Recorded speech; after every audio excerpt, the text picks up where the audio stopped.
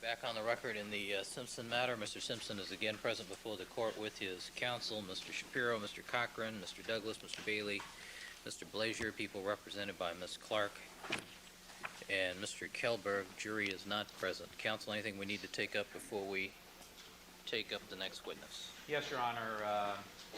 I am down here not as a result of anyone else's efforts, but of my own accord, because I couldn't help on Friday but review the court's ruling with respect to Mr. McDonald's testimony, and then to review Dr. Reeder's report, my understanding being that Dr. Reeder's will be the next witness called by the defense.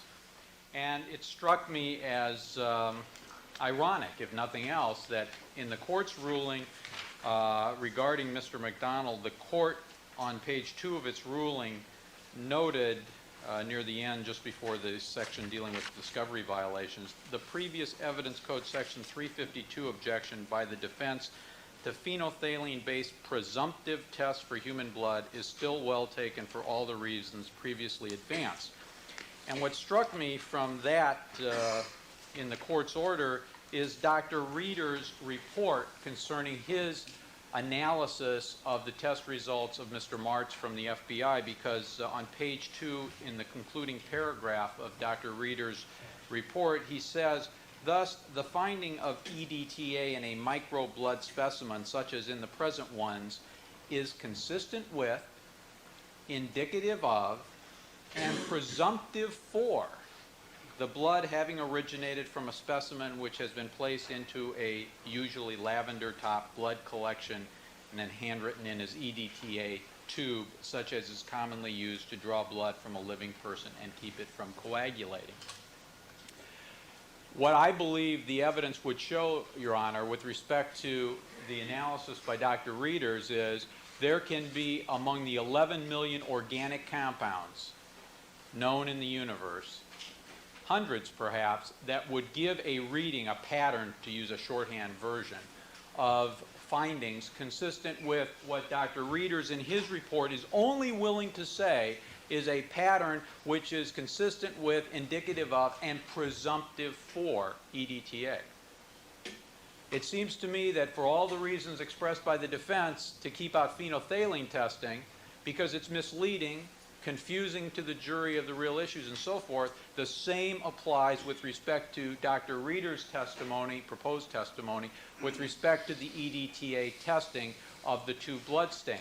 This is not evidence that in fact shows there is EDTA, according to Dr. Reeder's own report. It only reflects that the result is presumptive of EDTA, and we can go into the technicalities, but basically the full spectrum that you need to see in order to say I identify EDTA is absent, that it is not a full spectrum, and only what is present can be used to say, in the opinion of Dr. Reeder's, it is indicative of, consistent with, presumptive for.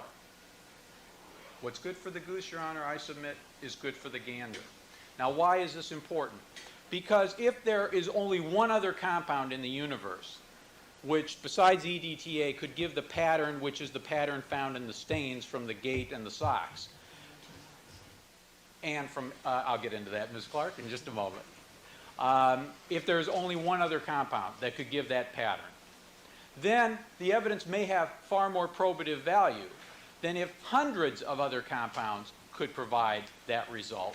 But we don't know which hundreds could provide it, because, as the evidence would show, Dr. Reeder's, number one, has never done this test for EDTA using this equipment. His laboratory does not have this equipment.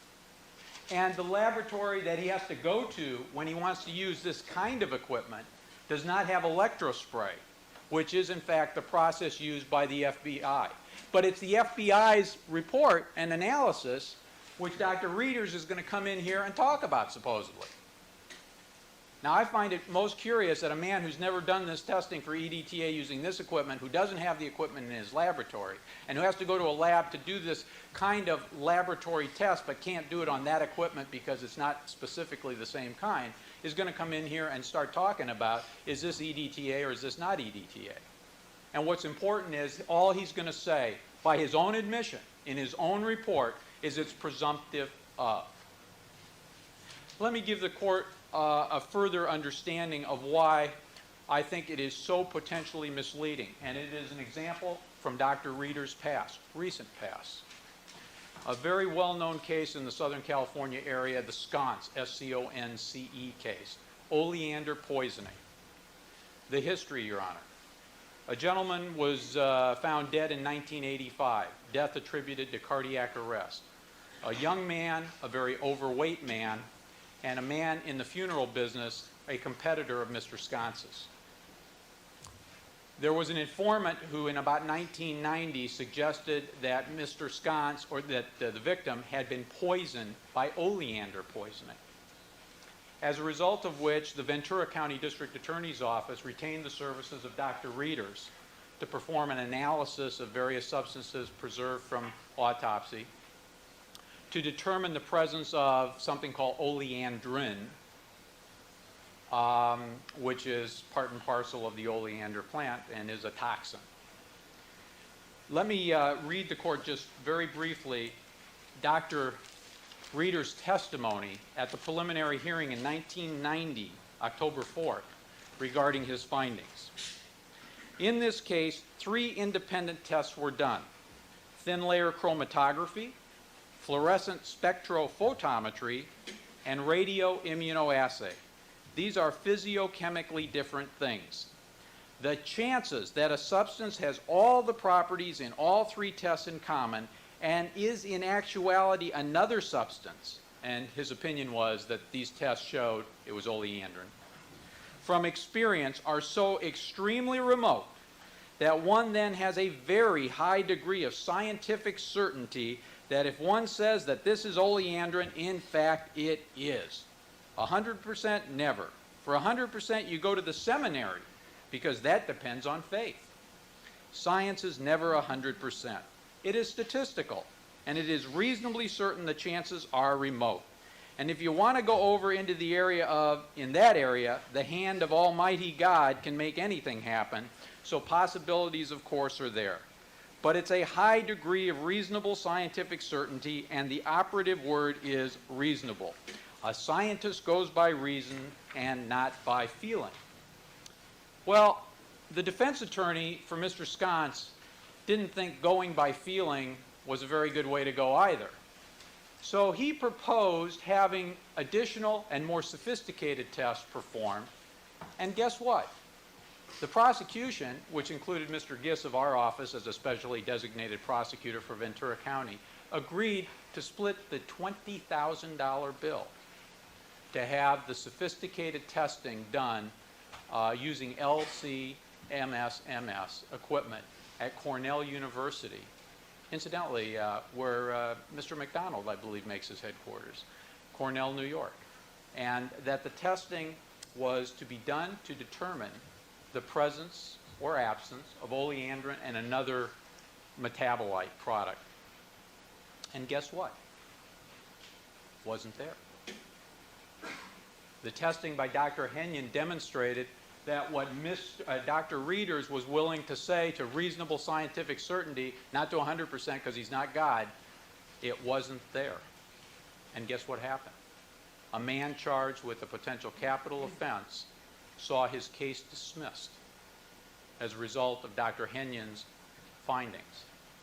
And guess what further happened, Your Honor? Because I'm sure the court understands that before the prosecutor is going to dismiss a potential capital murder offense based upon an expert's finding, he's going to want to go back to the original expert, Dr. Reeder's, and say, explain, please, where is Dr. Henyon wrong?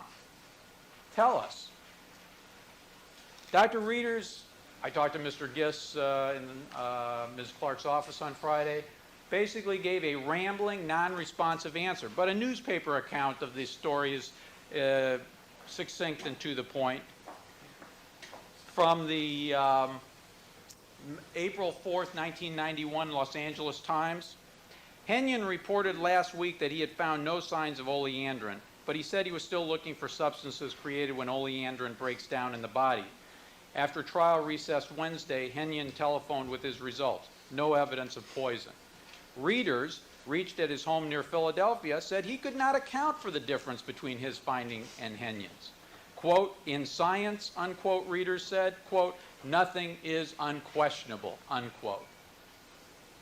Now, Your Honor, I submit that this is exactly why presumptive test results should not be given to this jury under 352, because they are so misleading.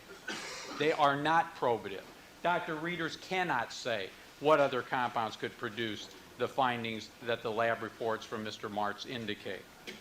And to allow Dr. Readers to give presumptive testing when the court sustained defense objections to presumptive testing is not to be fair to both sides in this case, using basically the same rule of law applied to the same general aspect of the case.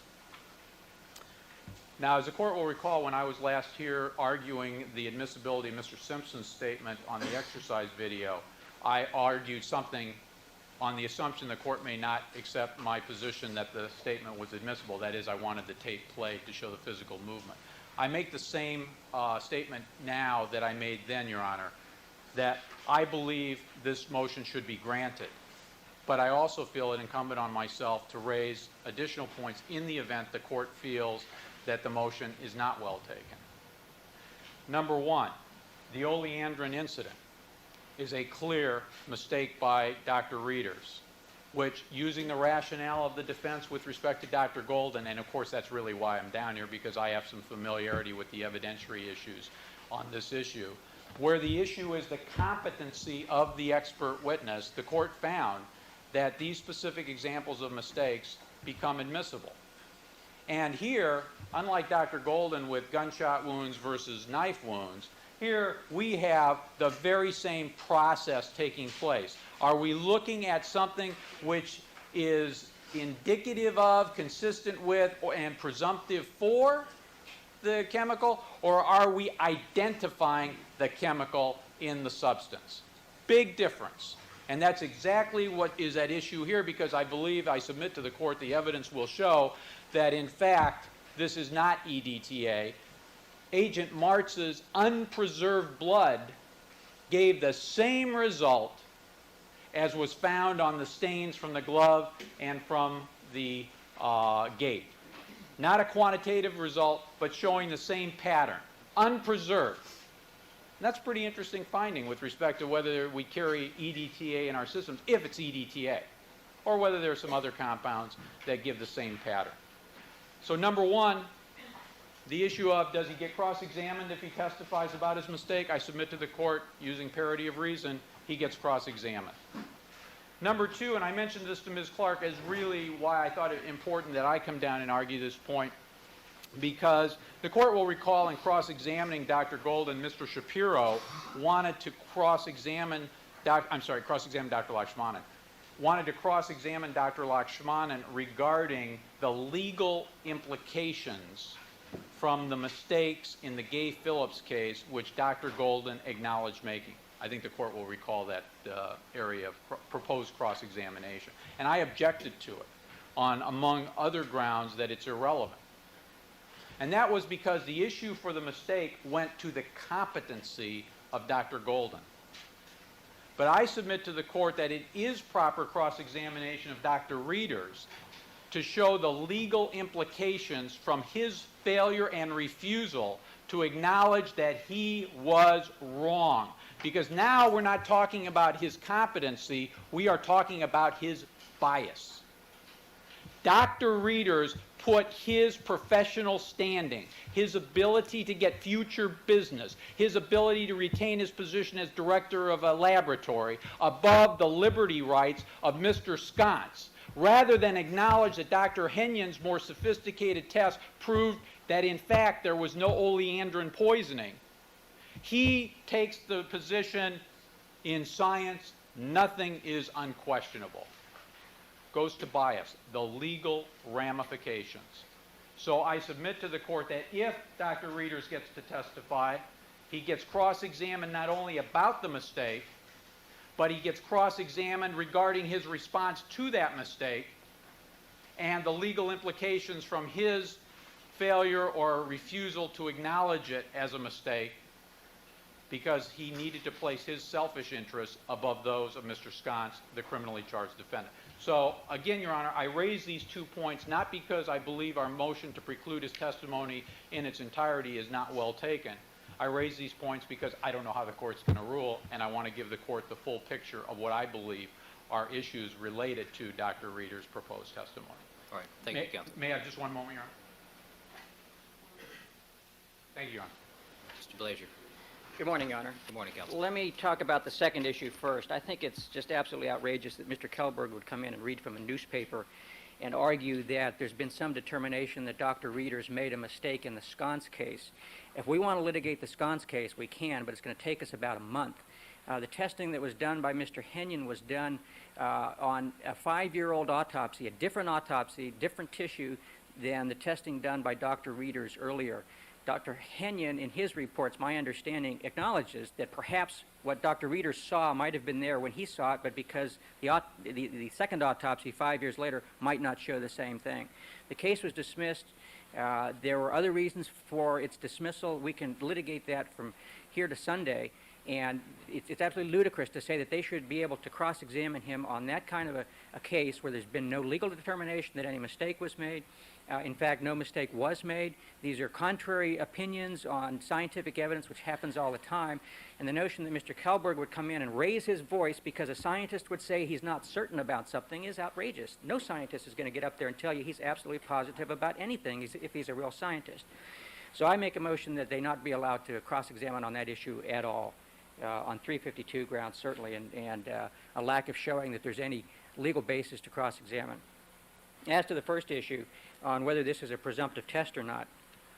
First of all, Mr. Kellberg has not read Dr. Reeder's report carefully. His report states that the testing done by the FBI does show the presence of EDTA in the blood stain from the sock and from the gate. There's no language about presumptive for in that part of his report. The second part of the report, where he tries to attribute a source as to where this could have come from, is where he uses the term presumptive, not in the sense of a phenolphthalein test, where with a phenolphthalein test we know that there are a lot of common occurring substances that can give the same response as blood, and therefore it's only a test that narrows it down somewhat.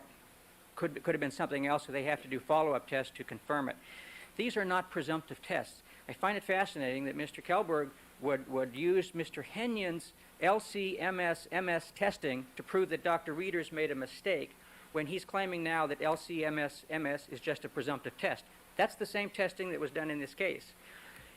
They might say that there are hundreds of compounds that could give this pattern. They can't name a single one. I asked Agent Martz. He can't name a single one. They have not looked at all 11 million organic compounds. There may be 11 billion in the universe. We don't know. So you can't absolutely say that there isn't something else out there that we've never seen before that might give this same pattern. That doesn't make it a presumptive test. I'm assuming that the Los Angeles District Attorney's Office has been prosecuting people for years based on LC-MS tests or GC-MS tests, which has less information than the tests run by the FBI in this case. Those tests have been used since the 70s to demonstrate that you have a particular substance in your blood, for instance. They're not presumptive tests. There's no case that says they're a presumptive test. They are determinative tests. They can make arguments that maybe there's some other compound out there somewhere, the name of which we do not know, that might give the same result, and Agent Martz will say that, and Dr. Reeder's will say that as well. But they will also say that the only compound they know of that gives everything that we see here, namely the right retention time, the right parent ion, the right daughter ion, and the right other characteristics that you must have before something can even be tested, is EDTA. And Dr. Reeder's will say, in his opinion, this is EDTA because it meets every one of those characteristics. As to the electrospray issue, electrospray is a process by which you move from the chromatography stage to the mass spec stage. With liquid chromatography, you're working with a liquid that has to be converted to a gas before you can do the mass spec part of it. All electrospray does is changes the liquid to the gas. It doesn't change the ions, it doesn't change the compound, it doesn't change the measurement system. You still wind up with chromatograms that you look at and you analyze. saying that this should be determinative of whether an expert testifies is like saying that Julia Child can't tell you anything about cooking because she doesn't use a Cuisinart. It's one technique that's used as one step in the process. It's not, it doesn't change anything. You wind up with a chromatogram that's interpreted just like they all are. So I would submit that this is clearly not a presumptive test, and further that the prosecution should not be allowed to cross-examine on the sconce case or any other case that they may not have mentioned unless they present it beforehand so that we can litigate that as well. Briefly. Number one, just for consistency, it's Dr. Henyon. It's not Mr. Henyon. Number two, it is a more sophisticated test than any of the tests that Dr. Readers use. Number three, the evidence is clear. Dr. Readers, in fact, we have his article, A Quest for Oleandrin in Decayed Human Tissue, noted. His findings showed it wasn't there. And he doesn't make any reference whatsoever to Dr. Readers having been possibly correct in the past with respect to his analysis. If that were the case, this case might still have been prosecuted. We are not inclined to lightly dismiss capital murder cases, Your Honor. That is dismissed because of the overpowering and overwhelming and compelling nature of Dr. Henyon's results. Last thing is, who's the proponent of this evidence? The people at the left side of the council table, to my left. It's their responsibility to show no other compound. It's not our responsibility to say, oh, gee, you know, there's only one or two others or maybe a couple hundred. It's their responsibility. When they're talking about it's presumptive of. And that's really what the conclusion is. The issue for this jury is, hey, where does this stuff come from? If it's EDTA, where does it come from? And that's this issue that the jury is being asked to decide when, in fact, the expert, the best he's going to say is it's presumptive for. If he's using the language, I didn't put words in his mouth, I didn't put the words in this report, he wrote them. He should have to live by them. I submit for all the reasons previously expressed, Your Honor, he should be precluded from testifying.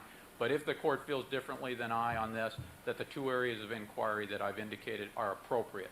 Dr. Henyon's, I've asked Mr. Hodgman to make sure he's available to clear the air should there be any air need clearing regarding what the test results were. And I have every expectation that he would be available. All right. For the purposes of the record, Mr. Blazier, do we have Dr. Reader's report marked as an exhibit at this point? I don't think we do. We provided it to the court last week. I think we should have, I think for the purposes of the appellate record, I think we need to have a copy here. I'll submit my copy, Your Honor. All right. All right, the 352 objection as to Dr. Reader's testimony regarding his testing for the presence of EDTA, the objection is overruled. I will allow his testimony. The cross-examination as to other testing and other cases done by Dr. Readers appears to be a fair game for cross-examination. Legal ramifications, however, of scientific testing appears to the court to be a 352 problem because there are many explanations as to why things are done legally. It's a apples and oranges argument, so the objection by the defense as to legal ramifications is sustained. All right, and for the purposes of the record, we'll mark a copy of Dr. Reader's report as Court's Exhibit 18. All right, Deputy McNair, let's have the jurors, please.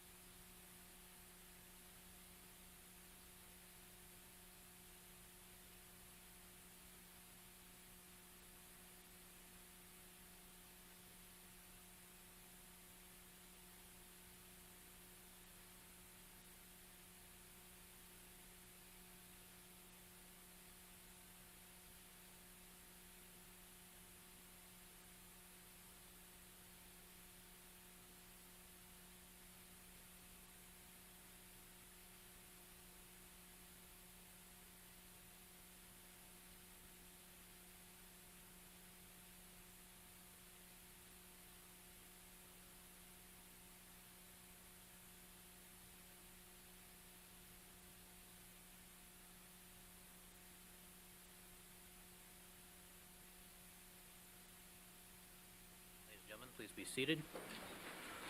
All right, let the record reflect that we've been rejoined by all the members of our jury panel. Good morning, ladies and gentlemen. All right, the defense may call their next witness. Your Honor, the defense calls Dr. Frederick Reeders. All right.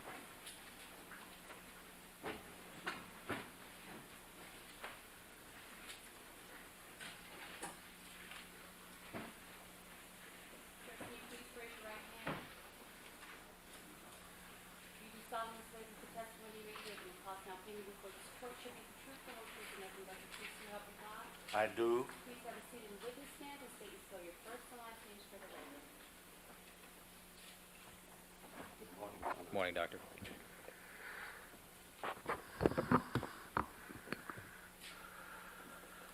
Could you state and spell your name, sir? My name is Frederick, F-R-E-D-R-I-C, Reeders, R-I-E-D-E-R-S. Mr. Blazier. Thank you, Your Honor. Good morning, ladies and gentlemen. Dr. Reeders, where and when were you born? I was born in 1922 in Vienna, Austria. And what is your occupation? I'm a forensic toxicologist and director of a toxicology laboratory. Could you tell us what toxicology is? Toxicology is the study of chemical substances and of primarily biological systems in terms of focusing on the harmful effects that the chemicals can produce in the biological system. Simplified version, toxicology is the study of poisoning, and I deliberately say poisoning in quotes rather than poison because everything's a poison in too large a quantity. The definition of a poison is that it's too much. Doctor, could you please tell us about your educational background? Doctor, would you pull the microphone down, please? There you go. Perfect. Thank you. Mr. Blazier. I studied, my undergraduate studies were at New York University's Washington Square College, at Columbia University, at the University of Indiana in Bloomington, at Houston University, and a little bit on courses while I was in service overseas by correspondence from the University of Wisconsin. I received a Bachelor's of Arts degree from New York University's Washington Square College in New York in 1948. My major subject was chemistry. My minor subject was biology. I then went on to a Master of Science degree in chemistry, in which I specialized in toxicological analysis chemistry, in the analysis that is used at that time essentially in autopsy specimens.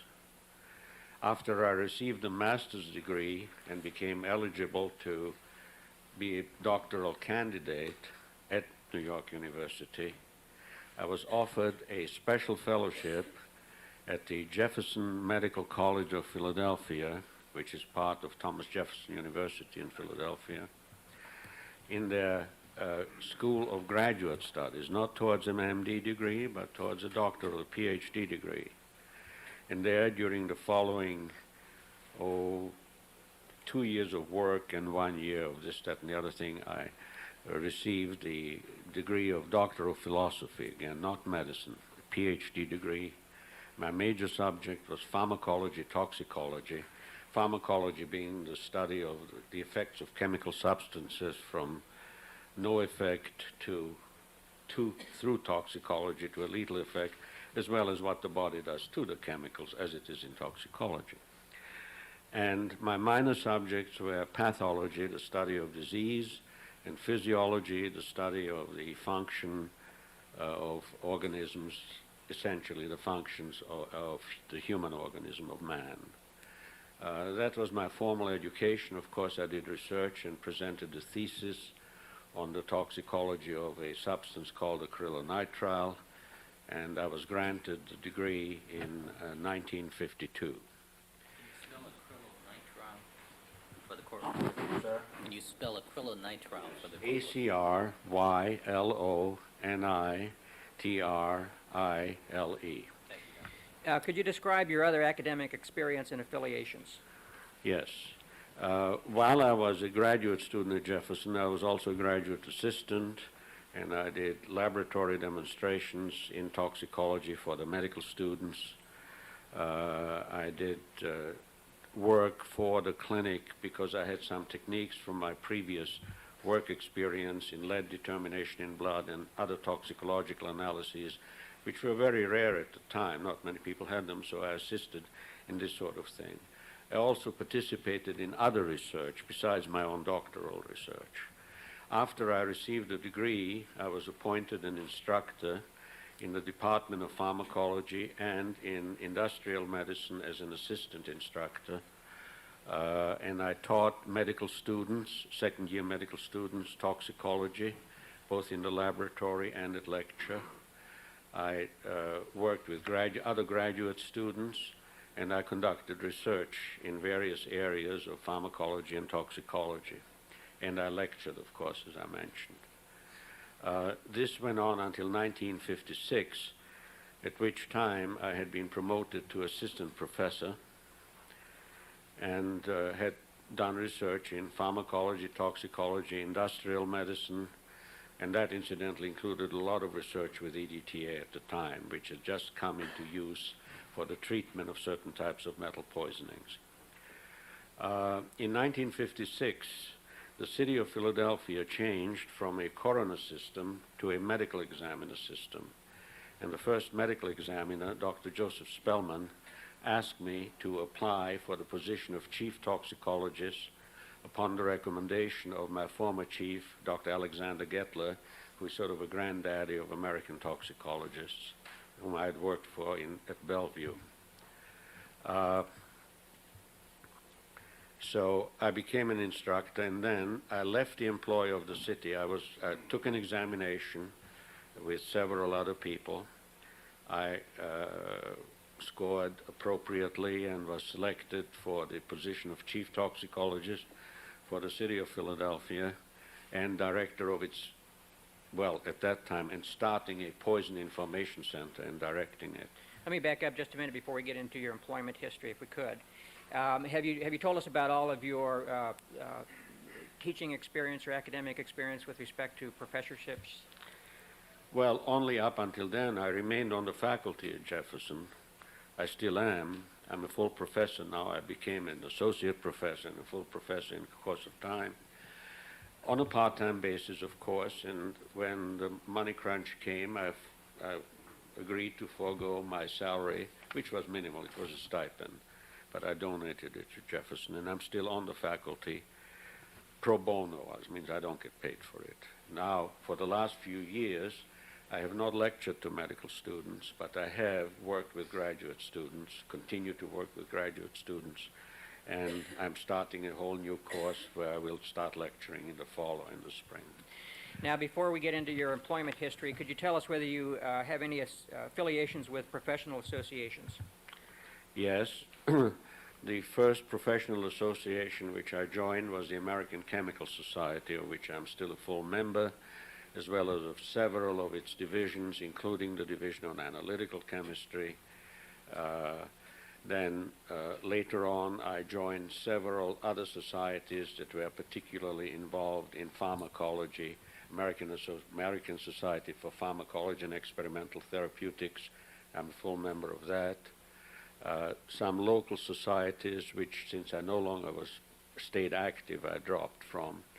But I became a member of the American Academy of Forensic Sciences.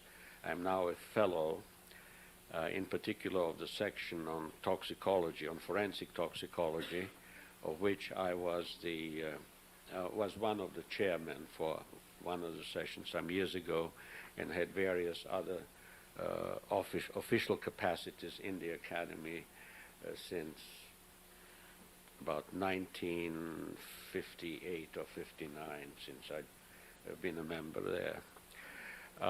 I'm a member of, and I'm one of the founders, one of the charter members of the International Association of Forensic Toxicologists, which was formed, I think it was around 1960, at a meeting in England.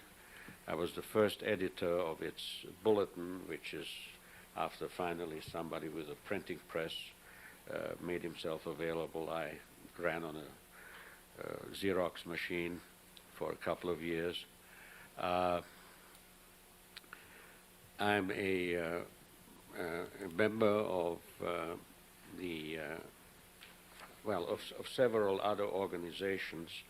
I am a member of the American Association of Forensic Toxicologists, which is called Society of Forensic Toxicology, which is somewhat similarly composed and somewhat similar to the activities of the toxicology section of the Academy of Forensic Sciences. And I got certified by the American Board of Forensic Toxicology, which is part of the Academy, as a fellow, as a board-certified forensic toxicologist. I'm also a member of the American Association of Clinical Chemists. Those are the chemists who work in hospitals and in other places, mainly to help in the diagnosis of disease.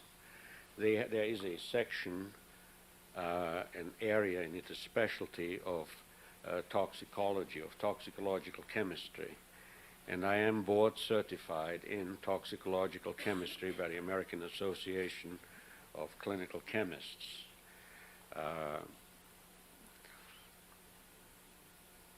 I'm a member of an international association on risk analysis and several others, but these are my main professional background organizations.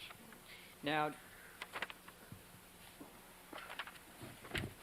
could you tell us a little bit about, briefly about your employment history prior to the time that you started your own lab? Well, I want to tell you all the different jobs I had when I came here as an immigrant, which was from Steve Door to glass blower to anything you could do in 1939. But my first related position developed in 1941 when I became an assistant chemist, of all things, in a soda factory, in preparing flavors and doing preparatory analyses. After that, I worked for another chemical company that made detergents and a variety of other things as an assistant chemist, and then I went into the service. I was in the military during World War II as a surgical technician, and then as a interpreter because of my various language skills. That was towards the interpreter was at the end, towards the end of the war, and then for a year or so afterwards in military government. When I returned to the States, I continued under the GI Bill with my college education, but after 1 year, all I had left were some rather easy courses, so I sought employment, and I received a job through the Employment Service as a junior toxicologist, a trainee in toxicology, in the office of the chief medical examiner of the city of New York, and under the chief toxicologist, Dr. Alexander Gettler and Dr. Charles Umberger.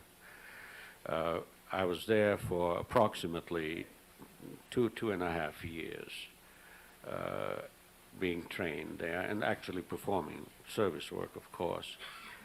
I then, as I mentioned, went to Jefferson, and I took you through the time that I left my full-time status as at that time, assistant professor, and became chief toxicologist for the city of Philadelphia. My job at that point in time was to organize a laboratory and a division of toxicology. There was none in the medical examiner's office because the medical examiner had just been established, and also to organize and direct the Poison Information Center for the city.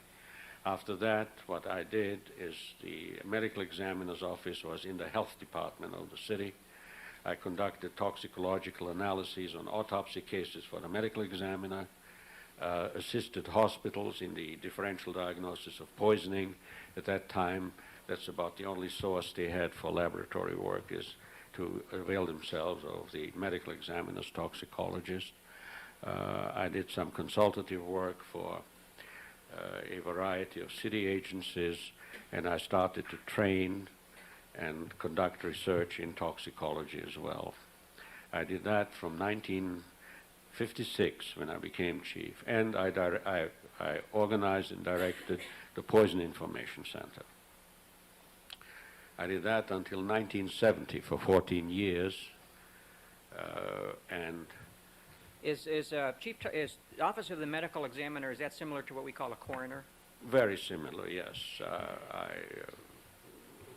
The operation that was here, the toxicologist that was here was a colleague of mine that I knew very well for many years, and the the coroner I knew very well, and I still know all the people quite well in the ME's office here. It's very similar. You have I think you have a coroner's medical examiner or a coroner's chief forensic pathologist.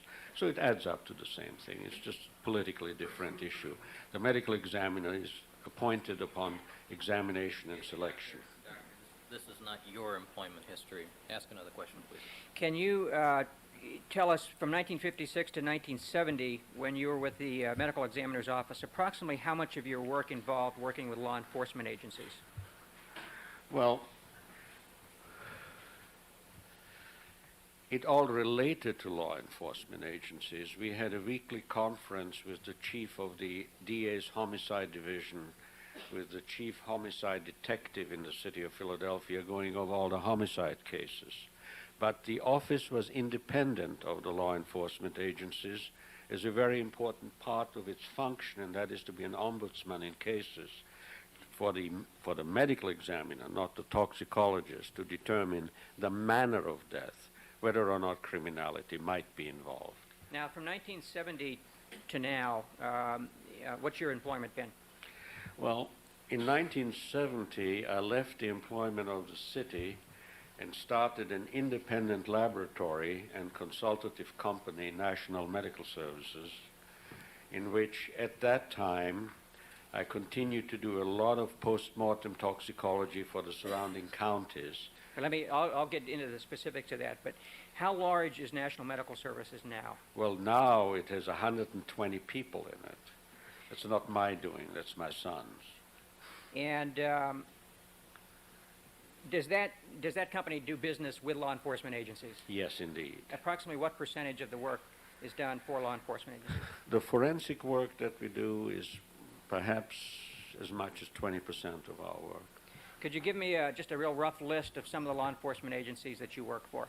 Well, we work for many of the police departments in the surrounding counties, for the district attorney's office, for cases that they bring to us in the surrounding counties.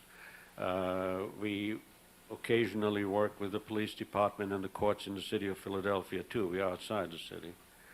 So we assist there on, well, either the courts themselves or sometimes the defense attorneys. It makes no difference. Do you work with... We also do work for police departments at times in New Jersey, as far away. Well, we have done work for the Los Angeles Police Department at one point, or we may have done some more recently that I don't know of. So we do it for all over the country. Do you do work for any foreign police agencies? Yes, occasionally we did some work for the medical examiner and the prosecutor in Brazil, in one of the countries. Puerto Rico, of course, was part of the United States. We have done work there. We've received specimens in 3 criminal cases, potential criminal cases, from Australia, one of which is specifically from a police department, the other one's from a medical examiner, third one a private party, recently. Does your lab do work for other labs? It's a major part of our work is reference work. That means work that large laboratories which do a lot of clinical analysis get, and that are specialized toxicological tests, and they send them to us with their reference lab. Can you give us an estimate of how much of your business is actually work that other labs send to you to do for them? I can only give it to you for the time while I was administratively involved in the company, which stopped about 3 or 4 years ago. And at that time, it was about 30% or 40% was reference work from other laboratories. Now, do you have an ongoing working relationship with the FBI? Yes. Now, I don't want to mention any specific cases, but are you currently working with Agent Roger Martz of the FBI on some criminal cases? Well, we are really not actually working on them, but we are discussing how to work on them that we have, yeah. And does that work involve detecting or developing methods to detect the presence of poisons in tissue? In one case, it will involve the development of methods. In the other case, it will be what analysis will the FBI do or has done already, and what analysis will I do because of my capabilities. And just Special Agent Roger Martz is sitting right behind Yes, us, right? yes, of course. Now, could you tell us very briefly when you started doing work with chromatography? Well, I started doing work with paper chromatography, which was the first form of chromatography that came out while I was still a graduate student. So that was in, let's say, 1950. I started doing thin layer chromatography, which is a more modern method, and used it extensively following a Gordon Research Conference in which I participated in 1959 or 60. Same year I started working with gas chromatography, 1959, 1960. I started to work with gas chromatography coupled, hyphenated, the hyphenated systems, with the technique called mass spectrometry, in the 70s. Now, was that around the time when that technology actually was started? Well, the technology started earlier as an academic research technology, but it's around the time where there were beginning to be some bioanalytical applications for real-life situations. Now, have you done work in what's called HPLC, or high-pressure liquid chromatography? Yes, I have. Since about what time? 1973, I think 1973 is when we got our first instrument, after I'd familiarized myself with it for some time prior thereto. And so that's about when I started to actually hands-on do a lot of work on it and then supervise a lot of work. Do you currently in your lab do mass spectrometry? Oh, yes, we do. And how many instruments do you have that do mass spectrometry? 7 or 8. Now, we'll get into the details of what that is in a second, but have you done what's called tandem mass spectrometry? Yes, I have. Approximately how many times? Few times, or hands-on only. Okay. It's, again, that is a relatively new, not commonly available technique in toxicology labs, at least. Could you tell us briefly what is EDTA? Well, EDTA is the name of a chemical substance which in full is called ethylene, E-T-H-Y-L-E-N-E, diamine, D-I-A-M-I-N-E, acetic, A-C-E-T-I-C, acid.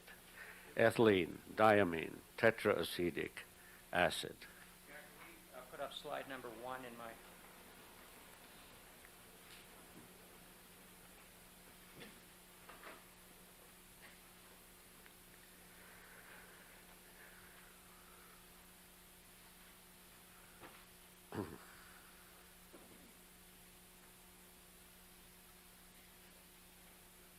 This would be the 1257 series. This would be 1257A.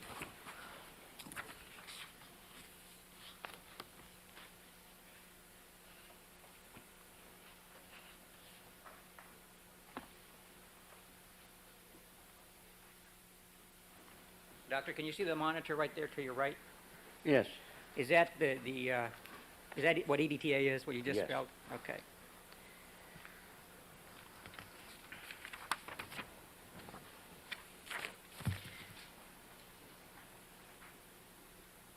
Could you tell us what a purple or lavender top tube is? That name is in medicine, in laboratory medicine, or anyone who uses human blood for testing, the name for an evacuated tube which has a stopper that is, some call it lavender, some call it purple in color, and that makes you recognize it clearly as a tube which has EDTA in it. I'd like to have a photograph marked as next in order.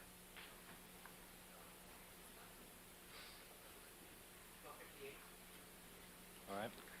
And I'd like to have this put on the Elmo, please. This is a photo of tubes. Yes. 1258, Mrs. Robertson, photo of tubes.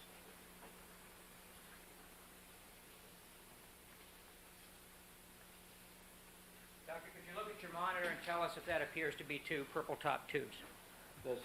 That is the typical appearance of the purple top tubes, yes. Now, what is the relationship between EDTA and a purple top tube? Well, EDTA, either as a potassium or a sodium salt, is put into the purple top tubes, which have a vacuum in them, so that when blood is drawn and mixed with it, that blood won't coagulate. That's the sole purpose.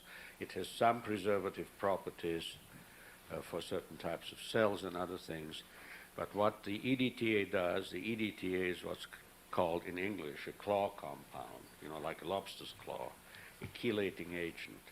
And what the excess of EDTA does, that's in the tube, is combined with all of the calcium in the blood and tie it up. Without calcium, blood won't clot. If you don't do that, then the blood will clot in 5-7 minutes. Now, you had experience in your background working with EDTA. A great deal, yes. And approximately when did you do your first work with EDTA? In the early 50s. And just briefly, what was the nature of that work?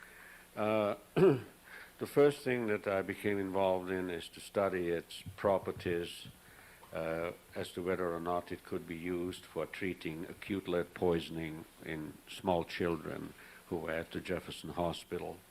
And then in working with one of the physicians in administering, in designing doses, administering it, collecting blood and urine, and measuring the lead that's coming out of the child.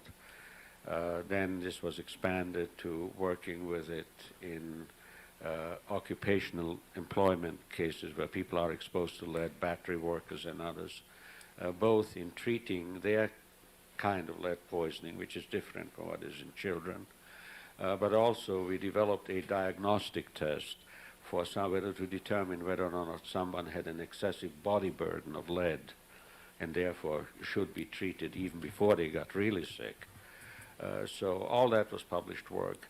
And then I did a substantial amount of test tube work with EDTA and also experimental work with animals. I also did experimental work, or rather studies. It wasn't really experimental, it was clinical work in determining how EDTA mobilizes and causes the excretion of other elements besides lead. Again, with published work for copper, for zinc, for a number of other metals that EDTA can chelate. In the process, well, this was the biological work. The in vitro work was measuring the strength of the way that EDTA holds on to metals. How easily will it rip it away from some part of the body? How it will redistribute the lead, and whether it's absorbed. I fed in animals, not in man. We did not feed any people because we came to the conclusion that oral EDTA can only do harm rather than good to people who have metal poisoning. Some of that work involve analyzing biological samples for the presence of EDTA? Some of it did, yes. Starting about when? I made some attempts at analysis of EDTA as early as 1954 or 55.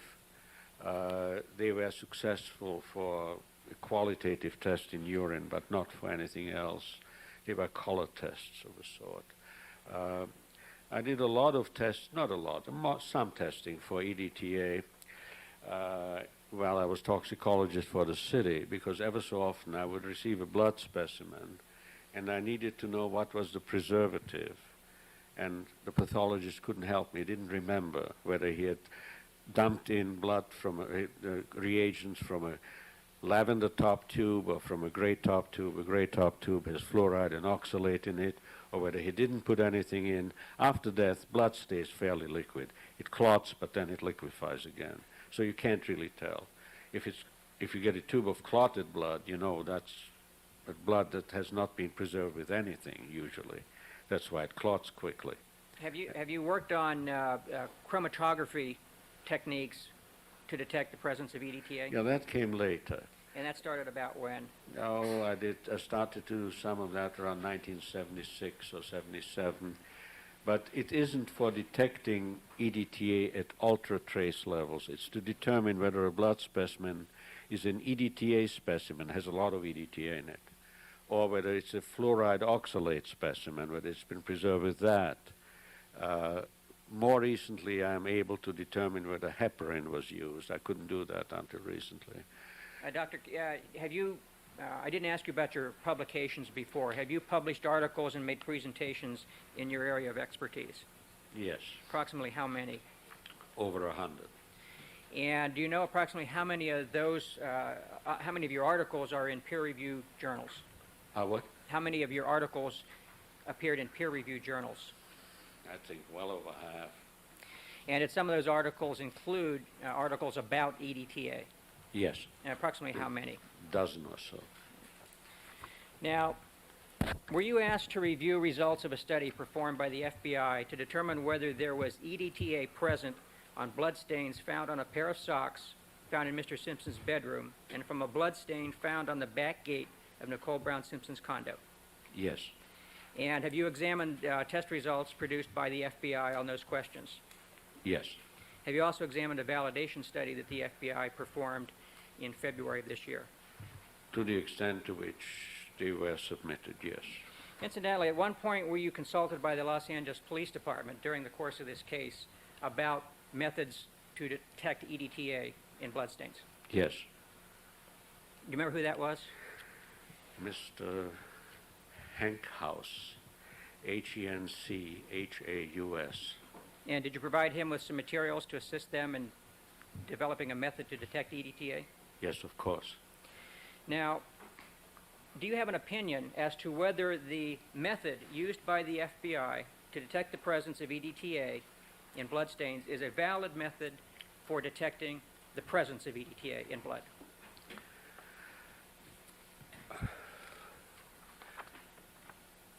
Yes, the method is valid. It is capable of detecting EDTA, of identifying it, of measuring it even. If not the way it's done, the measurement is, you can't really make any quantitative measurements too readily.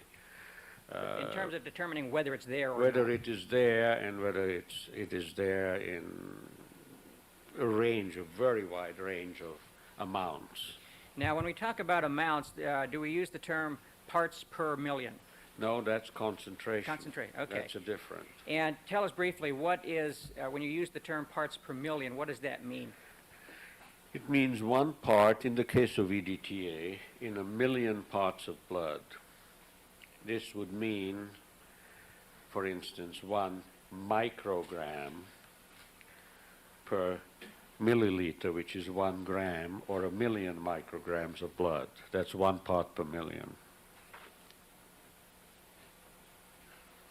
Did the method developed by the FBI that you reviewed, in your opinion, is it capable of detecting amounts of EDTA in blood in the parts per million range?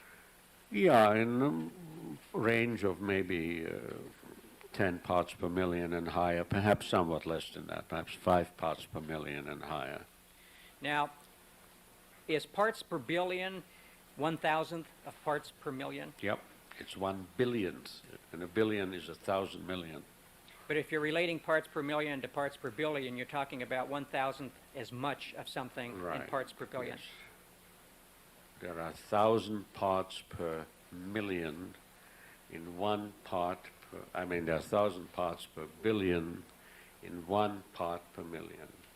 They are the same. 1,000 parts per billion or 1 part per million. Now, That's Doctor, I right. want to ask you some questions about EDTA and what characteristics the FBI was looking for. Can we have slide C?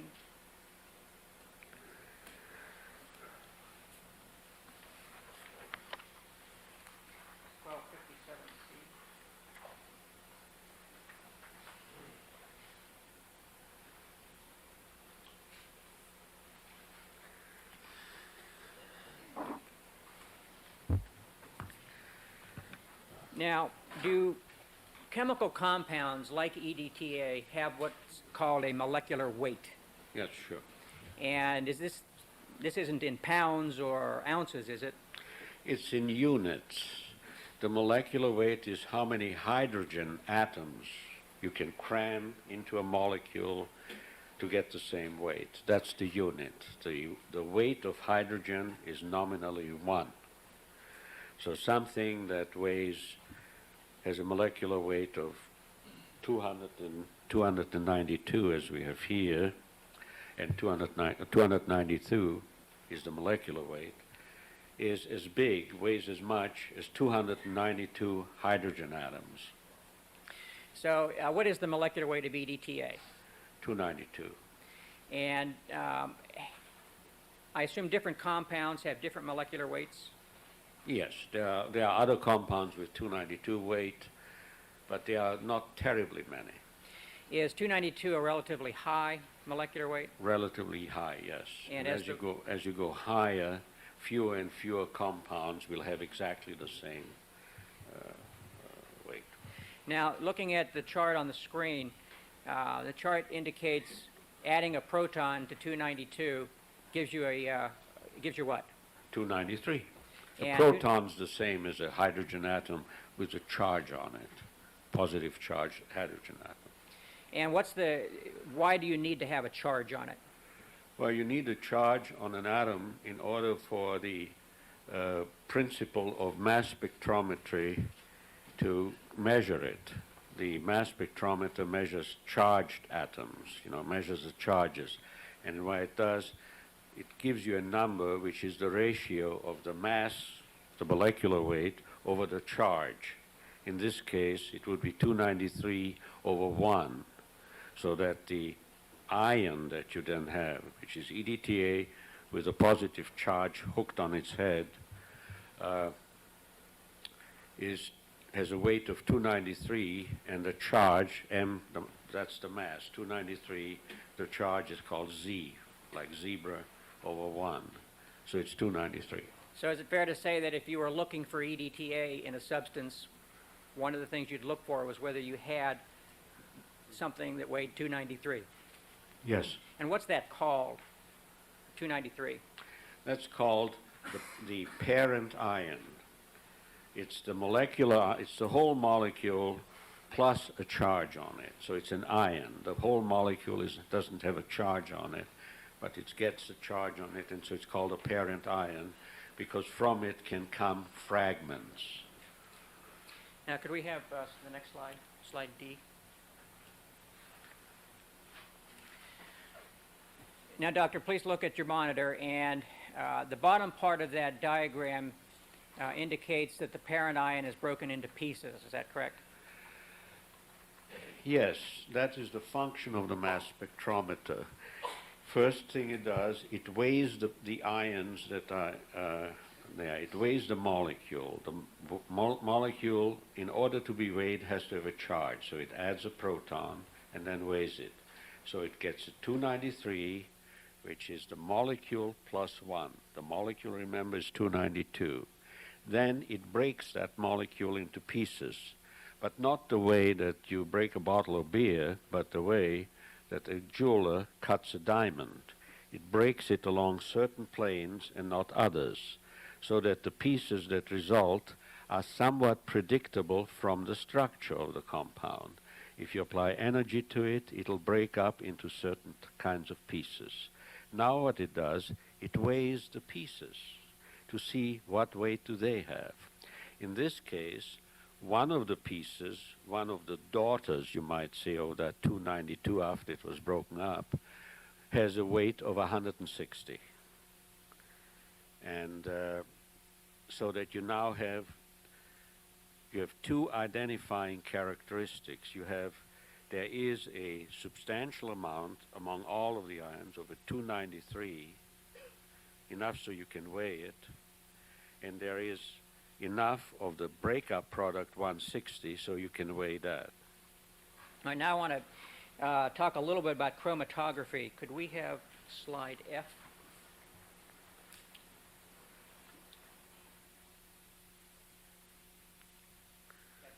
The last slide was 1257D. Thank you. This is 1257F. Now,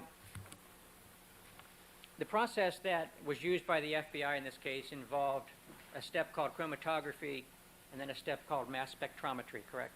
Yes. Now, chromatography, could you describe briefly, looking at the chart up there, what is the principle of chromatography? The principle of chromatography is the separation of compounds that are mixed together by having them go for a walk. So it's characteristic, for instance, you take a group of people, a whole bunch of people, and you say, now, I want you to walk from here to a mile from here as fast as you can. You all start at the same point. Gradually, over that mile, it spreads out until the EDTA person is somewhere there, and all the others are also spread out. Good chromatography separates a mixture into all of its components, or all of the components that you're interested in at least. And then at the end of the mile, there's someone with a camera who takes a picture of the person coming through the end gate and determines how long it took from here to the mile from here. It says that is the retention time. That's how long that person was retained on the road to the goal. Let me go to the next slide and see if we can illustrate that, which will be G. Now, in my example, I've used a red square as an EDTA compound molecule, and two other ones, one green and one yellow. The column that's indicated on the diagram, what is that? That is actually a glass or a metal column which is filled with a material that the person can lean on, so to speak, if you make it a parallel to this, so that there are things along the mileway where you can stop and lean on if you want to for a little before you go on. What's driving the material through that column is a liquid. In this case, in the illustrating case of people moving as fast as they can, the drive is more inward, you know, if you want to win or you just want to make it to the other end. But what is moving you is your muscles through gravity. Now, can we have the And next- some people lean longer and others lean less long, and so they start spreading out. So the column is packed with the material, and it's the mixture is pushed through the column with the liquid at a steady rate. As the mixture goes through the column, it leans on and releases from the column the different compounds, different number of times, so that again, by the end of the column, they have separated from each other. In this case, the EDTA is the slowest that I had here. It's the last one out of the column. Other things before it came out before. Now, in the diagram, I have a clock at the top and a clock at the bottom. Is that to represent the amount of time it takes the EDTA to get from the start, go through the column, and come out the other end? Yes, that is the stopwatch, and what it measures is the retention time. And is that one of the things that you look at to determine whether you have EDTA in a substance? Yes, in a good system, you can repeat that. You can take another sample of the mixture and throw it on the column and push it through, and the retention time is going to be pretty much the same, close to it, within what you allow as experimental error. It won't be the same to 10 decimals in time, but it should be close enough so that you can say, well, when I see something coming up at that time, I better think of EDTA. And that, you know, that's what EDTA does, so it could be EDTA. Now, It's consistent with it. and can you also put known EDTA into the system to see how much time it takes to get through, so you have some sort of a benchmark to... Well, you start out with known EDTA just to determine its retention time. But since from day to day and actually from run to run you can get differences, what you like to use is another substance which you also put in yourself at the same time, which also has a known retention time, but more importantly is closely enough related to the EDTA so that if there's going to be a change in retention time for the EDTA, there'll be a similar shift for your known substance that's called an internal standard. So now instead of saying it took 2 minutes for the EDTA to come out, you say it took twice as long as it does for the control substance, for the internal standard, which took 1 minute. The next time maybe you really have a very different column, and it takes 3 minutes for the EDTA to come out. It'll take 1.5 minutes for the internal standard. So the ratio will remain the same. It's a very important part of reproducing your values as closely as you can. Okay, we'll talk more about that in a few minutes, but now the technique that was used by the FBI is called liquid chromatography, correct? And does that mean that it's a liquid that they pushed through the column that might have had EDTA in it? Yes. Now, the next stage is the mass spectrometry stage, correct? Well, actually, the next stage is getting it from the end of the column to the mass spectrometer. And that, to be put through the mass spectrometry, does it have to be a liquid or a gas? Well, it has to be either particles that are so fine that they are virtually no bigger than gas molecules or that they can move, or it has to be a gas. And now, using liquid chromatography, if it comes out as a liquid, how do they get it to a gas or to a small misting particle? Well, originally, way originally, what you did is you watched the liquid chromatograph and the detector, and when the peak started to come out, when one of the molecules, or of course a lot of them, because you put in not just one molecule of each, but whatever came out, you caught it in a net, in a fraction collector. Then you took that fraction and you put it into a tiny glass vial and evaporated off the liquid part of it so that you had a solid in it. Then what you did is you shoved that vial into the mass spectrometer and you heated it up until the material in the little vial on the probe evaporated, formed a gas, and then it could react in the mass spectrometer. What technique did the FBI use? The FBI used a method where the liquid goes into a very tiny, but moderately long piece of a glass capillary. It has a tiny, it's a glass tube with a tiny opening and a tiny run. That is heated and has applied to it a very high voltage and a moderate amperage, high electricity.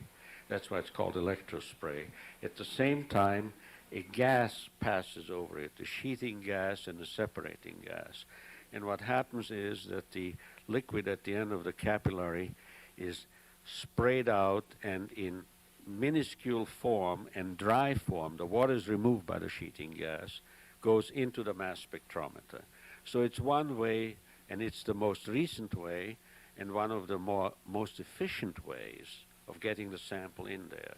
Before that, you turn it into a gas in a chamber, and then you put the gas out through a small opening which was partly open to the open air, so that much of the carrier gas would go out into the air, and the stream of vapor of the molecules that you wanted would go in.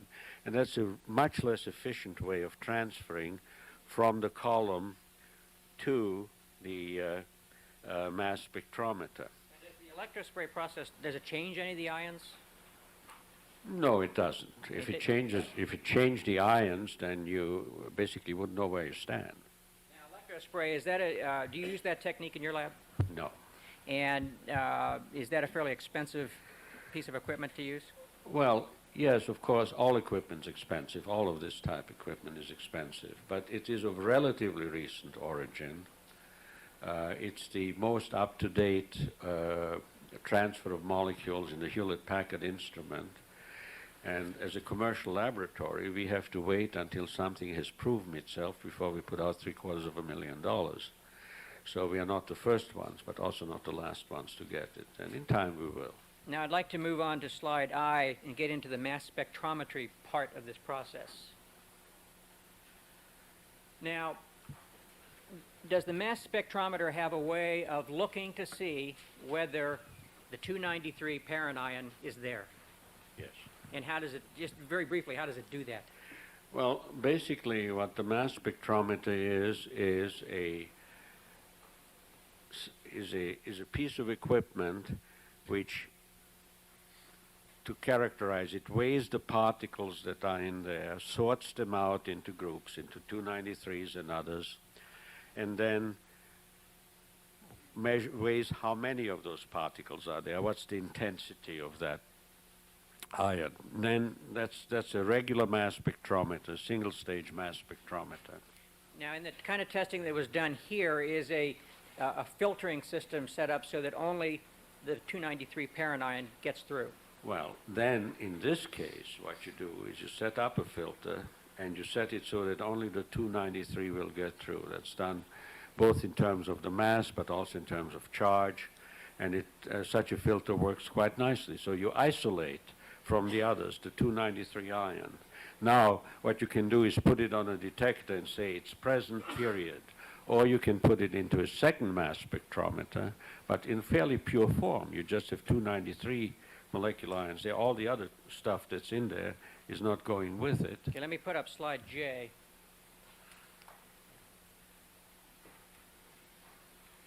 Now, is that an indication of just in chart form, of the parent ion getting through the filter and other ions not getting through? That's what a filter does. It keeps the other particles out, and the 293s go into the next place, which is either a detector, which says, yeah, there are 293. I'm seeing things, and the filter's taking everything out except the 293. So what I'm seeing is 293. Now, can we have chart K? Now, is there a second step in order to look for the daughter ion? Yeah. If instead of going to a detector only, it is detected, but it also is then put into another mass spectrometer by the system, then that mass spectrometer again breaks the 293 the way a jeweler breaks a piece of a diamond. He starts out with a 10 carat, he breaks it down to 3, 2, etc. Then he takes one of the 3 carats and cuts that further. Can we have slide L, please? Now, does this chart indicate what happens when it passes through the second filter? It's broken, and then the 160 daughter ion is measured. Right. Again, there is a filter which focuses, it's a focusing device, but which filters out other things and pushes them aside and looks for 160 masses. Those 160 masses are gathered together, and one by one they hit a detector. So the detector says, I see things, I see things, I see things, and they are 160s because the others have been filtered out. Now, can we go to slide M, please? So if you were trying to determine whether EDTA was present in a substance, what are the 3 things that you would look for with this kind of testing? The first thing that you look for is if I extract something with water and put it through my column that I'm using in this experiment, where I've tested EDTA and found that it comes out in 5, 6 minutes or whatever, will something come out at 6 minutes? That's the retention time, or whatever the retention time is. Then, what I will do is to have a mass spectrometer look at what comes out at that retention time and tell me whether I'll focus on the 293, whether there's any 293, which is also a characteristic of EDTA. So the retention time is one characteristic. The 293 that I'm looking at, that means I'm only looking for orange-eyed people, you might say. If I see orange-eyed people, I count them. Others I don't count. I take all the orange-eyed people after I've counted them and throw them in the next mass spectrometer, and it breaks them up and only leaves the orange eyes, which weigh 160, let's say. So we're looking for those three things. Retention time, well, no, we look for more than that. We look for water solubility, because that's how we got it. We look for it going through the column at all, because a lot of things don't go through that column. And also that if it does go through the column, that it takes it as much time and no more and no less than the window that I know will contain EDTA. So that's really, in a sense, the third parameter.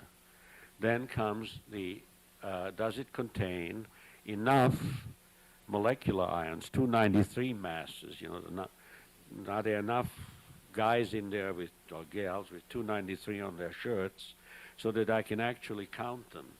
Because if it's less than a certain number, I can't really count them. So can I see them? Are they there in my detection, within my detection limit? Then, after breaking those up, the third parameter is the pieces that have 160 tattooed on them. And that's what we are looking for. So that we have essentially 5 parameters. Did you want to take a break? 5 minutes. Now, also, one of the other things that is measured in this system is what's called ion count. Yes. And that's, is that essentially counting the number of ions that are getting through to the 160 stage there? Well, it's counting the number of ions that the detector can see, and where it can separate the counts one from the other, where it can really count 1, 2, 3, 4. And that means that the detector has to snap at an ion and record it before the next ion gets there. Otherwise, it'll record 2 as 1. So it depends on how quickly it is scanning what's coming in. And if it scans 1,000 times a second, it's not going to miss many particles, many 293s. But if it scans it 50 times a second, then it'll count 10 as 1, you know, like a bunch. So, but that's what it does. It gives you a measure of the amount of that particular 293 or 160 that has come into the mass spectrometer, has been ionized, and then in the first one seen and counted as 293 ions. And then in the second one, how many counts did the detector make? Now, can we go to the next slide, please? Slide N. In the testing done by the FBI, did you review material indicating that they had tested a swatch from the back gate representing stain number 117? Yes. And what number did the FBI assign to that stain, that swatch? I would have to see the numbering system. I think I have it here. May I? Sure. Refresh my memory.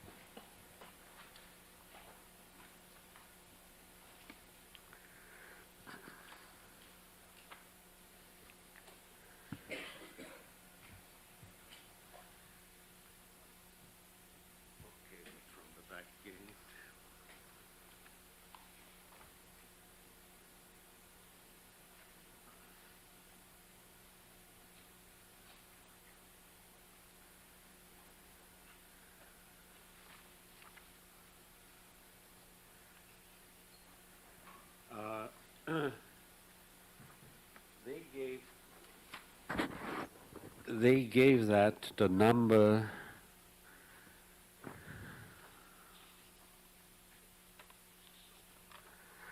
Q204, I believe. Now, the sock stain, is your understanding that the sock stain that was examined was a cutting from the edge of a large stain on the sock? Yes. And what number was that given? Was that given number Q206? Yes, Q206. Now, could we switch to slide P, please? Well, is your understanding that, well, there we go. On slide P, what's your understanding from the paperwork prepared by the FBI as to where Q206 came from on the sock?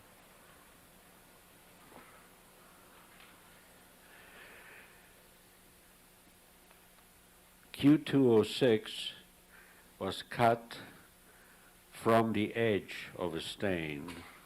Could you look at the monitor? Does that appear to be a chart showing the approximate location of that cutting?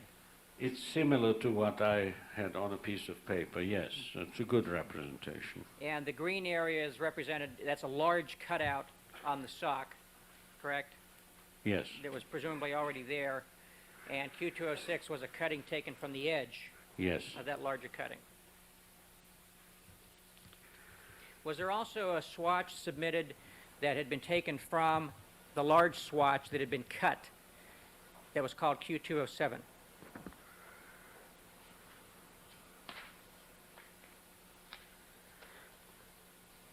You mean that was taken from the swatch that didn't have the stain on it? No, that was taken presumably from the large cutout piece and sent to the FBI along with the sock.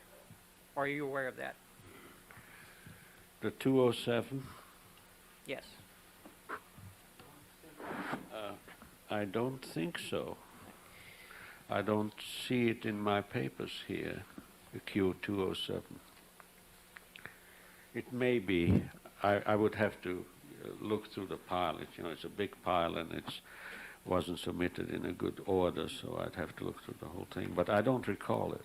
Let me ask you this. Did you see any testing done using the method that we've described, looking for the 293 parent iron, the 160 daughter iron, on any sock stain other than Q206? No.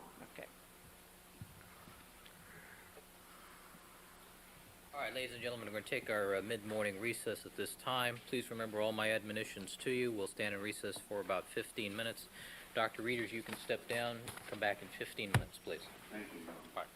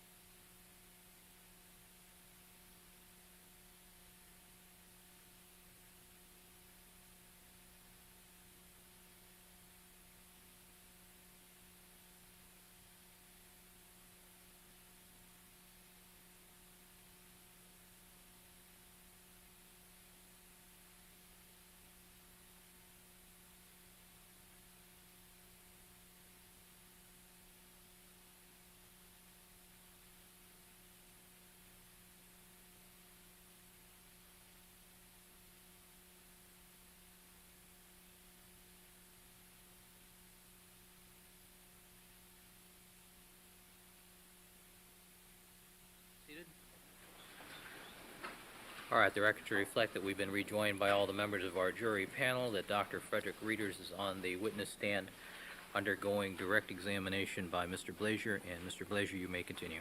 Thank you, Your Honor. Dr. Readers, what is a chromatogram? A chromatogram is a depiction of what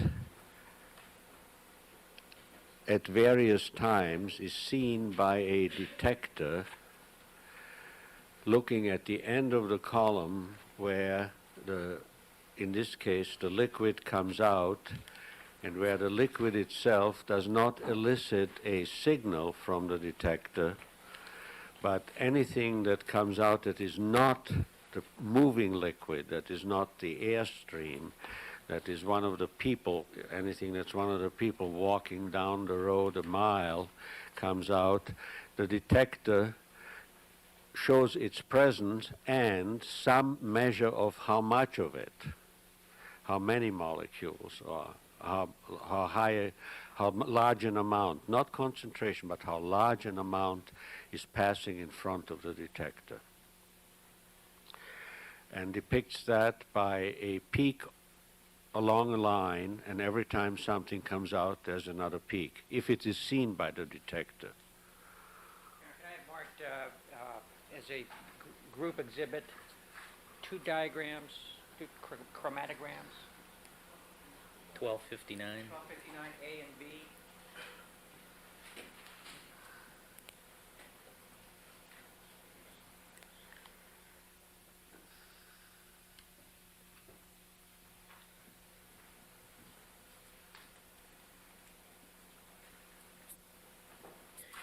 For the record, 1259A is has DA discovery number 4088 and is a chromatogram on sample Q206.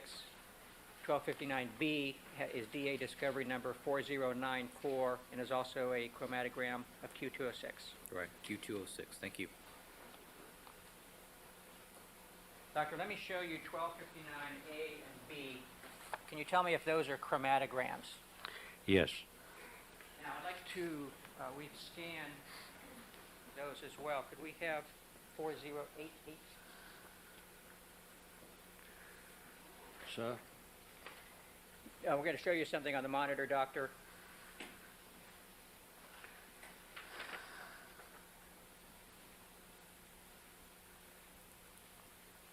Doctor, could you look at the monitor and compare what's up there with 4088 that you have in your hand, and other than one being a positive and one being a negative, do they appear to be the same?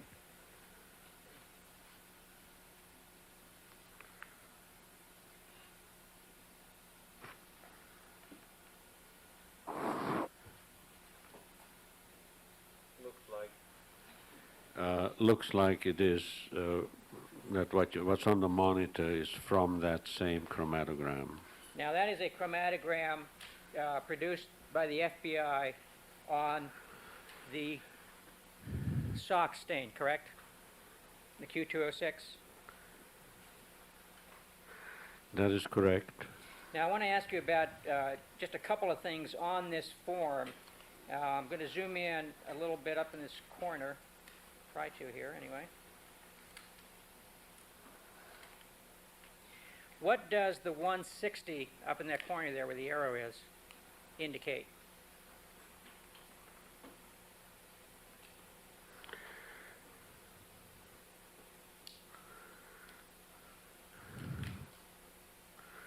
$160.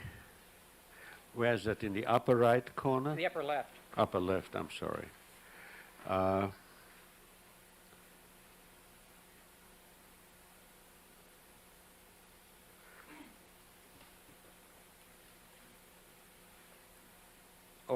I see on the chromatogram itself. It means that what is being monitored by the detecting device is the daughter ion 160 that has been isolated in the second mass spectrometer and filtered, and now filtered and isolated from the other ions, and is now impacting on the detector as the liquid is flowing out of the column, being transformed into the electrospray, entering the first mass spectrometer, and going into the next one where it's converted into a daughter ion. So that means that is the ion that's being monitored. Now, what does that tell you about whether the parent ion, what does that tell you about the 293 parent ion? Well, that in and of itself only tells me that one of the daughter ions of whatever it was that went into the second mass spectrometer, and which was the 293 daughter ion, broke up and gave off one piece that's a 160. So we know that this had to have come from the 293 parent ion. Yes. Now let me blow up a little bit where this peak in the chart is. Can you tell me what the number 37 means? The number 37 is you see a line on the bottom? What it does, it counts the number of the scans that go on. This is scan number 37, that the detector scans the gas that's coming past. And on the 37th pass, it has this particular peak. So that's the retention time of the substance in terms of number of scans rather than minutes. But it's the same thing. It's along a movement axis. The liquid flows past, and the earliest things are on the right, and the current, the latest things are on the left. Now the other two numbers right below the 37, what do those mean? The first of these is the detector took in the signals that it got, and it added them all up, and it measured how high a peak was generated from it in counting units. And the height of that peak was 24,223 counting units. The next line, what it does, it makes measurements of all the points in that peak that it can and gives you an area of that peak. Because as you can see, that peak has a height and it has an area. You can see it right on there. And the area is 98,443 counts. In short, the area in counts is roughly four times as many counts to cover the area than to cover the height. Now, does the size of the peak? Let me withdraw that. How does the machine know where to draw a triangle? Does that depend on what the operator tells it to do? Well, it can be that the operator says, I want you to count everything that's between a certain space, or it can be termed to select that pick 2 points that are on a line of where this substance is coming through, because, walking past the detector, you don't move past it instantly, nor do all the molecules, but first a few appear, then more and more and more, and then less and less and less, so you get this kind of a peak. It's the appearance, the presence, and the disappearance that is shown. So you can program how wide a base you want, or you can program, draw a line from a point of a certain height. You see on the left the counts are 50, 100, up to where the M over Z 160s. There are these count numbers. And so these are height numbers really in a sense. So it says draw anything that has a height less than what some of the noise might be to the next point where you have that same. So you can do it in a variety of ways, but the instrument is instructed over what range to draw the line and the peak. Now let me blow up the top part of the chart where it says masses 158 to 150 or 162. What does that tell you? That means that the eye of the mass spectrometer, the way that it is counting is that it'll count anything that comes past it that has a 158 or a 159 or a 160 or a 161 or a 162 M over Z. If it's a high resolution instrument, then it would start counting 158.1, 158.2, etc. But ordinarily it just counts these unit masses, so that anything in that range is seen by it. And This way you can actually get peaks in various places. In some places, in some retention times, there may be some things that have a moderate amount of more of 159, in others 160, but that is all within the mass range in which the daughter ion sits right in the middle. Now, if you set the machinery to just look at the 160 rather than a range from 158 to 162, are you likely to have a higher peak? Yeah, because it can, I told you, it depends, the number that it gets will depend on how rapidly it's checking off. You know, I see one, I see one, I see one. If it's slow, then it's got 2 or 3 that it sees at the same time, and you get a lower number of counts. If you focus just on the 160, then that same counts per minute is counting just 60s. Right now, it's counting anything between 158 and 162.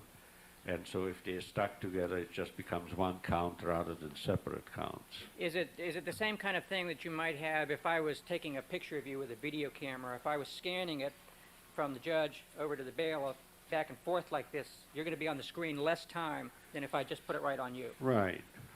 And so if you needed to sum all those pictures that were taken of me, you'd have fewer pictures if it's scanned than if it just sat right on me during that time. And if you do an even broader scan, the peak would be equivalently less, is that correct? Less and less, yes. And you might not even see it at some point.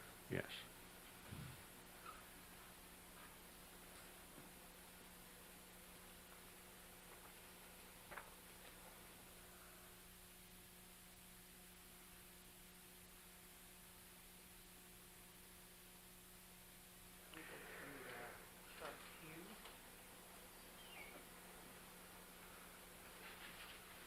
This will be 1257Q.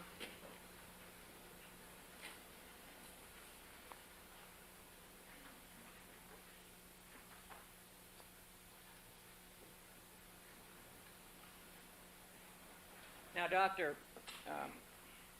could you take a look and tell me if the 2 charts that are on the screen now are the same as the 2 that I handed to you, 4088 and 4094?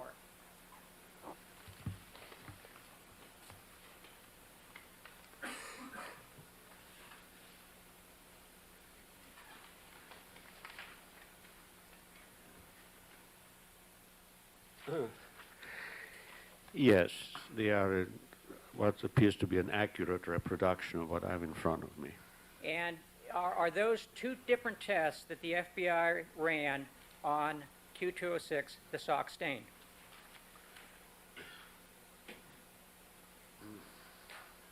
They are 2 separate tests, it looks like, on the stain. Can we go to R?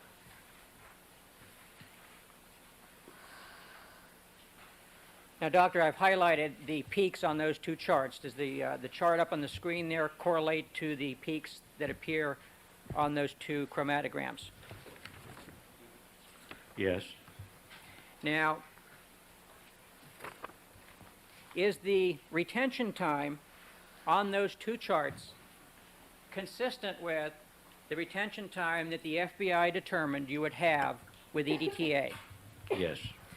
And do both of those charts demonstrate not only the presence of the 293 parent ion, but the 160 daughter ion?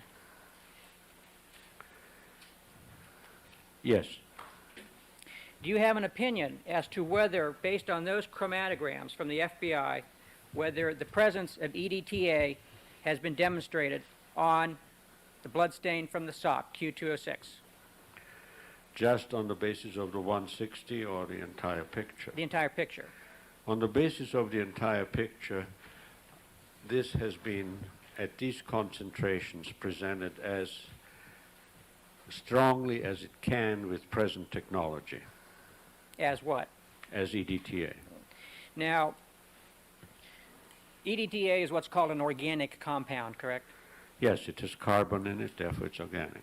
And anything that has carbon in it is called an organic compound? Yes. And do we know how many there are in the universe? Organic compounds? Well, No, we don't know how many organic compounds there are in the universe. Obviously not, because we are discovering new ones, we are making new ones, but we're also discovering new ones every day. Is it possible that there might be some other substance in the universe that gave the same pattern as we see here as EDTA? Well, of course, you know, there might be anything in the universe. We don't know all the things that are in the universe, so of course there could be. Do you know of any specific compound other than EDTA that has the 293 parent ion, the 160 daughter ion, the appropriate retention time, and the other characteristics that you described about solubility other than EDTA? Well, as far as retention time is concerned, I have not seen any chromatography. This is the first time that it was done under these conditions, so I can't relate it. There's no internal standard, so I can't assign a relative amount to it. But as far as the parent ion, the estimated retention time, that means under the conditions that they use a short retention substance, relatively short retention substance, a parent ion of 293 and a daughter ion of 160, I don't know of any such substance, and I have not been able to find any in the search of the Merck index of substances.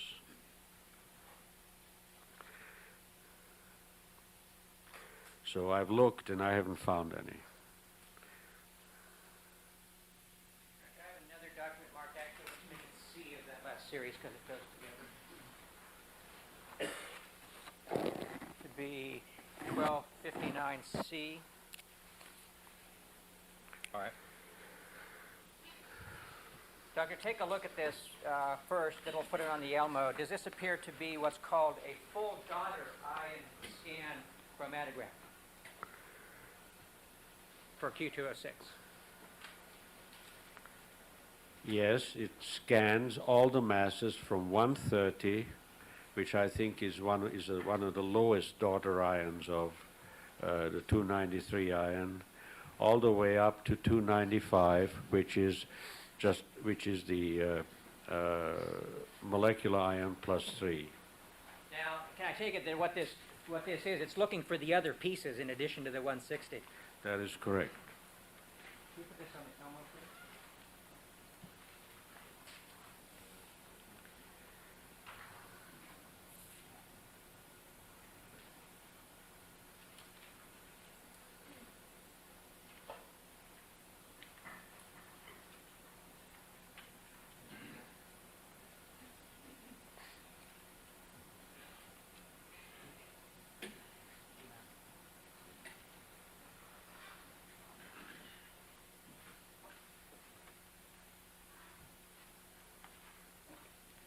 Doctor, could you look up at the top right-hand corner and tell us what range was being scanned with that chromatogram?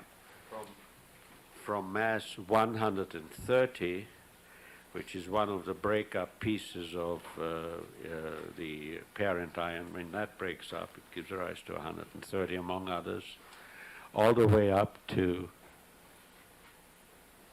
295, which, as I said, is a piece larger than the molecule. Now, is using my analogy of a television camera, are we talking about a very long range of scan? Yes. So is it fair to say that any particular point that's being looked at is not being looked at very frequently because of the broad range of the scan? Yes. Now, in this particular one, there are no peaks or triangles identified, correct? Well, they are not identified by being drawn as triangles or numbered. That's correct. Do you see any things on there that could be potential indications of the presence of these ions at around the right retention time?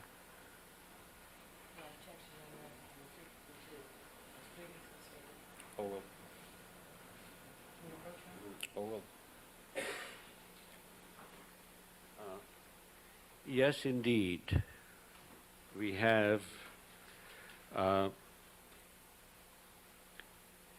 within the same range within which we determined before a countable picture, because it was more focused. Remember in the previous one, we do have the highest peaks in that chromatogram fall into the same retention time range for all of the ions as they did for the ones that were clearly recognized as being 160 ions because of the focus on them. Now, I'm pointing my pen to the top one, which is the 132 daughter ion. Is this what you're talking about? Is the peak right in here? Right there. Yes, except that the way that this, in the electrospray, you get movement, you don't get that clear a definition, that there are several points in here which you would find with the 160 daughter ions. And now the 160 chart right below that, is that what you're talking about there, that peak that Right. is a possible indication of the Yes. presence of that? Now, you will acknowledge, will you not, that these peaks aren't nearly as well defined as the ones we've looked at before, correct? Yes, of course, they are much smaller. The area is smaller and the peak is smaller because all of the energy for counting is spread over the range of 130 to 295? to 295, whereas in the other one, it is concentrated. All the energy of counting is to individually count each 160 fragment along with the other ones close next to it. Does this mean that the EDTA that you saw in the earlier two charts has somehow disappeared? No, it's you have a less sensitive method. So the same amount of EDTA will show up as a peak that is not as tall and that doesn't have as much of an area. It looks fuzzier. It's looking at it through a somewhat darker glass than you looked at the 160. But you get more information in return. I have two other charts.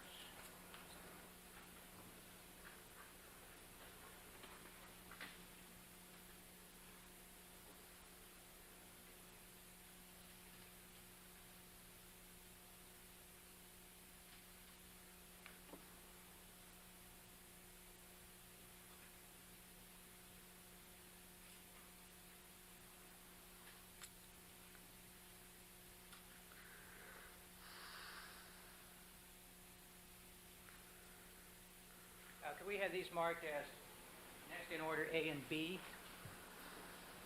Is this 1260? 1260. 1260 A and B? Yes.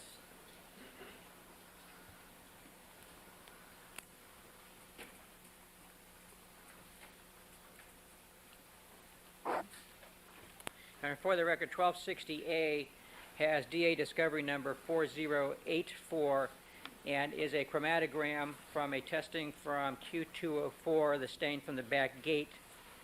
And 1260B is DA discovery number 4049, is a second test on the same stain from a different day.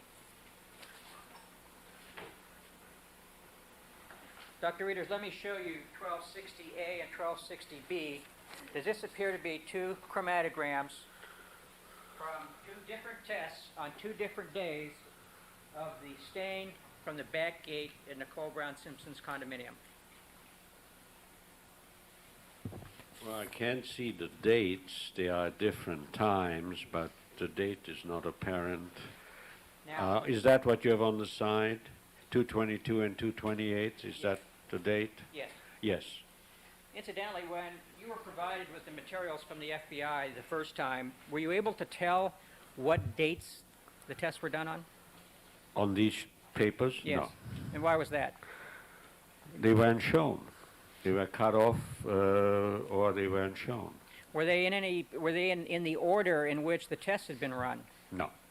Were they somewhat mixed up? Yes. Could we have 17Q? I'm sorry. 1257Q.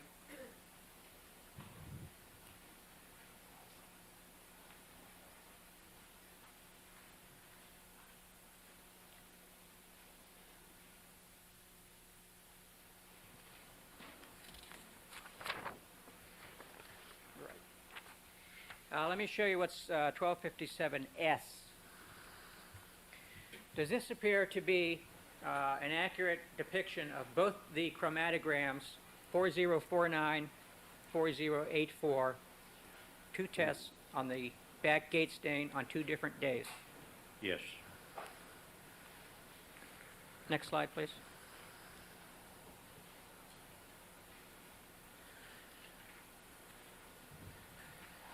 Doctor, do the peaks shown on those 2 chromatograms have a retention time consistent with the presence of EDTA? Yes, they do. They have the same retention time range. They have a retention time well within the range shown by EDTA. And do they also demonstrate the presence of both the 293 parent ion and the 160 daughter ion? Yes, because without the 293, you can't get the 160 in the MS-MS mode. Do you have an opinion on whether, based on those chromatograms, there is EDTA present in the stain from the back gate? In my opinion, yes, it demonstrates that there is EDTA present in that stain. Now, what are negative controls? Negative controls are samples put through the same procedure as your sample at issue, and samples which are known not to contain any added substance that you're looking for. And if run at appropriate sensitivity, they are negative controls because by the method used, they will give a negative test results if A, there is in fact no more, or if there isn't any there, and B, that the method that has been applied has worked as well there. Did Agent Martz of the FBI test an area of the sock that did not have any apparent blood on it? Yes, Is that's that- what he states he did. Is that what's meant by negative control? I believe so, that's what he meant, yes. And did that indicate the presence of EDTA? No, it did not. And what does that tell you about the blood stain? Well, that means, since it is my opinion that the blood stain contained EDTA, that came from the blood and not from the sock. Does that rule out any contribution from laundry detergent or something else that might be throughout the entire sock? Reasonably certainly, yes, unless, of course, the blood was dotted with laundry detergent, and nothing else on the sock was.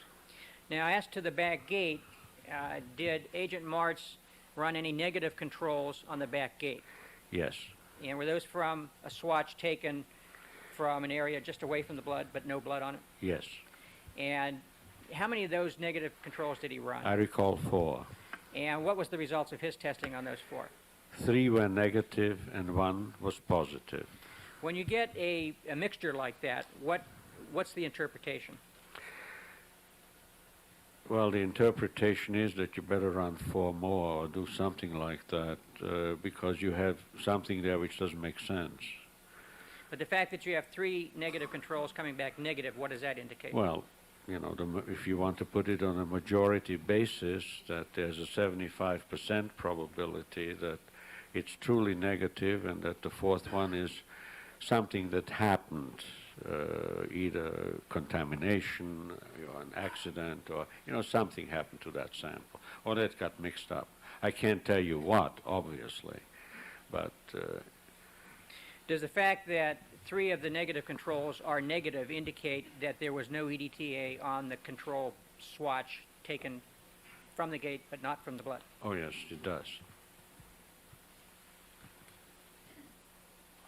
Now, were you asked to consider the question of whether the FBI's methods were capable of reliably determining the amount of EDTA that the test detected to any degree of analytical certainty or accuracy?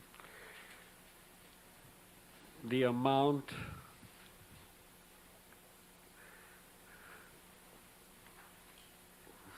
No, I really don't think that it is capable of doing a reasonably acceptable quantitative analysis job at all, which is inherent not in what the FBI did, but in the electrospray method. Were you asked to determine whether the FBI methods were capable of reliably determining concentrations of EDTA in the evidence samples? No way.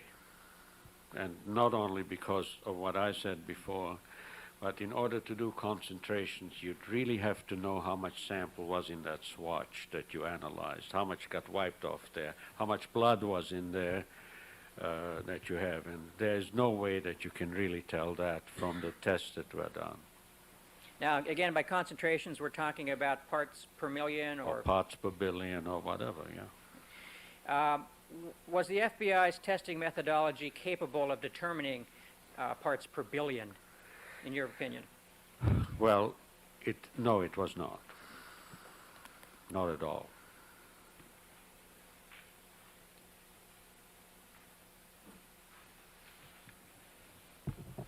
Now, with the technique that the FBI used, we had talked previously about ion count, in other words, how high the peak is. You recall that? Yes. With this testing methodology, when they don't use an internal Variation between two runs, each on a 50 parts per million known sample. And did you examine, did Agent Martz run several known EDTA standards, 50 parts per million, to see what kind of peak heights he got? Yes, of course. And was there a lot of variation in those peak heights? Yes, sevenfold.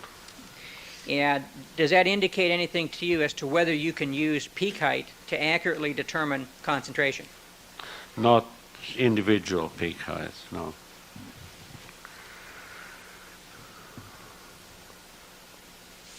Now, let's say if you wanted to use this method as a way of quantifying how much EDTA you found, what would be the appropriate procedure? You could do it if you used a internal standard that I'd mentioned before, where the ratio of the area of the peak heights is constant at a given concentration, and where the two behave in a very, very similar manner.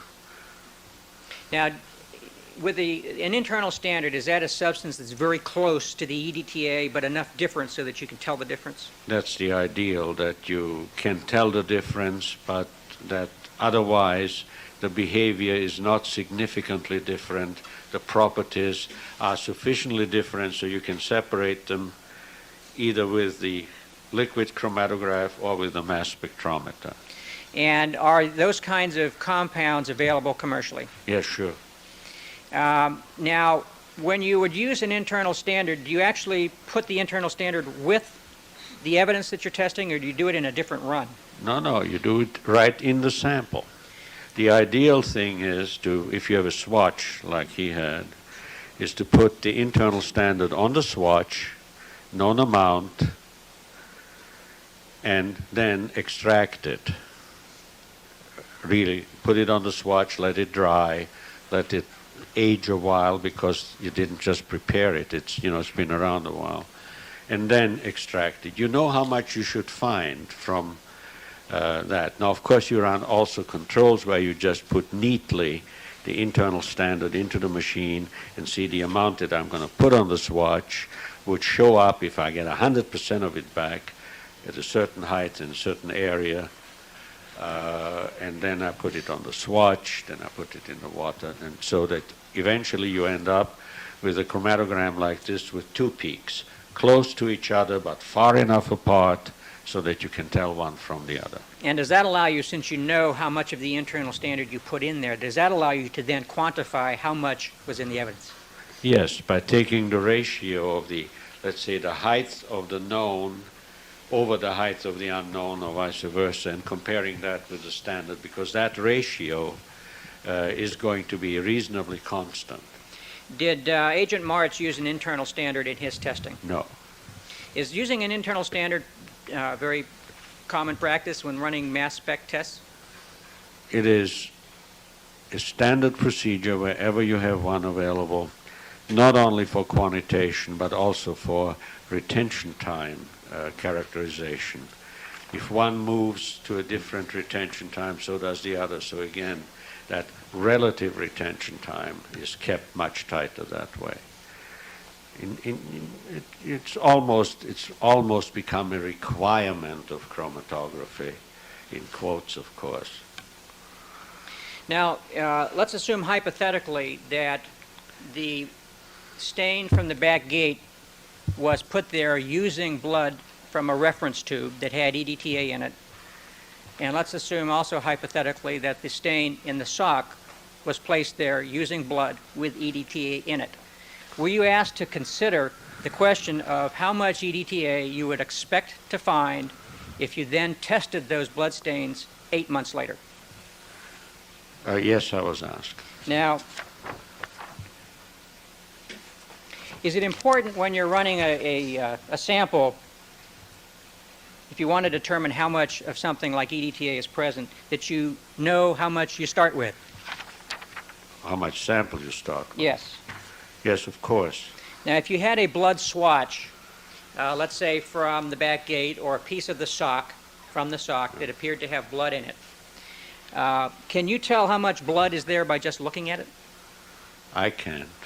What are the standard procedures used to determine the quantity of blood that might be in a swatch?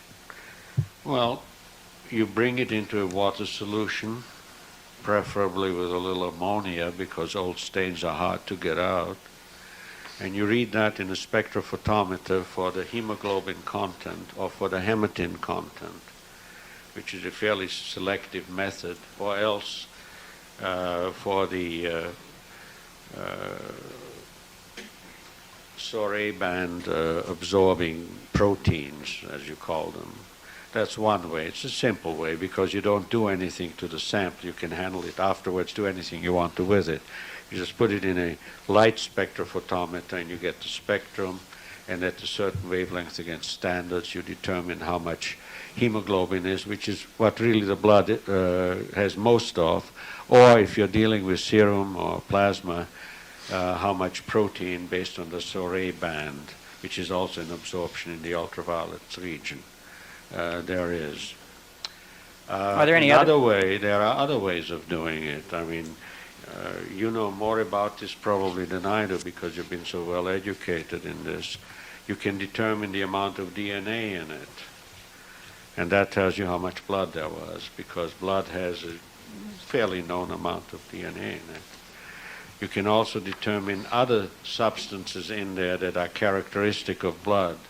For instance, if your background material doesn't have any iron in it, the measurement of iron in a sample like this is a good measure of hemoglobin, because most of the iron in blood comes from hemoglobin.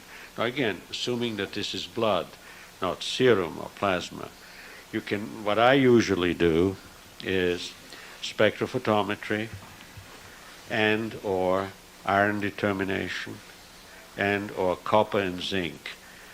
If the background, you know, if I have a sample that's diluted blood and I want to know how dilute it is or how much there is. So you can do it. I mean, you know. And is that equipment that you would expect to find in any well-equipped lab? Oh, I'm sure that that's available. It's not. You know whether the FBI has that kind of equipment? Well, I don't know what their lab has, but if they've got a instrument they have, I'm sure they couldn't do without the others. Did you see anything in Agent Martz's work papers indicating that he used any method other than just looking at a stain to determine how much blood he started with from the evidence? Well, I only saw in his papers here he made stain sizes on a cloth and said when I put a drop on I get so much stain, and when I put, you know, on another one I get such an area, and the area that I have is comprises a fraction of that, which I don't think is a workable way of doing it unless you do it to exactly the same material, do it many, many times, do averages, standard deviations, and other things. So, because what he had wasn't a drop of blood placed on the kind of material he was testing on, anything for that matter, but in the case of the gate, it's something that got wiped off a gate. Now, did you evaluate or look at the method that he used to attempt to extract the blood that was in the evidence, the sock stain and the back gate swatch? to extract the blood from that. Yes, I looked at it. And what was that method, briefly? Essentially, he took what he had, what was available, a portion of it, and he put it into 25 microliters of water. And Sustained. Let me ask you The answer is stricken. Juries to disregard the answer. Let me ask you hypothetically, if you took, let's say, first of all, an old stain that had been on a swatch for 8 months and put it in water, plain water, let's say 25 microliters, and let it soak for 45 minutes and centrifuged it, is that an efficient way to remove all of the blood from the stain? Objection, proper hypothetical, no Overruled. facts and evidence, no foundation. Overruled. it's a way, but you won't get 100%. You'll get a relatively low recovery from an old stain. A dried stain where it's dried for all that period of time is bone dry. It won't all dissolve in the water, much less than all, just a small portion, or just a portion. What would be an acceptable technique to remove all of the blood from the evidence? To remove all the blood, really what you would have to do is, if you could only use water, if you could only use water, is to repeat that. You put it in 25 microliters, you let it sit for an hour, you shake it for an hour, you centrifuge it, you take it out, put it in another 25 microliters, and every time you run some kind of a non-destructive test to see, are you still getting blood out, are you still getting blood out, until you don't see any more coming out. Then you are pretty sure you've gotten it all out. You can enhance that by using, for instance, dilute ammonia, which is a better solvent for dried blood than plain water. But it too, you have to establish that this will all come out by doing sequential extractions and measuring in each one the amount of the sample blood that's in it, in one way or another. Would you agree that if you were testing an old blood stain to determine how much EDTA was present and you did not extract all of the blood from the stain, you're going to find a smaller amount of EDTA than might actually be there? Well, that Sustained. If you don't, I'm sorry. Raise the question. If you don't remove all of the blood from the evidence swatch, are you going to, and the blood has EDTA in it, are you going to find less EDTA than is in the whole stain? Objection, proper hypothetical and also plausible speculation. Overruled.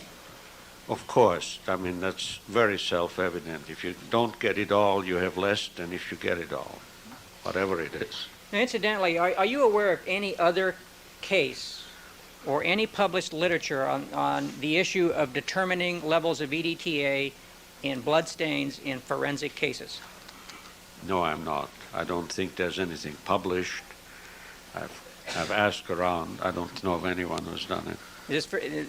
Would you say that this is brand new ground in terms of that particular test I told you about? Yes, sure. For EDTA in a blood swatch of this type, it's brand new ground. EDTA has been determined in blood, but not in a blood swatch, in a forensic case, etc., to any published extent or anywhere I know. Now, the chromatography and the mass spec techniques, those are all techniques that have been around for a long time, haven't they?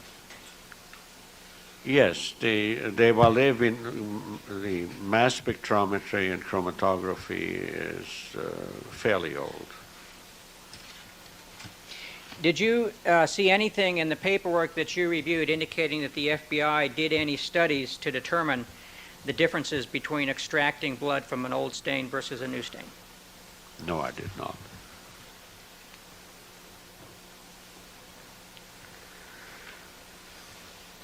By the way, if you have a swatch that's made from a blood stain, for instance, on a back gate, can you tell from looking at that swatch how much blood is in it?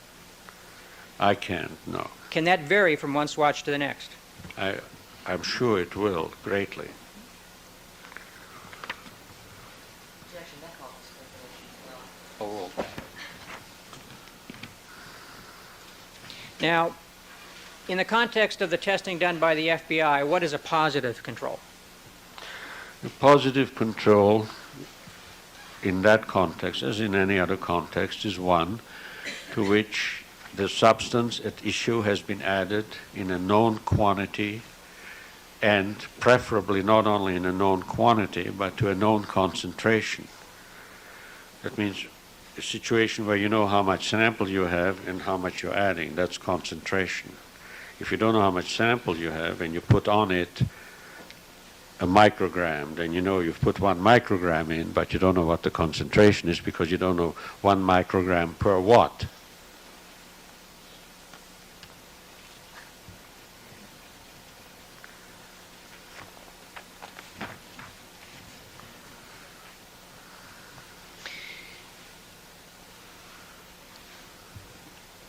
Hypothetically, if you had a blood stain on a metal gate that was not collected, in other words, was out in the outside environment, subject to the weather and other environmental factors, for a period of from a day to 2 or 3 weeks, what effect would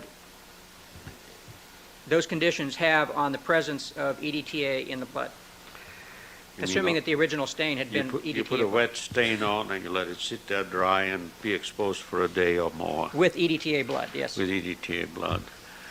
There would be some degradation from environmental factors. How much should really be determined experimentally, but I'm reasonably sure there would be because it's been done. Objection, no foundation, lack of expertise. Sustained. Answer stricken.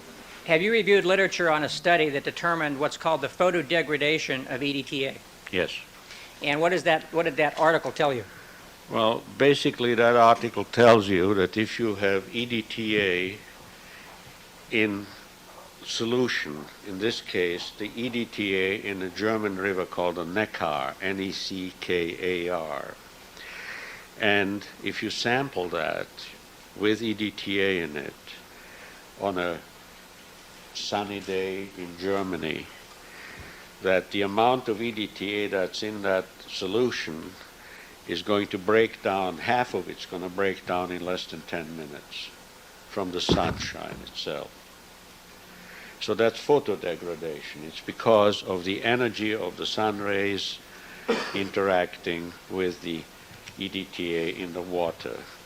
The material that was used for that was iron, was an iron chelate of EDTA.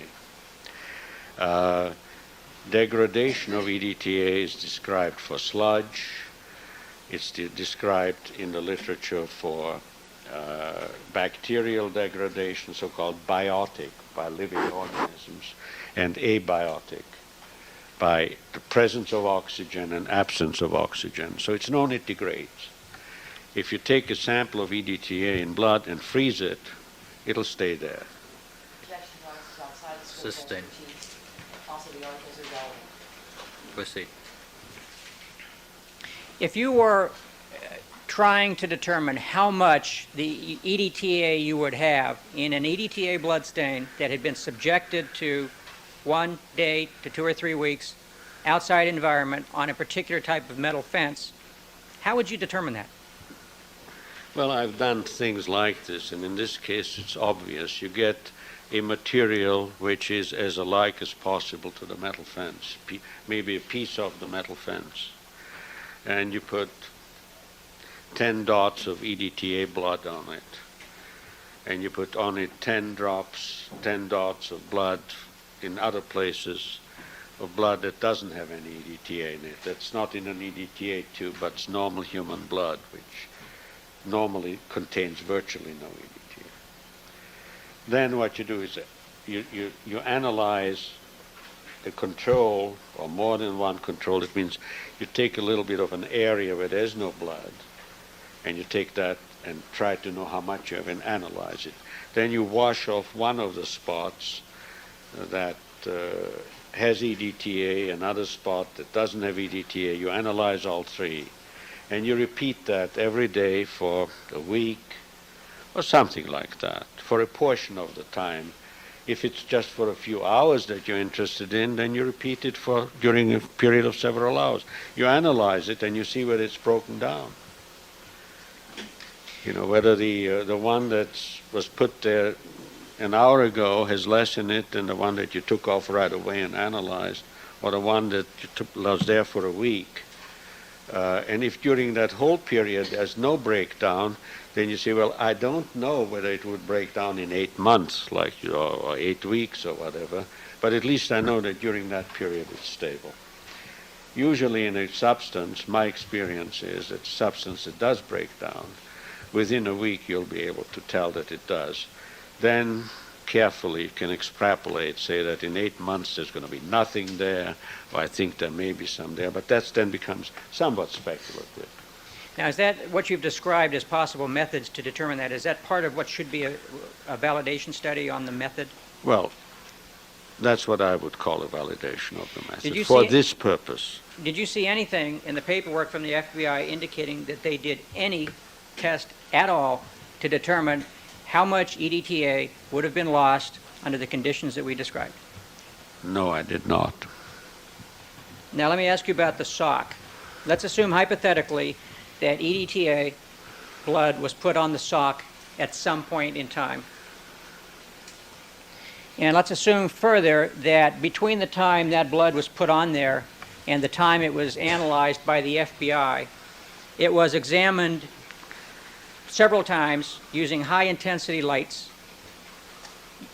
involving physical manipulation in the process of examining it. Can you tell us whether or not that would result in the degradation of the EDTA that was originally in that blood? Objection, the proper hypothetical assumes factors not included. Anything else? And calls for, oh, I'm sorry. And calls for speculation outside the expertise. Sustain. Doctors, photodegradation, does that work when you shine a light on something? That's what photodegradation is, from light energy. And the one study that you've cited looked at photodegradation and found that it can occur with EDTA, correct? Objection, is irrelevant. What form of EDTA is used in the purple vials? Well, actually, well, you want me to answer?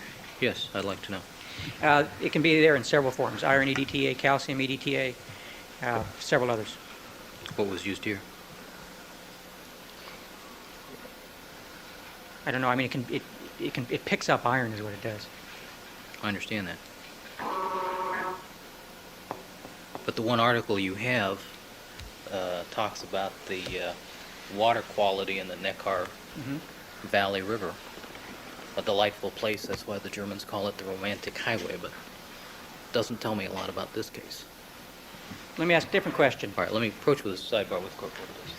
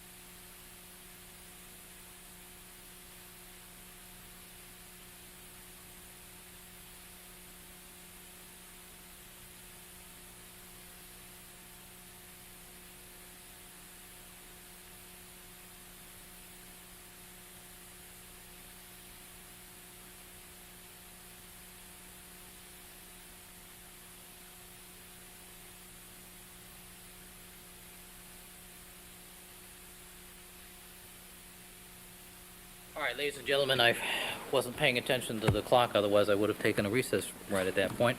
So we are going to take our recess for the lunch hour. Please remember all my admonitions to you. Don't discuss the case amongst yourselves. Don't form any opinions about the case. Don't allow anybody to communicate with you. Don't conduct any deliberations until the matter has been submitted to you. We'll stand in recess until 1 p.m. Doctor, you can step down. You're ordered to come back at 1 p.m. All right, thank you.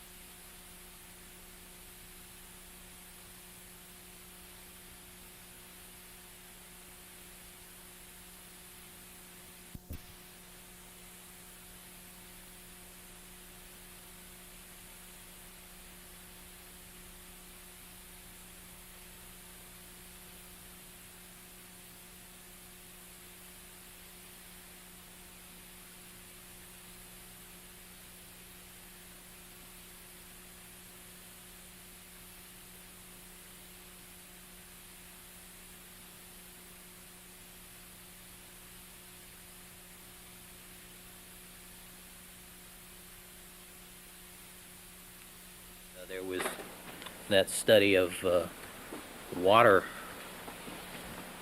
soluble EDTA is really relatable to EDTA in blood that is already bonded with the calcium elements.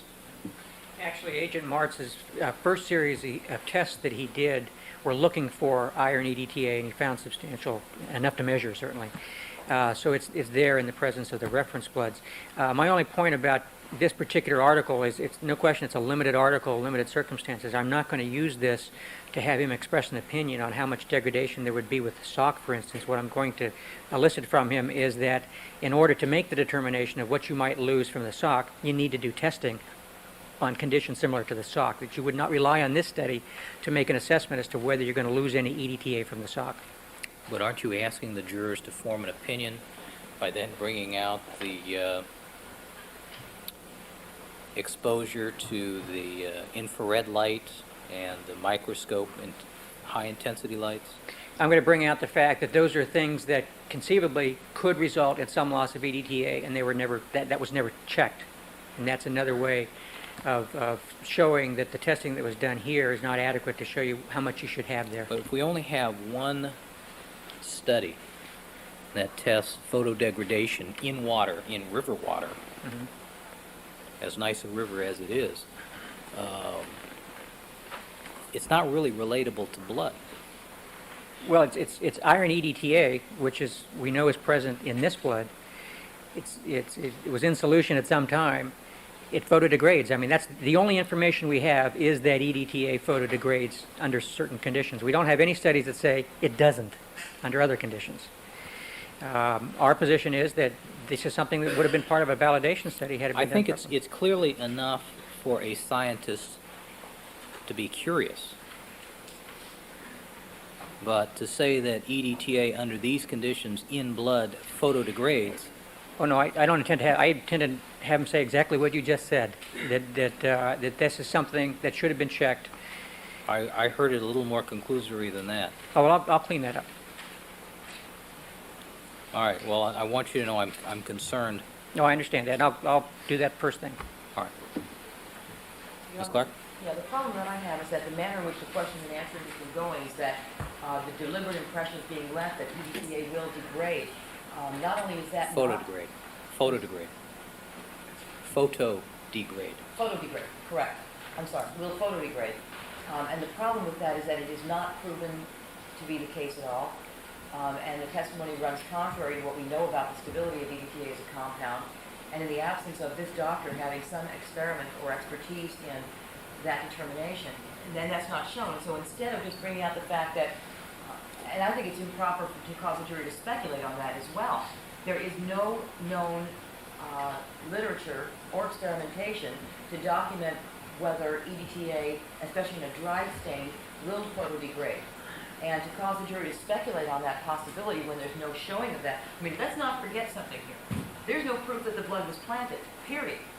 And this is an effort by the defense, on the defensive, to take evidence of the fact that there was no planting, make it so confusing that the jury's going to go off the deep end trying to figure out what it is, and hopefully from their side, conclude that there was. I mean, that's really the bottom line here, because we have a premise that has never been shown and it can never be shown because it's not true. That's the biggest problem I have. But then, okay, if they want to do this, that's fine. But then to deliberately confuse and mislead the jury to make them believe that there could have been more EDTA there, which degraded because of the exposure to sunlight, is going way off the deep end in speculation, and that impression has definitely been left. And for Mr. Blazer to go any farther with this, asking the doctor about experiments confirming So, that. Ms. Clark, I take it the bottom line of what you're trying to say is you're making a 352 objection Yes, Your Honor. based upon the lack of a scientific basis for photodegradation of EDTA in blood. Yes, Your Honor. And just alluding to the fact that there is none creates the impression with the jury. You know what I mean? Mr. Blazer, I really think her objection's well taken. I mean, that's why I jumped in there to ask the question, because I don't see the foundation to talk about this. Well, again, I'm going to point out exactly what you said. My point is that the fact that there isn't any literature under these conditions shows that they never tested for that, so they can't say whether it would have degraded out or not. That's a deficiency in their experimentation where they tried to make some sort of quantification. It's not a valid quantification. That's one of the reasons why, because they never tried to simulate the conditions that we have in this case. That's certainly a valid point, I would assume.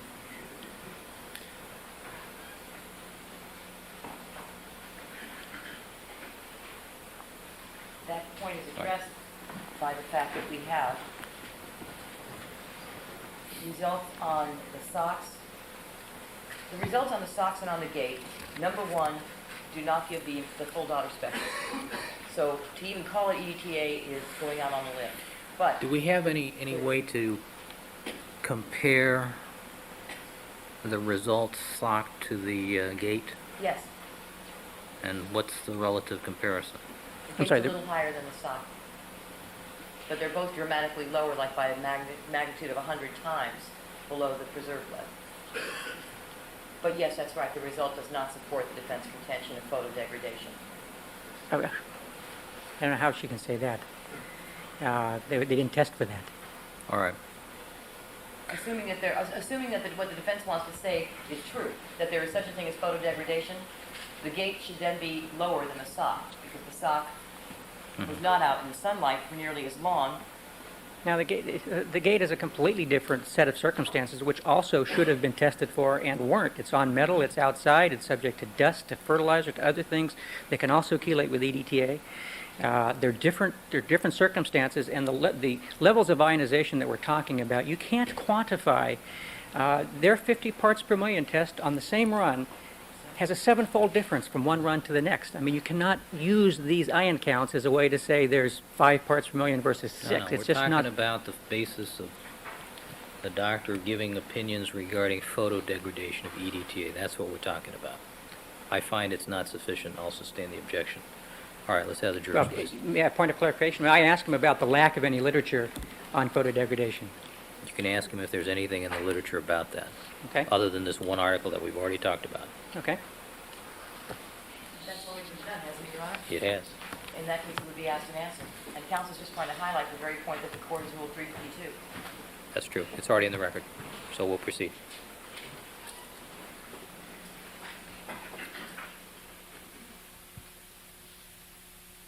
Stand, Your Honor? Or- Yes, please. Doctor.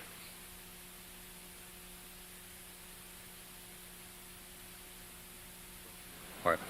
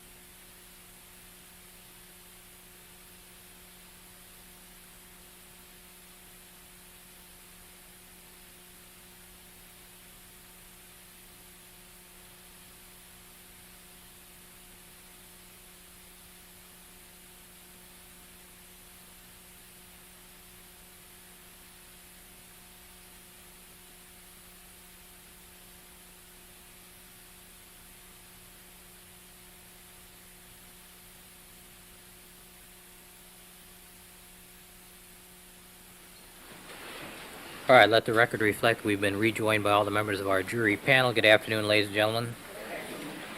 And Dr. Frederick Reeders is on the witness stand undergoing a direct examination by Mr. Blazier. And good afternoon, Doctor. Doctor, you reminded, sir, you were still under oath. Mr. Blazier, you may continue with your direct examination. Thank you, Your Honor. Dr. Reeders, I think we were talking at the break about environmental conditions with respect to the gate. Let me ask you if, and you described one way that you would do some testing to determine what effect that might have on the amount of EDTAs that you started with versus what comes off the stain taken several days or weeks later. You call that? Yes, I recall. To answer that question properly, Doctor, would you pull the microphone close to you there, please? Thank you. confronted with that set of circumstances, to answer the question, mainly how much EDTA might you lose under those Sustained. Did you see any evidence that the FBI did any studies whatsoever to determine what would be the difference in the amount of EDTA in a stain put on a gate with EDTA blood Overruled. subjected to whatever environmental conditions it was subjected to and then collected from a day to 3 weeks later? Did you see? Overruled. No, I did not see anything along those lines. Now, let me ask you hypothetically about the sock. Did you see any indication in the FBI reports that you were given indicating that any testing was done to determine what, if any, loss you might have in EDTA if you put EDTA blood on the sock at one point in time, subjected to changes in temperature, inspection under various different kinds of lighting, and multiple handling to determine how much EDTA might be left at the end of all that process? No, I did not see. Overruled. If you were doing a validation study to determine that question, well, let me ask you this. If you were trying to make some sort of assessment on the quantity of EDTA that you would expect at the end of that process when you do the testing, would you do those kinds of studies to answer those questions? Yes. Would you just assume that it's not going to make any difference? And Sustained.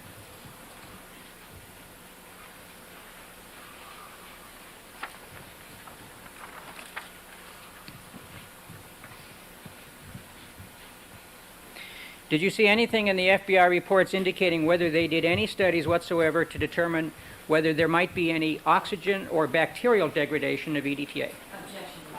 Overruled. Overruled. No.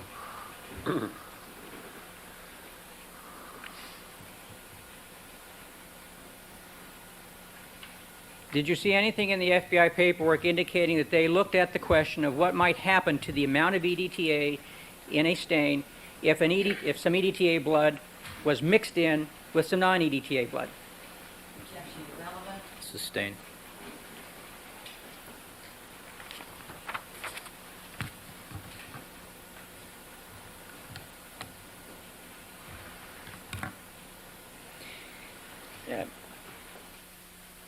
Now, you reviewed charts that the FBI produced of their positive controls for EDTA, correct?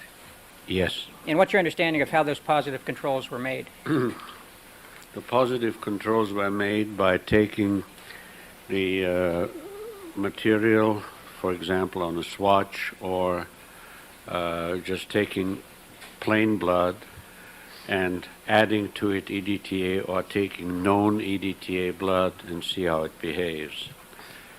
But it was all fresh blood. Did you see any indication of how long they waited from the time they put the blood on a stain until they actually tested it? No. Would that be significant? Would that be important to you? Only if it were to exceed a normal laboratory period. You know, you start something, you continue that day or next day. If it was any length of time, yes. And if you were trying to simulate what you might expect to find under the conditions which we have with the sock and the back gate, in your opinion, would it be adequate to just take a blood stain that's dried for a period of an hour, let's say, and testing it right then? It does not at all reproduce the conditions of the specimen, so to that extent it is not. Now, Doctor, the charts produced for the positive controls had relatively large peaks, did they not? Yes.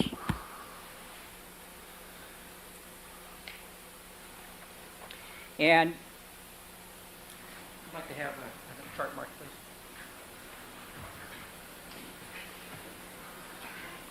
1261. I'm sorry, 1261. 1261.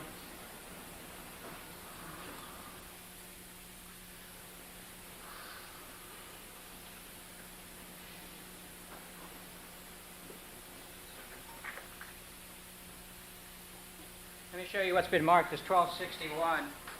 Did you receive a bar chart like that in the material from the FBI? Yes. And let me put that on the Elmo.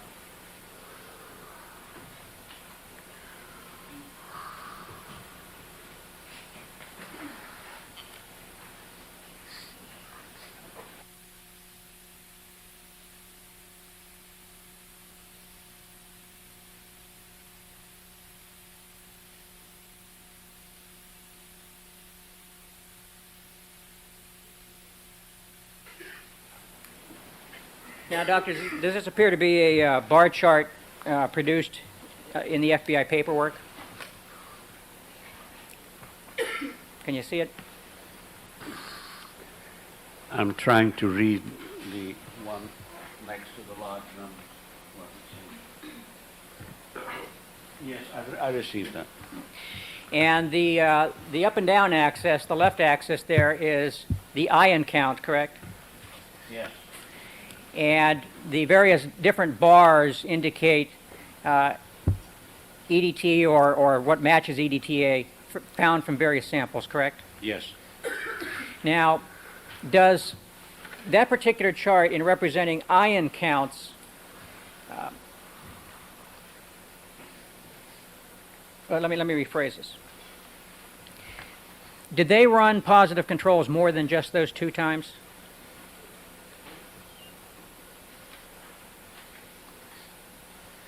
Yes. Did they get large fluctuations in the ion count for different positive controls? Yes. Did they get different ion counts for their known standards as well? Sustained. Let me have 2 other charts marked.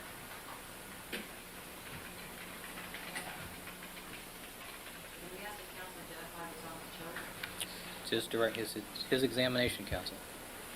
Let me ask you one question about the chart before we mark the next set. The 2 columns on the left indicate dress. You see that? Yes. And they indicate approximately the same amounts from a sample called K65 and K65C. Do you agree with that? No, the one on the right is substantially thicker than the one on the left. Now you're talking about Number 2 is substantially thicker than number 1 as far as the height is concerned. you're talking about the 2 on the left. Yeah. Okay. Are you aware of that was Nicole Brown Simpson's dress? Yes. Do you know what substance that was made out of? I think it's one of the artificial fibers that includes EDTA. Does rayon include EDTA? In the process, yes.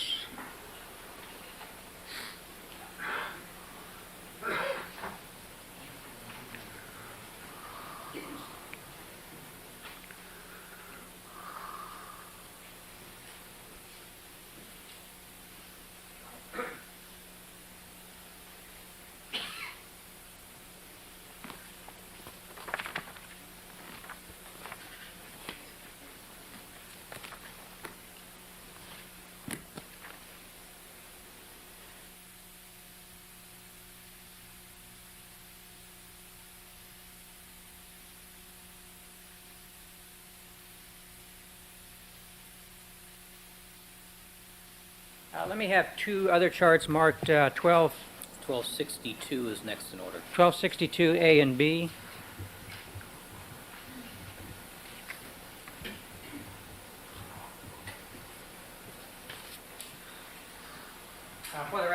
1262A is discovery number 4077 and is labeled 50 parts per million EDTA. And 1262B is discovery page 4070, also indicated as 50 parts per million EDTA. And these are both from February 22nd, Council. Dr. Readers, let me show you two charts, 1262A and 1262B, and ask you if those appear to be charts testing 50 parts per million EDTA. Yes. And what are the times on those two charts in terms of when each sample was run? One at 9:32 and 45 seconds in the morning, and the other one at 1:48 and 11 seconds in the afternoon of the same day. Now, for the chart that has the number 4077, Your Honor, could we have slide V, 1257V?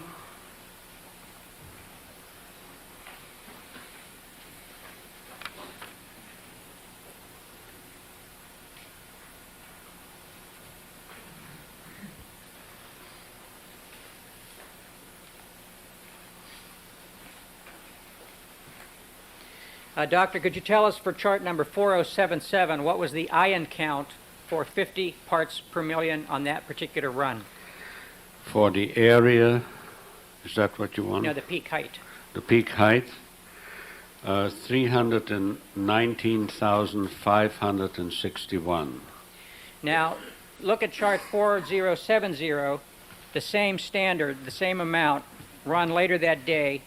What was the ion count later in the day? 49,393. And would you agree that, assuming the chart is properly labeled, those two should be the same thing? Well, let me rephrase that. That the same thing is being tested in both of those runs. Yes.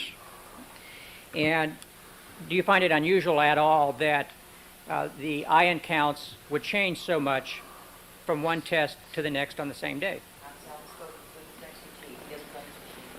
Sustained. Doctor, do you interpret chromatograms all of the time? Yes. Do you look at peak heights and peak areas and retention times all the time?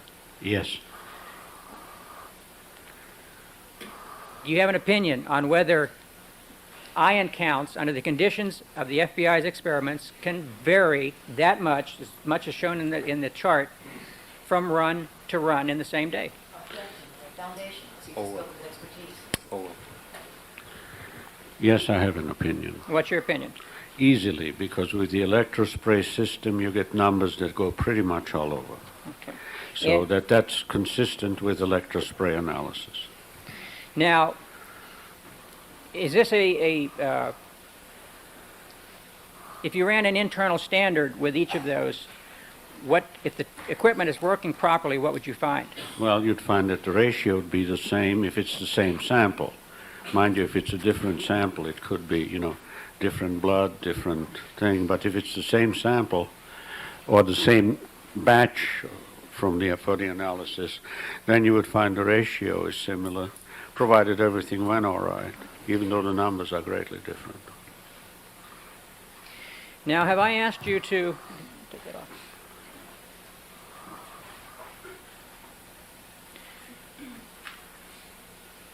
Have you reviewed some material provided by Mr. Martz concerning the amounts of, well, let me rephrase this. Is EDTA appear or allowed to be present in food?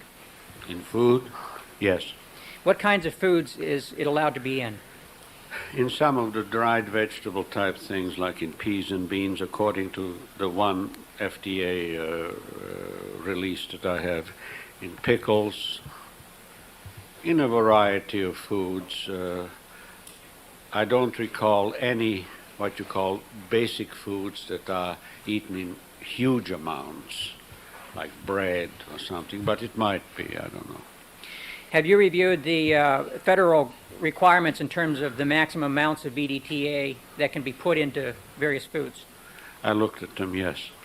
And have you determined from those materials what you would expect to find in a person's natural blood who is eating materials with EDTA in them? Objection. This might be expertise. Is that foundation? Foundation. Sustained. Doctor, are you called upon to make calculations of how much of a particular substance might be in the bloodstream based on what you ingest by mouth? If I have any idea what the absorption is, yes. And is there a study that you reviewed in this case provided by Mr. Martz that talks about the absorption rate of EDTA into the system? Yes. And what study is that? That is a study by Trujillo and, now the second name slips, in the 50s using radioactive labeled EDTA and fed to people. And what did that study determine was the absorption rate of EDTA into the bloodstream when it was taken by mouth? Objection, Your Honor. That study has no relevance to this. Overruled. I need to approach to explain. With the court reporter.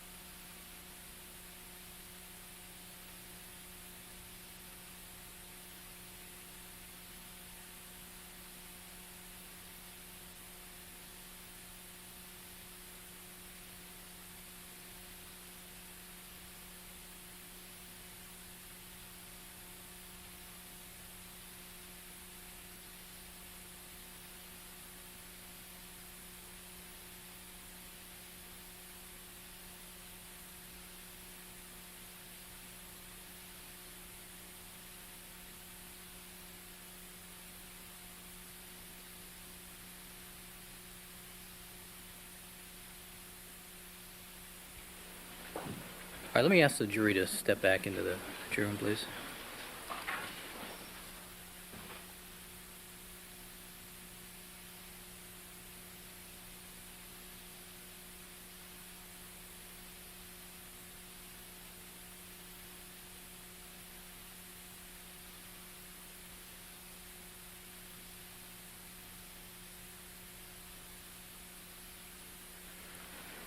All right, the record should reflect the jury is withdrawn from the courtroom.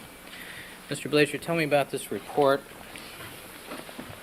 Your Honor, we got discovery from the prosecution on Thursday of what the Code of Federal Regulations allows by way of EDTA in food. I asked Dr. Ballard, who is present in court, who's one of our experts, who is not on our witness list, to calculate for me how much would that result in terms of parts per million, per billion, whatever, if you ate the maximum dosage in one day and it was completely absorbed into your system, and all sorts of other conditions which aren't terribly realistic. Isn't yesterday a little late to be doing these calculations? I was doing them over the weekend, Your Honor, and I provided them to Agent Martz. I tried to Well, fax... wait. If EDTA in the blood is an issue from opening statements back in January, isn't this a little late to be doing this? Agent Martz told me when I went to Washington last week that he had performed, a week before last, I guess it was, that he had performed some experiments on his own blood that showed the presence of EDTA. He also told me that he hadn't saved any of the data, that he had thrown it all away, that he had not produced the charts for us. I had to ask them for them, and he turned them over. So I assumed at that point that they were going to make some kind of an argument that maybe the EDTA in his blood is based on what he eats. And at that point, I decided to use their material and calculate what you would expect to find in your blood if you ate what you're allowed to eat in terms of EDTA. Isn't that something that's pretty obvious as an avenue of inquiry? Our experts had told us that you're never going to get above parts per billion from your diet. That, to me, that was never an issue until he says that he tested his own blood and found some. All right. Well, the point here, though, is that you're attempting to elicit testimony from Dr. Reeders concerning a report that was not turned over to the prosecution, correct? It was a calculation that I attempted to turn over to the prosecution as soon as I had it.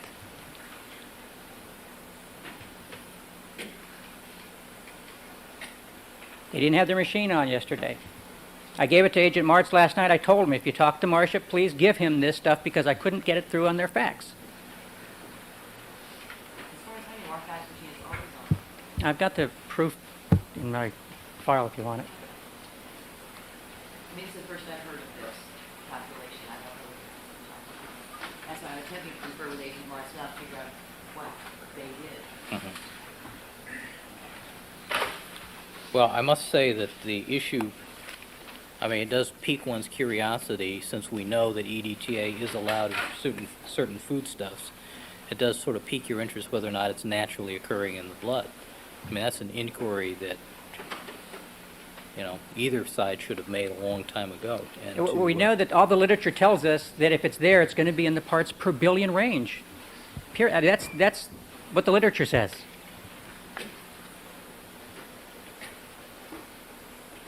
And we provided them with material from the Environmental Protection Agency that also says you shouldn't see more than 2 parts per billion in humans. All right. That was given to them last week. At this point, have you handed to the prosecuting attorneys a copy of this report?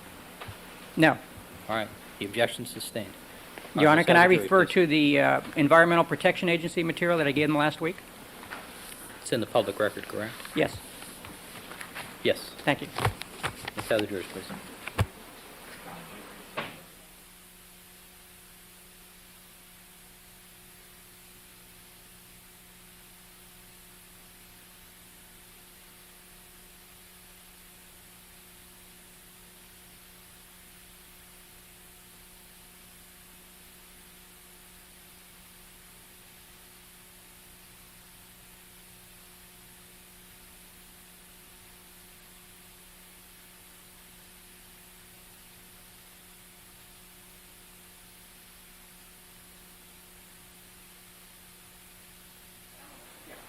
Okay.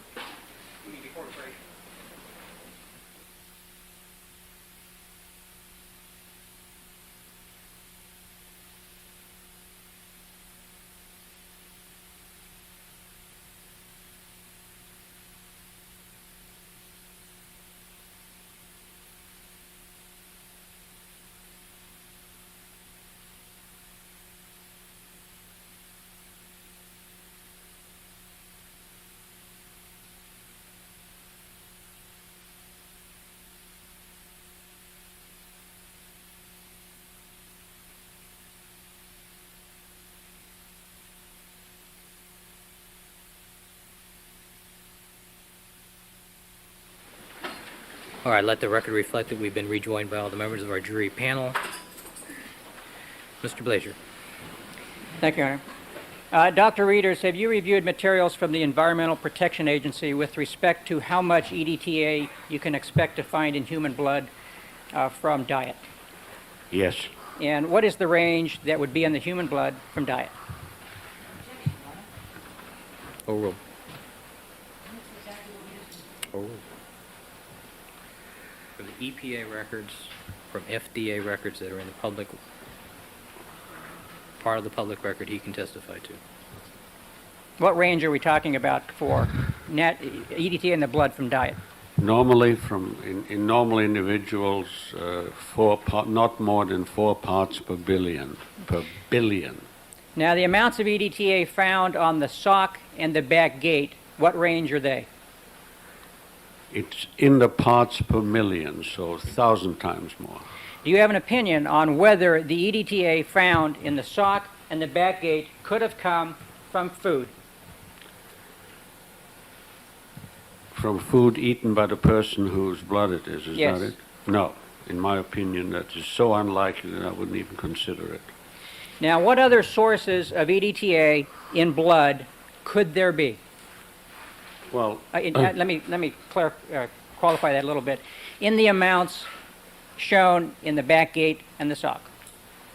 well, basically, in blood from an individual who had intramuscular or intravenous EDTA or EDTA preparations for one or another, either diagnostic or therapeutic purpose. I mentioned it's used for that.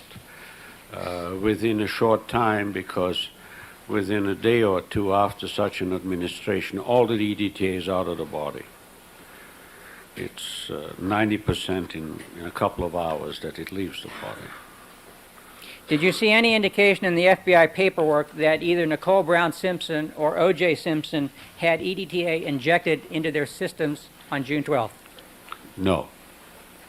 What other sources of EDTA are there in blood? Accidental outside contaminations, for example, a syringe that is used to draw blood from someone could have been washed in detergent, and detergents have EDTA in them. EDTA could have been put right on that spot. I mean, it could be put on the whole sock, but then the control would also show it. So really there is no likely introduction of EDTA into circulating human blood other than its diagnostic or therapeutic injection, not orally. It's not given orally. It's bad for you given by mouth. Do you have an opinion on whether the EDTA found on the sock and the back gate, in the quantities in which they were found, if that could have come from a purple top tube? Yes, of course it could. That's all I have. Cross.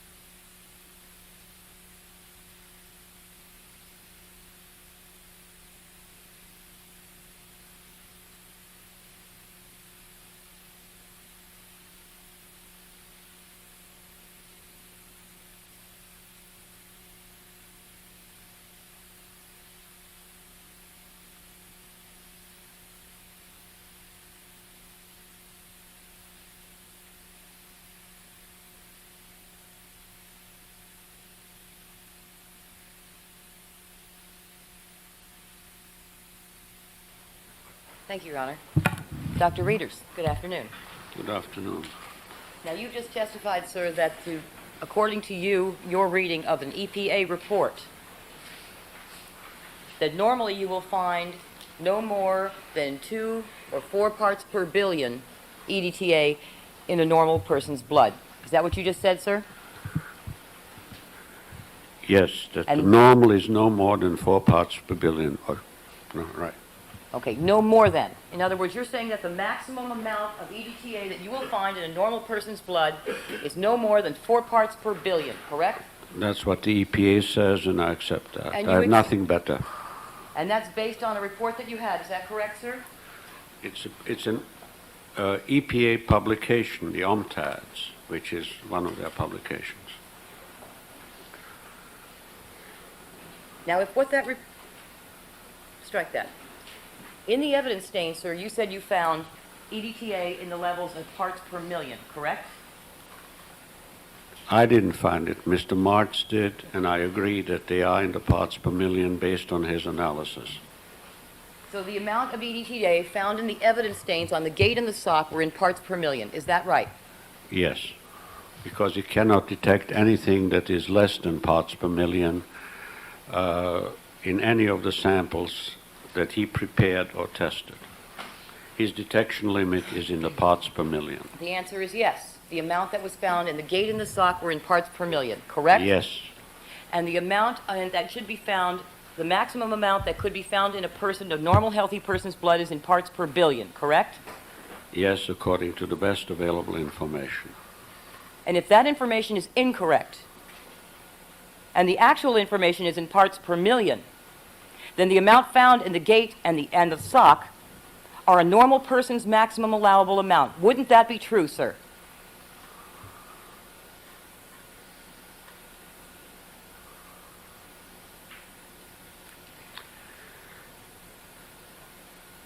If the best information is it's parts per million, then yes. I have a report to show you, sir.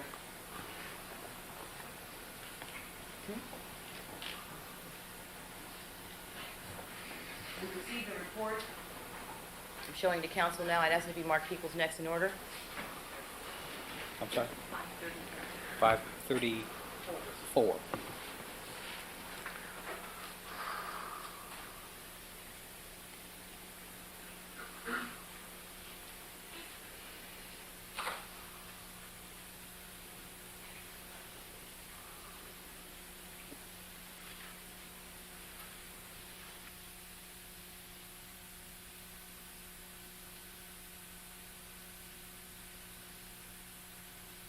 Of the EPA report you refer to, sir?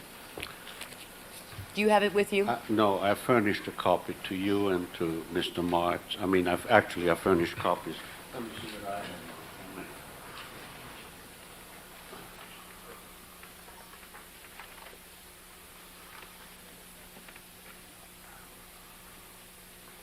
Mrs. Clark, the evidence number will be 537 on this. Thank you, Adam. What's the source of this report? Ms. Clark? The source of that report is, excuse me. Yeah. Was, I have a copy. you have it, sir? Yes. Ms. Clark, may I have a copy?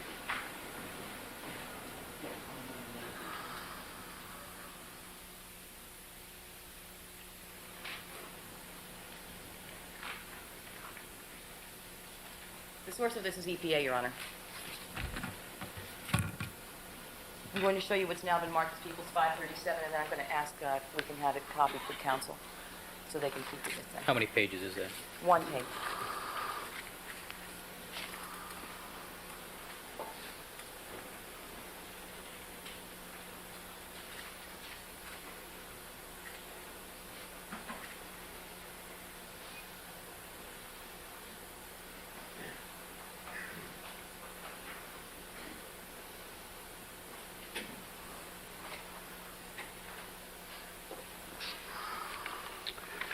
Do you see the Yeah. relevant passage at the bottom, sir?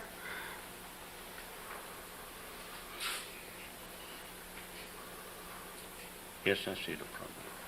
Yes, you see the problem, sir? Is that what you said? No, I see the paragraph. Oh, I see. And what does it say here? Comments by council. Sustained. Jurors to disregard. Ms. Clark? I said clearly paragraph. I'm sorry? I said clearly paragraph, not problem. Paragraph. Tell the jury what this means in terms of amount, sir. EDTA should not exceed 2 milligrams per milliliter of blood.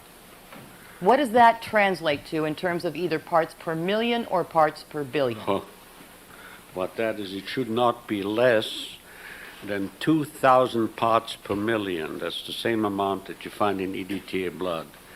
At 2 parts per million, at 2,000 parts per million EDTA in blood, the blood won't clot. People would bleed to death all over the place. It's absurd.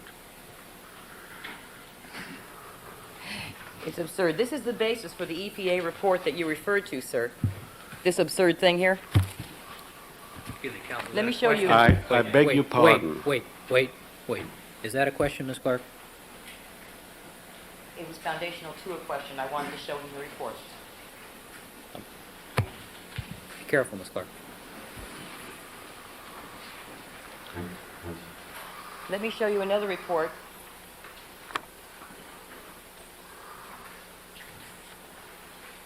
Now, the report that you just pulled out from your briefcase, sir, I'm going to cite you to a passage where it says, in situ amelioration AML, dredge undissolved solid. That's in your report, correct? That's part of their report. That's part in the copy that I gave you. This is the EPA report that you used to base your opinion on, that the normal amount of EDTA that you'll find in blood, or the maximum allowable amount in a normal healthy person, would be in the parts per billion, correct? This and the paper by Trujillo and Foreman is the other author. Now, with respect to this report, sir, on which you just said you based your opinion from the EPA, you read that to allow for the maximum allowable amount in a normal person to be 2 parts per billion. Right. Right. Now, is it possible, sir, that you have a typo here that caused you to conclude there were 2 parts per billion as the maximum allowable, when in fact it is 1,000 times less, 2 parts per million as the maximum allowable amount in a normal healthy person? It's possible that this is a typo, but this is a 2,000 parts per million is absurd, as I told you. The people would be bleeding to death at that level. In other words, if this is the correct EPA report, you disagree with it. Well, obviously. It's obviously it's a typo in there. Because I can't imagine that the EPA would say that it's all right to run around with blood that won't clot. Sir, you earlier just premised your opinion on the maximum allowable amount for a normal person on the EPA report, correct? That's correct. And in your report, it says 2 ng/ml. Yes. And you interpreted that to mean 2 nanograms per milliliter? Yes, that's the only one possible. That's the only one possible from an ng as opposed to an mg, correct? That's correct. And so you determined that what the EPA was saying was the maximum allowable amount was 2 parts per billion, correct? That they were saying what is consistent with the radioactive study, and that's what they say. Yes, sure. But the Makes sense. radioactive study, sir, was not able to pick up EDTA in the blood, was it? That's correct. It gave no lower trace amounts that it was able to detect or measure in blood, did it? I'm sorry. That report back in the 50s of radioactive EDTA did not state any specific amount for anything detected in blood resembling EDTA. Isn't that correct? That's not correct. I What was- object. I thought we weren't going into this. I mean, I'm happy to. Sustained. I can't. Sustained. What? What was the objection? Court's previous ruling on this regard, that report. The Proceed. witness continues to refer to it, then I'd ask the witness's references to be stricken. Proceed. You just testified that you based your opinion on this EPA report. Isn't that what you just did on direct examination, sir? I didn't say I didn't base it on anything else. Yes, that's what I said. Thank you, sir. And you interpreted that report to say that the normal amount you would find, a maximum allowable amount in a normal, healthy person, would be 2 parts per billion, correct? Yes. And that the amount that you found in the gate and the sock stains were in the parts per million, correct? I didn't find it. The amounts that the FBI found were in the parts per million, yes. And based on those differences, on the parts per billion that you would find in the normal, healthy person, which is far less, wouldn't you agree, than in parts per million, correct? Yes. Based on that, sir, you concluded that the amount of EDTA found in the gate and the sock stains could not have come from food, correct?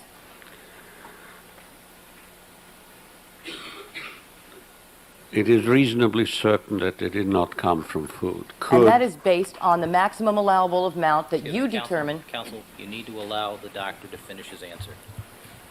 I'm sorry, doctor, did you finish your answer?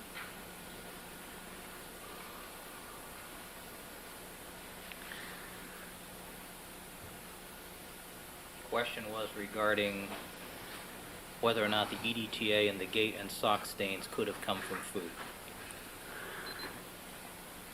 Not from ingested food being transferred into the blood of a person from whom that blood came. That, in my opinion, is so unlikely that I would not consider it. Now, doctor, that is based on your interpretation. That is based on the report from the EPA that talks about the maximum allowable amount of EDTA in a normal person, correct? And on the Foreman and And Trujillo I'll object paper. to the latter part of it is non-responsive under 352. Oral. Proceed. And you also determined, then doctor, if your interpretation or your reading of that report saying 2 parts per billion in the normal healthy person is based on a typo, and in fact they meant to say 2 parts per million, what they are stating there in the 2 parts per million is consistent with the amount of EDTA that was found by Agent Martz in the gate and the sock stains. Isn't that correct? I beg your pardon, it's 2,000 parts per million. 2 milligrams per ml is 2,000 parts per million, the same or more so than you find in an EDTA tube. That is blood that won't coagulate. Did you see the report on which it's based, sir? In other words, you're insisting that this EPA report is wrong? Is that your testimony? I don't say that the report is wrong if that's what they put in. I think it's either a typo or a complete absurdity. Now, I'm showing you the report faxed to us by the EPA on which the report you have is based, and that's the one just shown to Council People's 357. And it says the same thing, does it not? 2 milligrams per milliliter?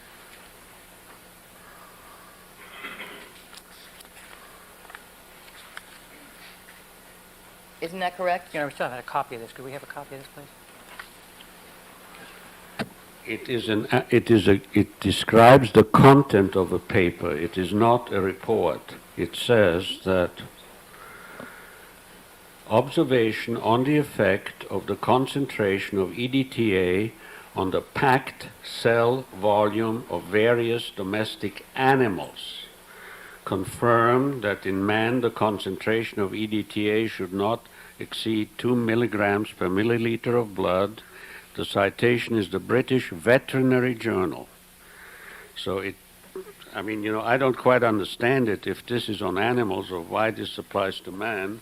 And secondly, if it is supposed to, this is not a report, this is an abstract of a paper, it's an absurdity. But it does use the same amount, does it not, doctor?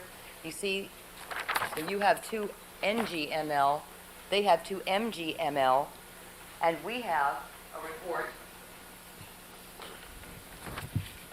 that conforms to the report on which it's based. I just had you read it, have I not? Where No, it you says, haven't. You Yes, have you not made me read it. You haven't seen this, doctor? No, I haven't seen this. All right, Ms. Clark, this that Dr. Readers has is what? People's 358. You mean 538? 538? 538. You have your numbers transposed. Thank you, Your Honor. Let me write this down.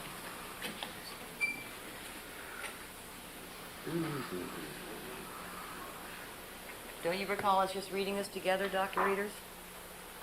No, you read it to me. I didn't have a chance to look at it.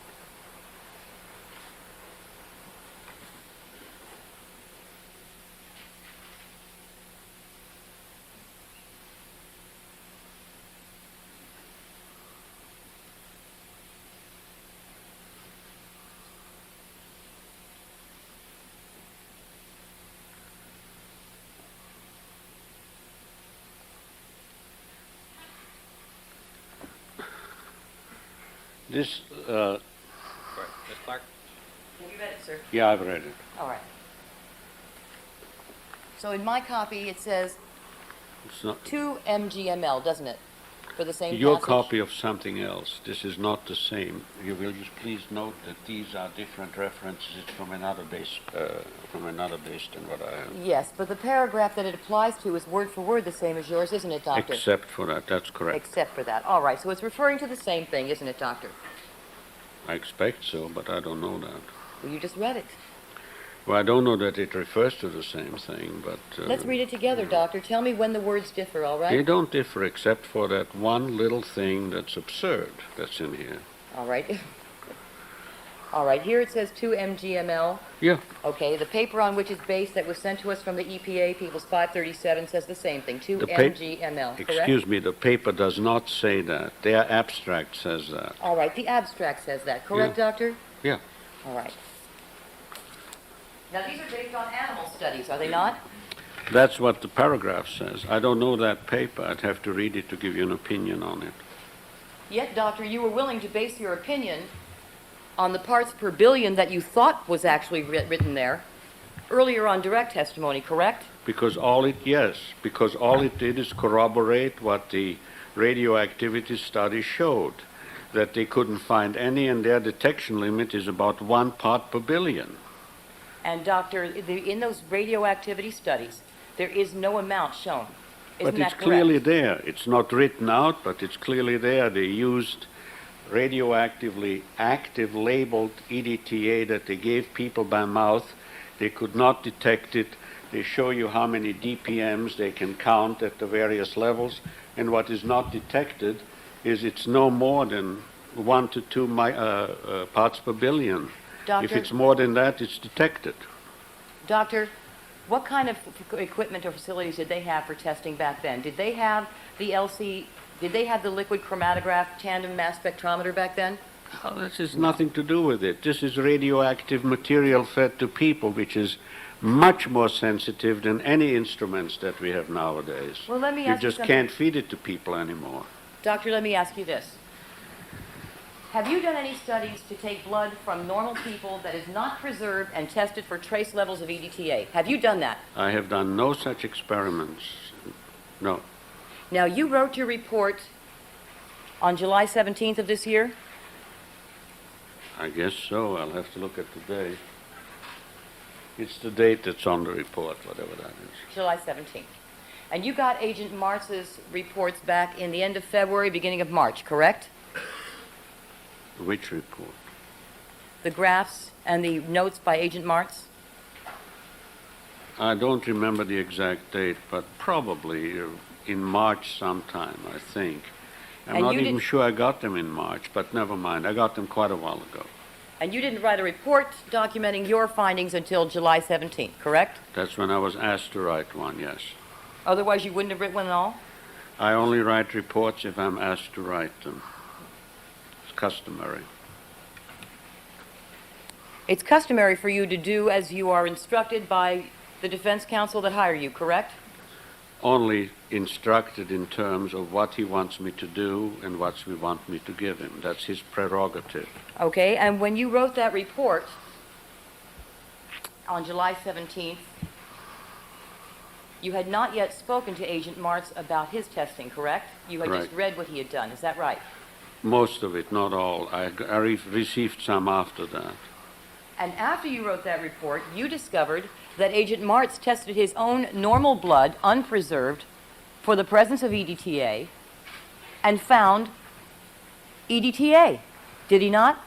His results that he forwarded to me showed an EDTA peak in the blood that he processed, yes. In fact, isn't it true, Doctor, that his own unpreserved blood came up very similarly in results to the blood stains found on the gate and the sock? Isn't that true, Doctor? Surprisingly, yes. Yes. Excuse me, the numbers came up the same. Hold on. Excuse me. Hold on, wait. I'm sorry. Wait. Let me see counsel at the sidebar with the court reporter, please.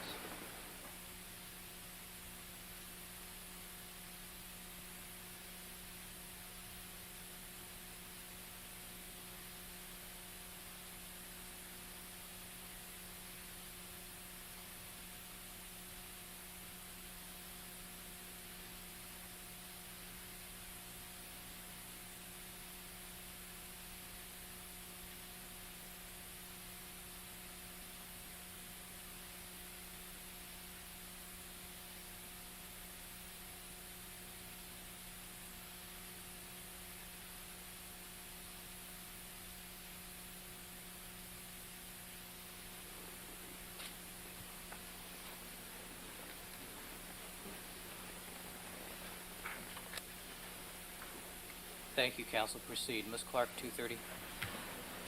Thank you, Your Honor.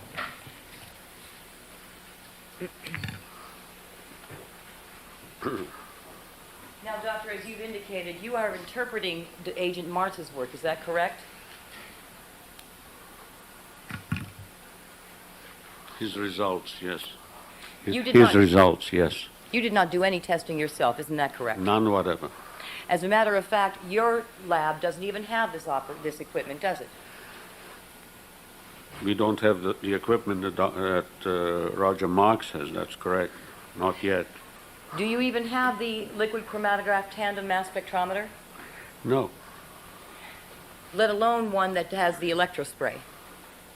Well, that's just one interface. No, we don't have any.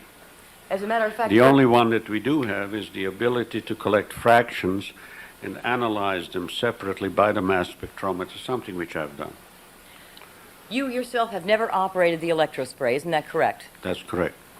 Now, Doctor, wouldn't you agree that the person that would be the most qualified to testify and interpret the results of the operation of a given machine is somebody who operates that machine on a daily basis? He should be the most qualified person to determine what the limits of ability of his machine are, since he works with it every day. Yes. And in that regard, sir, you testified earlier that you thought retention time was a significant factor in determining whether or not these stains had the same qualities as those found in the reference blood samples with respect to the presence of EDTA. Isn't that right? Yes. And if an expert in the operation of this machine, such as Agent Martz, told you that retention time was an inappropriate factor to use because it is not discriminating for the presence of EDTA, wouldn't you agree that retention time should not be relied upon to determine whether or not a substance is or is not EDTA? Well, if he were to tell me that, I would tell him that he's in error, because retention time is a characteristic of a substance in a chromatography system, provided there is some reasonable reproducibility of flow and other things that's possible. It's independent of the detection system and all these other things. And the variability may be greater in one than in another, but it is usable and it is used for that. Yes, that's what I would tell him. He didn't tell me that it's not applicable. Retention time is always a characteristic of a substance unless you change conditions completely. Well, let me ask you this, Doctor. When you do testing to determine whether or not you think something is present, chemically speaking, wouldn't it be important to use factors that are as unique and as rare as possible in determining whether or not a compound is or is not a given chemical? Wouldn't you agree? Only if you add the one other thing, and available. If you can do within the framework of what you can do, are you doing all you can to get the most intimately characterizing property of the substance that differentiates it from others? Yes. Yes. Yes. Doctor, let me ask you this. If you are attempting to find women that look like me, wouldn't it be far more efficient to say you want a woman of this height and this weight, and I'm not going to say what that is, and this kind of hair and these kind of eyes and that kind of mouth and those kind of arms, as opposed to just saying I want a woman 5'6"? Wouldn't you agree? Sustained. Is it because of the weight thing, Your Honor? It's too oblique for me. All right. What I'm getting at, Doctor, is if you use criteria that are very broad, then you will include a lot that does not belong in that category, correct? As a general proposition. Objection vague.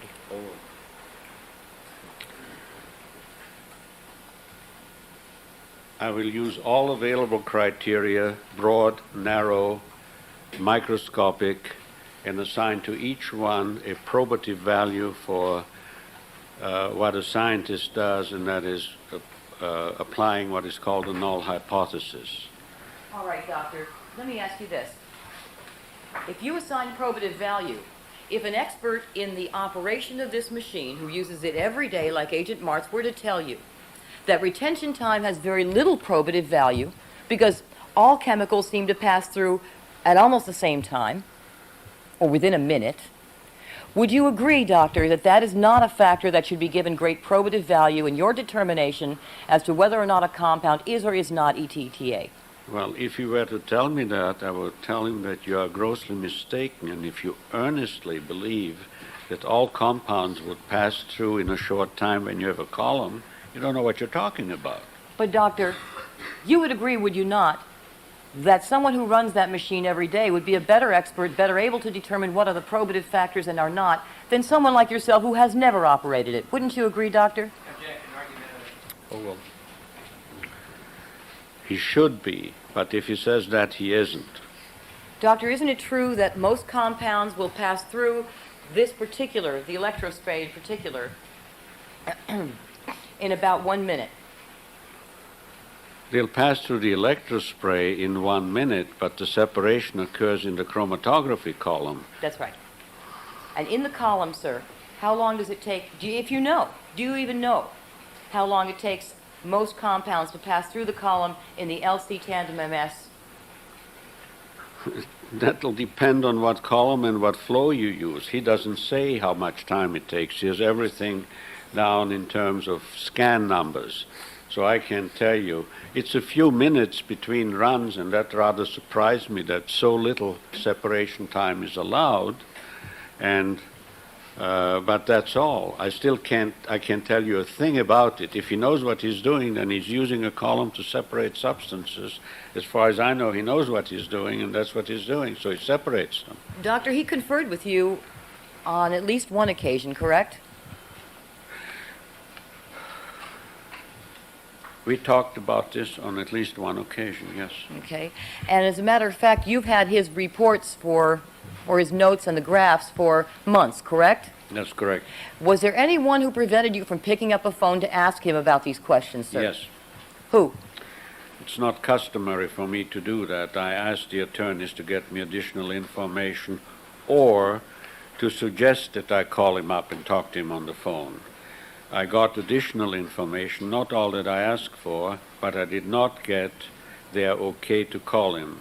And although I realize I can do it, I'm a free man, it's not a very proper thing if you are going contrary to the wishes of the people that you talk to, unless those wishes are an obvious crime or something. And the defense attorneys told you when to write your report and who you may call and not call, is that correct? No. You wait for their permission, is that correct? Not their permission. I do not wait for their permission. I ask them whether they have wishes, not orders. And if their wishes are reasonable, I'll comply with them, of course. Doctor, you're a scientist, are you not? Yes. It's important for you to get as much data, as much information as you possibly can so that your answers are all as correct and reliable as they can be. Isn't that true? If I can obtain that information properly, yes. And would it have been improper for you to ask Agent Martz to furnish you with information on the validity or the probative value of retention time, for example, in this particular piece of equipment in which he is an expert in its use? Objection, argumentative vague as to what's improper, what that means. Overruled. Either ask that question specifically or ask it in a more general way, which I did through the attorneys, and that is that I would like to see the validation data for all the parameters that apply to this analysis. Retention time is one of the most important parameters, and the validation data that I received contained retention times which put it exactly into the range that they were. So it worked fine. Yeah, Doctor, you operate the gas chromatograph, correct? Yes. And the gas chromatograph, retention time is a very important factor, isn't it? In every chromatography, retention time or RF or RT, whatever they are called, it's the same thing. They just attach different letters to them, is one of the characterizing properties of individual compounds, or sometimes of groups of compounds, depending on how you're doing the analysis. And doctor, in the use of the gas chromatograph, you will be able to detect items by how long they take to separate, correct? And some items take a great deal more time than others. Not how long they take to separate, but how well separated they are in the run. By the time they get to the end of the column. Well, separated somewhere, whether they are measured by the time they get at the end of the column, the time is recorded, and the time between one peak and the next peak has to be sufficient so that there are clearly two peaks. And what is the amount of time, maximum amount of time, that it would take an item to go through your column, the gas chromatograph column?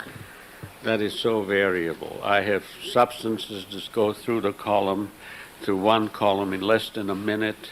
I have others which take 40 minutes in that or in other columns. It is as long as you want it to be. For instance, in the APA studies, there are runs that are 2 hours long.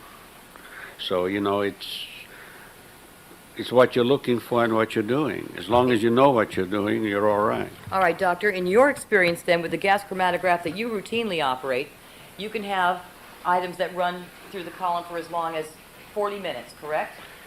That have a retention time as long as that? Yeah, I think in one of the types of analysis that we do many different types. There is it's a screen and it extends over something like 40 minutes. Now, doctor, if Agent Martz were to tell you that because of the way the electrospray works, he's required to use very volatile liquid to push the material through the column, such as ammonia. And as a result of that, just about all substances go through in 1 minute. What, in your opinion, would be the probative value of retention time? It would still be the retention time of a substance within 10 seconds, 20 seconds, 30 seconds, 40 seconds, 50 seconds, 60 seconds. The last one is 6 times as long as the first one. So whatever the time is, I'm sure he isn't pushing it through a column for the fun of it, because if it's so close that you can't differentiate, why use a column at all? Nevertheless, doctor, if that were the case, then wouldn't you agree that retention time is not a very discriminating factor in the LC tandem MS electrospray? It is a discriminating factor. I don't want to assign to it very little. It's a discriminating factor. It's a property. It takes a certain length of time for EDTA to go through. So that's one of its characteristics. If he knows of 50 other substances not related to EDTA that have the same retention time, and if he'll tell me, then I say, well, then it still is a characteristic, but it is shared with other substances. And so now, if these substances are indeed things that you find in blood, then it's important. If they are substances that you only find in the Gulf of Mexico, then they are irrelevant. Because, you know, it has to be something that has a meaning in terms of the analysis that you do. If they are cyanide and other horrible poisons, then in this case it's irrelevant because there's none there. All right. Now, doctor, then in that case, if there were, say, 50 other compounds that passed through at the same retention time, the probative value would be less. Of correct? course, if you can tell me that that's so, I'd say it's less than if you only know of 2 others. Well, doesn't the retention time to some degree depend on the kind of liquid used to push the material through the column? Isn't that true? Among other things, of course. And if you routinely use the same liquid repeatedly, isn't it true, doctor, that you're going to wind up with a lot of compounds with the same retention or very similar retention time, as opposed to using different liquids? I don't know that. No, And you don't have to. You have a good separation or you don't. I don't know. And you don't know because you don't operate the electrospray, do you, sir? Well, whether you operate the electrospray or not has nothing to do with that. Nothing whatever. Is if the whole retention on that column is 1 minute, then you're working with a separation within 1 minute. There are gas chromatographs which separate 200 compounds in 1 minute that you put in there. So I'm sure that the same thing can obtain here, although LC is less of a separator. But you would agree with me, would you not, doctor, that if the retention time in the electrospray is very similar for many different compounds, then retention time is not a very probative factor. Yes or no? It's a probative factor. Very, I don't, what is very? How much? Well, didn't you just tell us, sir, that you determine how probative certain factors are? Yeah. All right. Then obviously there is some variance between the importance of certain factors and others, correct? Sure there is. All right. Now, with respect to Agent Martz's blood, you have testified, sir, that since you wrote your report, you found out that Agent Martz tested his own blood and came up with characteristics just like those in the gate and the sock stains, which you determined were EDTA, correct? Well, there are too many questions in there. Let's take one at a time. Would you mind? Is that an objection compound? Yes, it is. Sustained.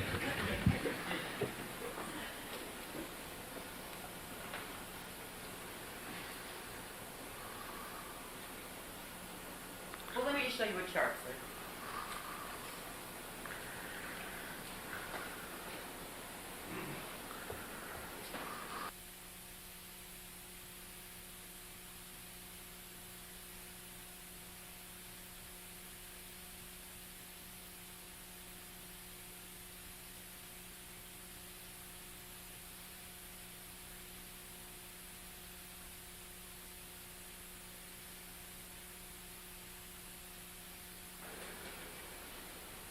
Yeah, while Mr. Blazer is reviewing that, I want to show you a chart that he showed you earlier.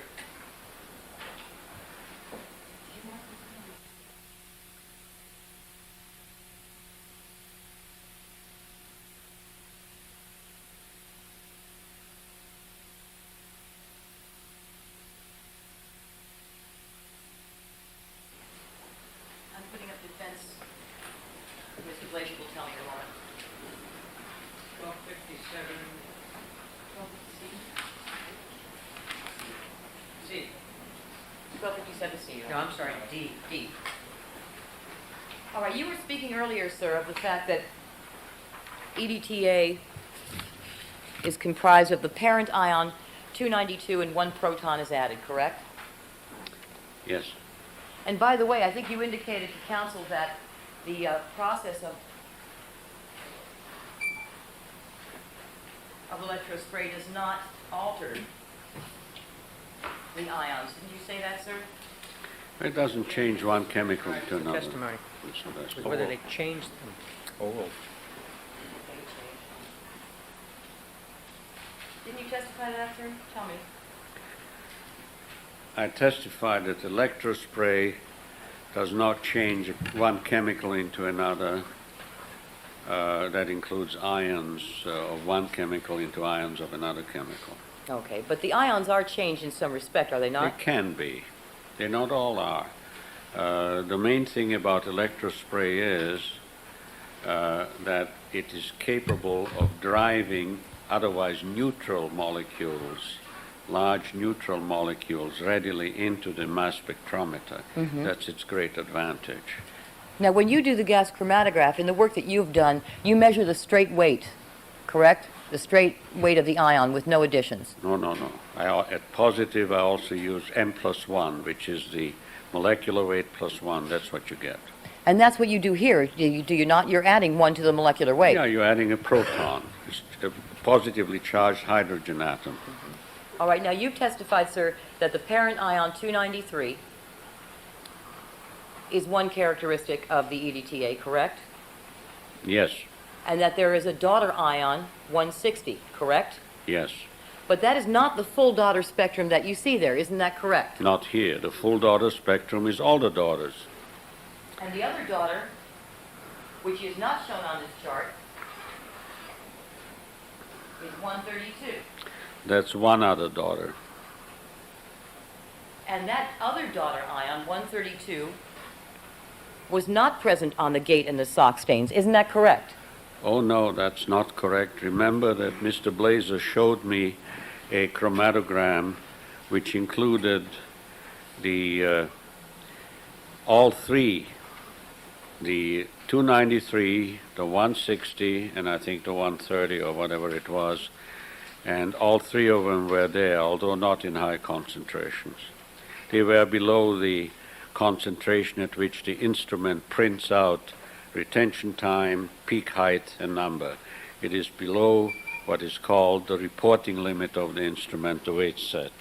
So what you're saying is, although you can't see it, it's really there? No, I can see it, and so can the instrument. It just didn't label it. There's a big difference between that. All right, so I want to go back to that chart. All right?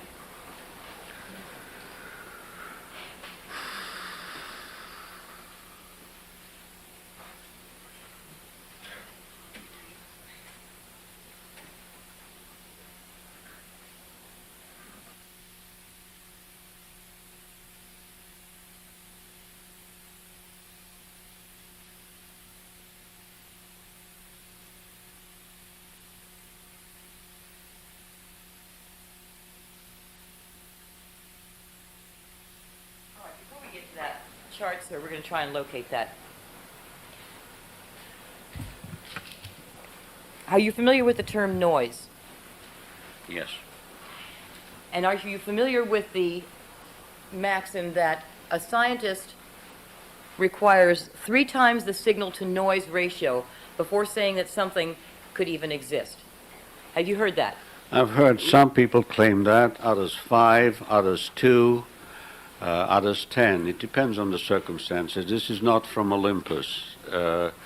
The important thing in determining the presence or absence of something is, can you see it above the noise in one way or another? All right, and when you say can you see it above the noise, you mean that there may be kind of jagged lines like this, but in order to call a peak an identification of something or a detection of something, that one peak that stands out has to be 3 times higher than those other lower jagged peaks. Isn't that correct? No, actually what is used is not that it has to be so much higher than the noise, but that it has to be higher by more than a certain number of standard deviations of the mean of the noise. That is what is used. In which case, you would expect, though, to see on the graph one peak higher than the rest. Isn't that correct? Either that or a pattern which is clearly different and more like something there than nothing there. All right, now you're looking at this graph again, sir. Yeah. Did you mark it, Bob? What was the mark? What was the mark? Now you determined that on this chart is shown the other daughter 132 because at the same retention time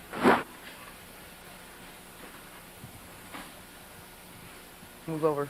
Will you direct the arrow, sir, to where it was before? Tell the arrow where to go. See the arrow? Look on your monitor. Yeah. How do I do that? Tell it to go right or left. Go to the left a little bit. Hold. That's one peak. Go to the right a little bit. No, less than that. Here's another part of that peak. Go to the right. That, little more. Little more. That's it. Above. Now there's another one. Now let's go to a valley. Go over. No, go to a valley. That's it. A little bit to your left. Now go another arrow a little bit to the right. Okay, that's good enough. And it's your contention that that proves what? That the retention time of the first of these arrows is in one of the places where the retention time of EDTA has appeared. You have to bear in mind that this is a scan over an extremely wide range, so that there's very little energy available to scan any one ion. So it is much less sensitive than if you do the same thing and only scan for 160 or for 293, but it's still strong enough to show a pattern which matches that seen in the parent ion and daughter ion chromatogram, All right. but which you is would a agree with- focus chromatogram. You would agree, would you not, sir, that the other random peaks there are not 3 times lower than the peaks that you've pointed out, correct? They certainly are not. All right. Now look down at 293. There is a very high peak in the very beginning, isn't there, sir? The what? That 293 is the parent ion, isn't it? Yes. Isn't it? And you see a very high peak where we've just put the magenta arrow? In fact, that's the highest peak on that graph, isn't it? That's correct. But you didn't call that, you did not identify that as the parent ion, even though that does have a high peak, maybe 3 times as high as some of the other peaks on that chart. Isn't that correct? No, I did not, because I have nothing to go on to call it a parent ion. Then in fact, what this graph shows, sir, in your opinion, as the 132, is based solely on the fact that you see something at the retention time. At the same retention time where I see the 160 and the 292, and at the same retention time where in the more focused chromatogram that we looked at previously, where you can see much better that 160 and that it's in the same place, and even the pattern is somewhat similar. So that's why I say that you saw it before at 160. Now if you're scanning the whole thing, even though it is so much weaker, I mean, this is probably, I don't know, it could be as much as 100 times less sensitive than the 160 ion. You still see it. And in the same place where the 160 is, you also see the footprints of the 132 ion. And so are you willing to say, sir, to a reasonable degree of scientific certainty, that based on this graph here of the 132 daughter ion, that it is present on the sock? Is that your testimony, sir? That what is present on the sock? The 130, that you have the full daughter spectrum on the sock based on this reading of your graph of 132.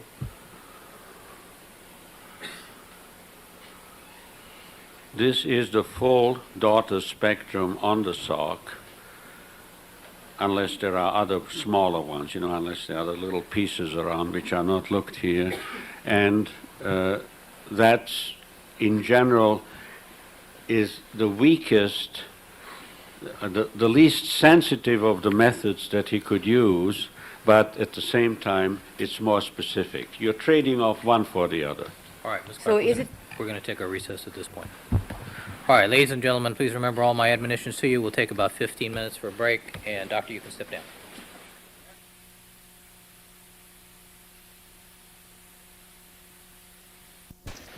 All right, Deputy McNamara, let's have the jurors, please.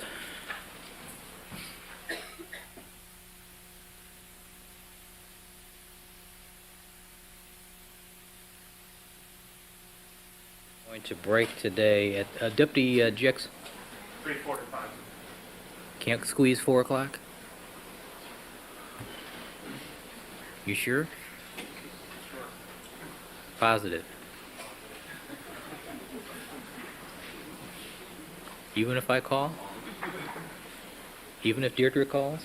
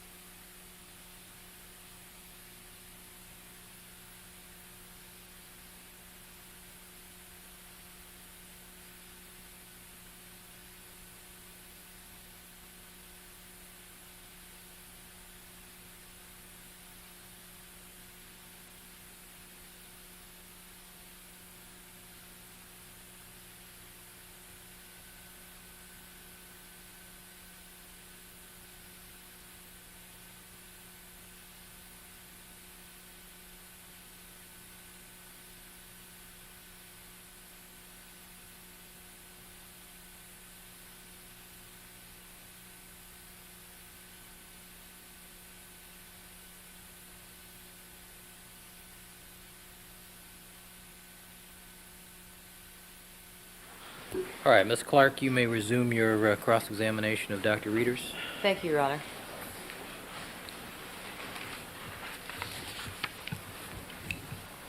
Dr. Reeders? Yes, ma'am.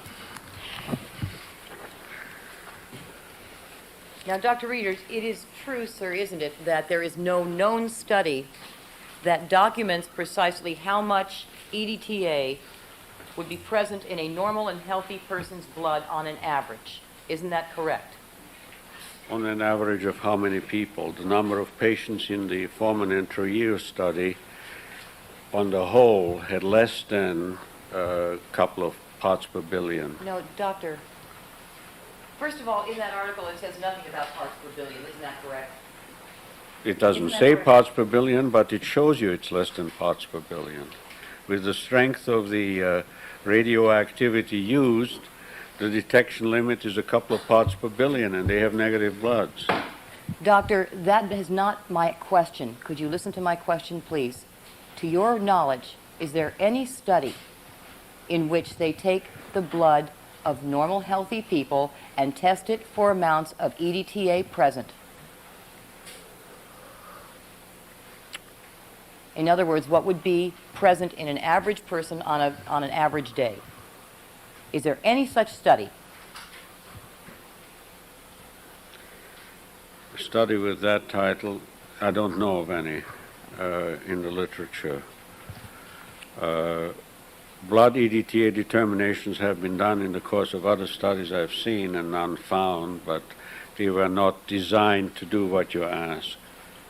So A large number of people and averages and all that, no. There is no known study that indicates how much EDTA you could expect to find on the average in an average person, correct? None that I know of. But in fact, when Agent Martz's blood was tested, a low level of what you call EDTA was indeed found. Isn't that correct? I don't think that that is necessarily correct. What was found is that the sample that he finally analyzed showed the presence of some EDTA in the parts per million range. I cannot conceive that that is what's in his blood, in his circulating blood. Nevertheless, doctor, you found what you would call EDTA in the parts per million in Agent Martz's unpreserved blood, correct? No, incorrect, absolutely untrue. I didn't find anything. He presented data which show that when he analyzed a sample of his un-EDTA'd blood, that in the process he ended up with a result that showed the presence of EDTA on the instrument. It doesn't prove that he had it in his blood, but what it does show, if he had it in his blood, he'd be an extraordinarily amazing, unusual person at that level. Well, doctor, if other people's blood was tested, and I mean unpreserved blood, that gave the same results as did Agent Martz's blood, would that change your opinion any as to whether or not he was a highly unusual individual? Objection assumes facts, not evidence. Oral. I didn't say he is a highly unusual individual. I have not seen the validation of those studies, so I can't tell you whether the analysis is correct. If you ask me to assume that an accurate, reliable analysis of blood from Agent Marks and from others showed the kind of pattern that I saw in the material that he submitted to me, then I would say, yes, these specimens under those conditions, what I see here, in my opinion, is EDTA. Doctor, you saw the test results for Agent Martz's own blood, didn't you? Mm-hmm. Is that yes? Yes. And those results do seem to indicate, do they not, EDTA. No idea. Doctor, you are familiar with the term endogenous substances, are you not? Oh, sure. And that means that we have in our bodies certain low levels of chemicals which, if given to us in very high doses, would kill us, correct? No. Endogenous substance is any substance which is normally present in an organism or body. It doesn't say anything about how much. We have a lot of iron in our body. We have a lot of histamine, which sometimes kills us. So these are endogenous substances. Now, we also have substances in our body which come from the outside, but which everybody has in them.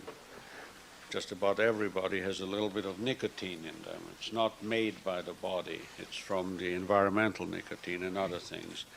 But endogenous substances are those that are generated by the body and not the traces of other things that get into it from the outside. Okay.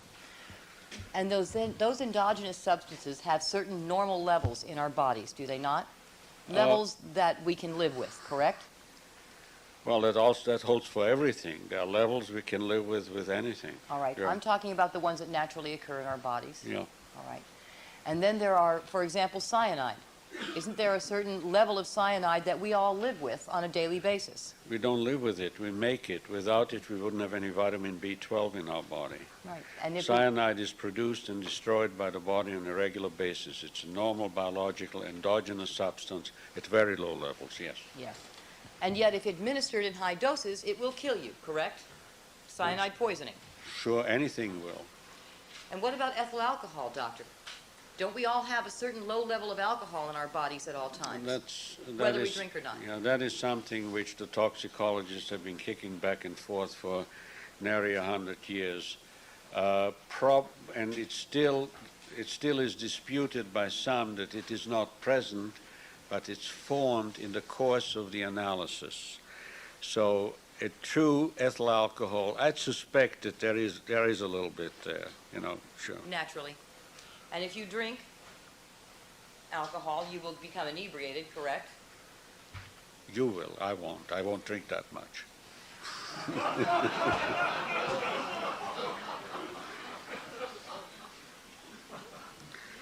Assuming anyone drinks a great deal, A doctor. great deal, sure. They will become inebriated. Of course. You would, and I would, correct? Oh, yes. Eventually, if I drank enough. And if you drink enough, it will kill you. Isn't that correct? If you drink too much, it'll kill you, yes. It can, and it often does. Now, as opposed to that, there are subjects or items that we ingest on a daily basis, correct? Yes, And some of those items will enter our bloodstream. Isn't that correct? yes. Excuse me, Doctor, why don't you pull the microphone just a little closer, please? Great, perfect. Thank you, sir. Now, you testified earlier today, sir, that EDTA is a preservative used for food, correct?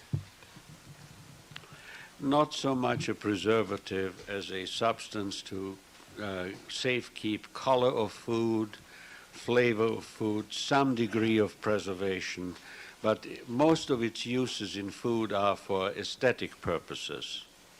Now, you discussed this subject with Agent Martz about a week ago, isn't that correct? Yeah. And when you discussed it with him initially, you did not know EDTA was still being used in food, did you? Well, it's not that I didn't know that it was still being used in food, but that the latest thing that I read was that the only authorized deliberate addition to food is an incidental addition which occurs when adhesives such as labels are used that have EDTA in them. And I said, aha, they have taken EDTA totally out of the food. And then Agent Martz showed me something that's from, I think, 93. I'm not sure.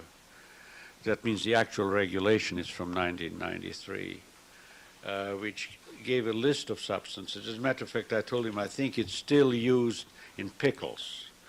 But apparently it's used in a lot of other things. At least it was at the time at which that regulation was made. I have here, been shown to counsel. It's a document issued by the Food and Drug Administration. I'm going to ask that it be marked as People's 359? 539. Keep doing this. 539. This is an FDA article? Yes, Your Honor. Actually, it's a regulation by FDA. Actually, I'm going to put it on the Elmo. It'll be easier. Oh, Your Honor, before I forget, can I mark what we are formerly looking at on the screen, People's, I'm afraid to guess, 540? And that was what? The chart, Your Honor, that we printed out. All right. All right, People's 539. Do you recognize what I'm showing you here, sir? I can't read it on my monitor. It's too. Do you have Blurry? an extra copy to show the doctors? I could read it to you, sir. Title 21, Food and Drugs, Food and Drug Administration, Department of Health and Services. Subchapter B, Food for Human Consumption. Food additives permitted for direct addition to food for human consumption. Subpart B, Food preservatives. Do you recall reading this, sir? Yes. All right. I'm going to drop down to the list.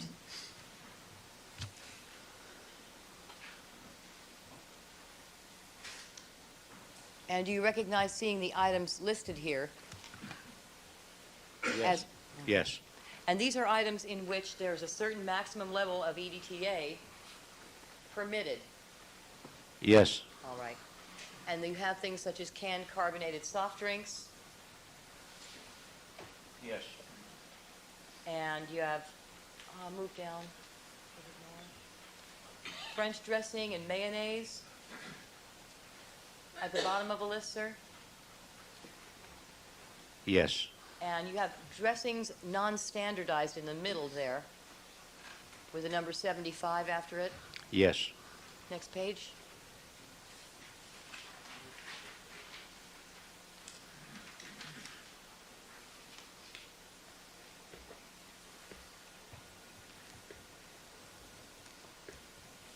And on this page, if you drop down,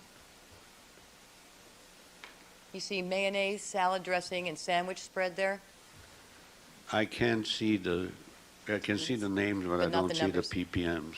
Can you move it over so you can see Move that? it over to the left. Right, okay.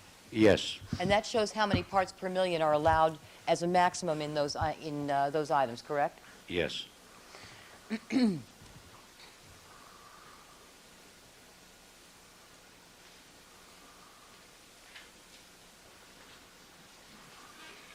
And the last page.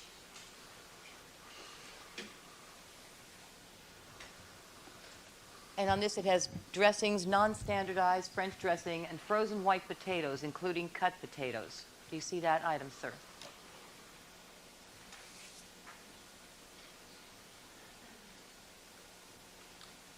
Yes. Like French fries? Do I like French? No, is that...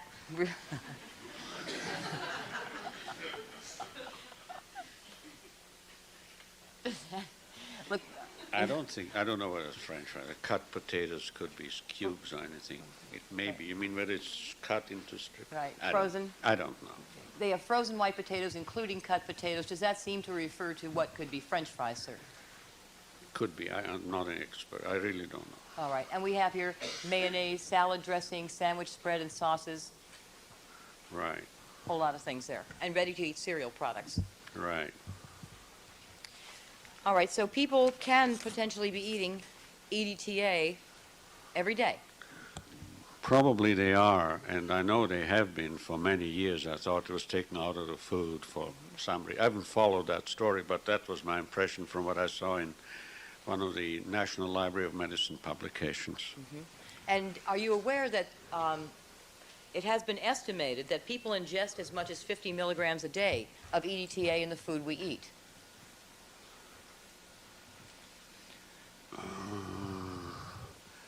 Well, let's see now. It could be even more than that. I think that the maximum allowable amount is something like 2.5 milligrams per kilogram, if I'm not mistaken. Okay, so even more than that would not surprise Well, let's you. say 50. All right, I'll agree with you. Yes, there are people who eat 50 milligrams a day.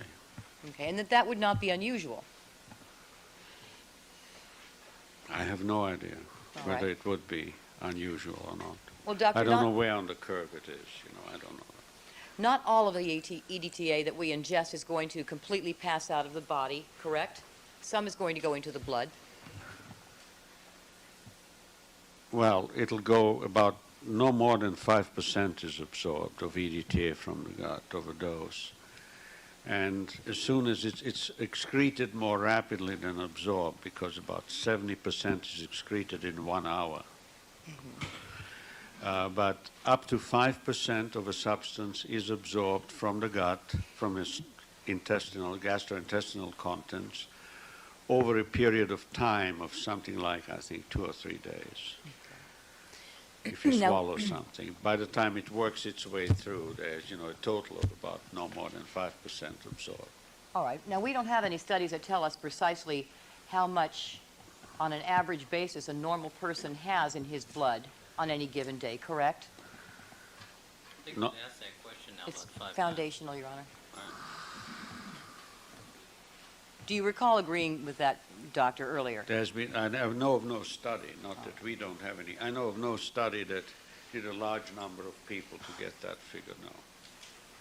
And we do know that everybody eats foods that probably contain EDTA on a daily basis. Probably, yeah. Now, given all of those facts, sir, it would not be surprising if some level of EDTA were to be found in a normal person's blood, such as Agent Mars, correct? I'm sure there's, I'm reasonably sure there's a little bit there, but minute traces only. I have a chart, Your Honor. I'd ask you mark Peoples 541. 541.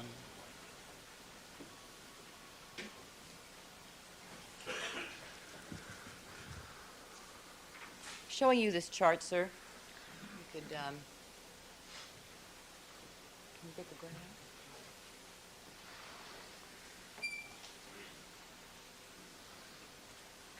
Have you seen this before? I think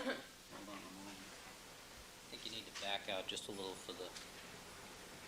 I can't read it on my monitor. Okay, let me help you because the writing is But small. maybe you can tell me from the left. Yes, from the left. 1, 2, 3, 4. What's the one next to the big peaks? What does it say on that? Let me read them all to you, sir. Let's start from left to right as you face it. All right? Yeah, sure. K65C. I can read it. If you All right. enlarge it that much, I can read it perfectly well. Yeah. All right. Keep moving it to the left now. K65C is the dress that Right. Nicole was wearing. Right. That shows some amount of EDTA, correct? An amount, yes. The All right. swatch that was analyzed had an amount of EDTA. And that certain amount of EDTA, would you agree would be attributable to the manufacturing process in which they added it for some... I don't know what it's due to, whether it's detergent, manufacturing, or what. I just don't know. But it could be from any number of sources. Fabric can contain EDTA from the laundry, from the manufacturing, and from other sources too. Mayonnaise. All right. And now the next entry, K65, the dress, that is the swatch containing Nicole Brown's blood. And you just testified, sir, that that was substantially higher than the measurement of the cloth of her dress that did not have her blood on it. The picture makes it substantially higher. You can see that the riser is substantially higher on the 65 than on the 65C, enough so that you can tell the difference with the naked eye without measuring. Would it be your testimony, sir, that the interpretation of that greater amount shown for the portion of her dress that has her blood on it is that the blood that has been typed as Nicole Brown's blood on her own dress is her preserved blood? No, I wouldn't say that, because remember that the way these analyses were done, you really have no idea of how much sample you have to start with. So you might have twice as much on the K65 to start with blood that you actually start pushing through the machine than you have in the K65C. So all I said is that this one's more than this in quantity.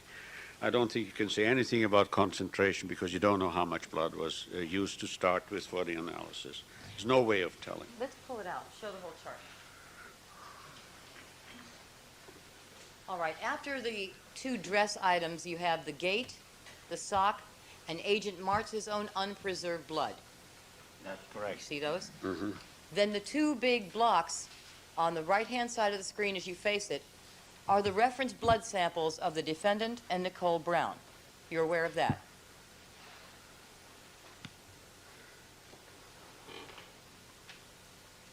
I knew it was one, the other, or both. I didn't know which one, but all I knew is this is EDTA blood. You know, that's an actual lavender top 2 blood. Now, sir, I understood what you said about the difference in concentration that may apply concerning Agent Martz's method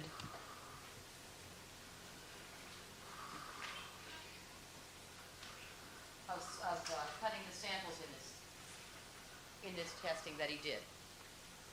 Bearing that in mind, is it your testimony, sir,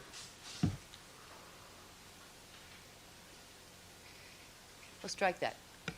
Would you agree, would you not, sir, that looking at this chart, the levels, the difference between the level of EDTA shown in the reference bloods and all the others, Agent Martz's and all the evidence blood, is very dramatic? Yes, the quantities shown are very dramatically different, as much as, what? Can you move it a little to the right so I can see the numbers along the ordinate, along up and down? Sure. 9. That's all right. No, back out. That's fine.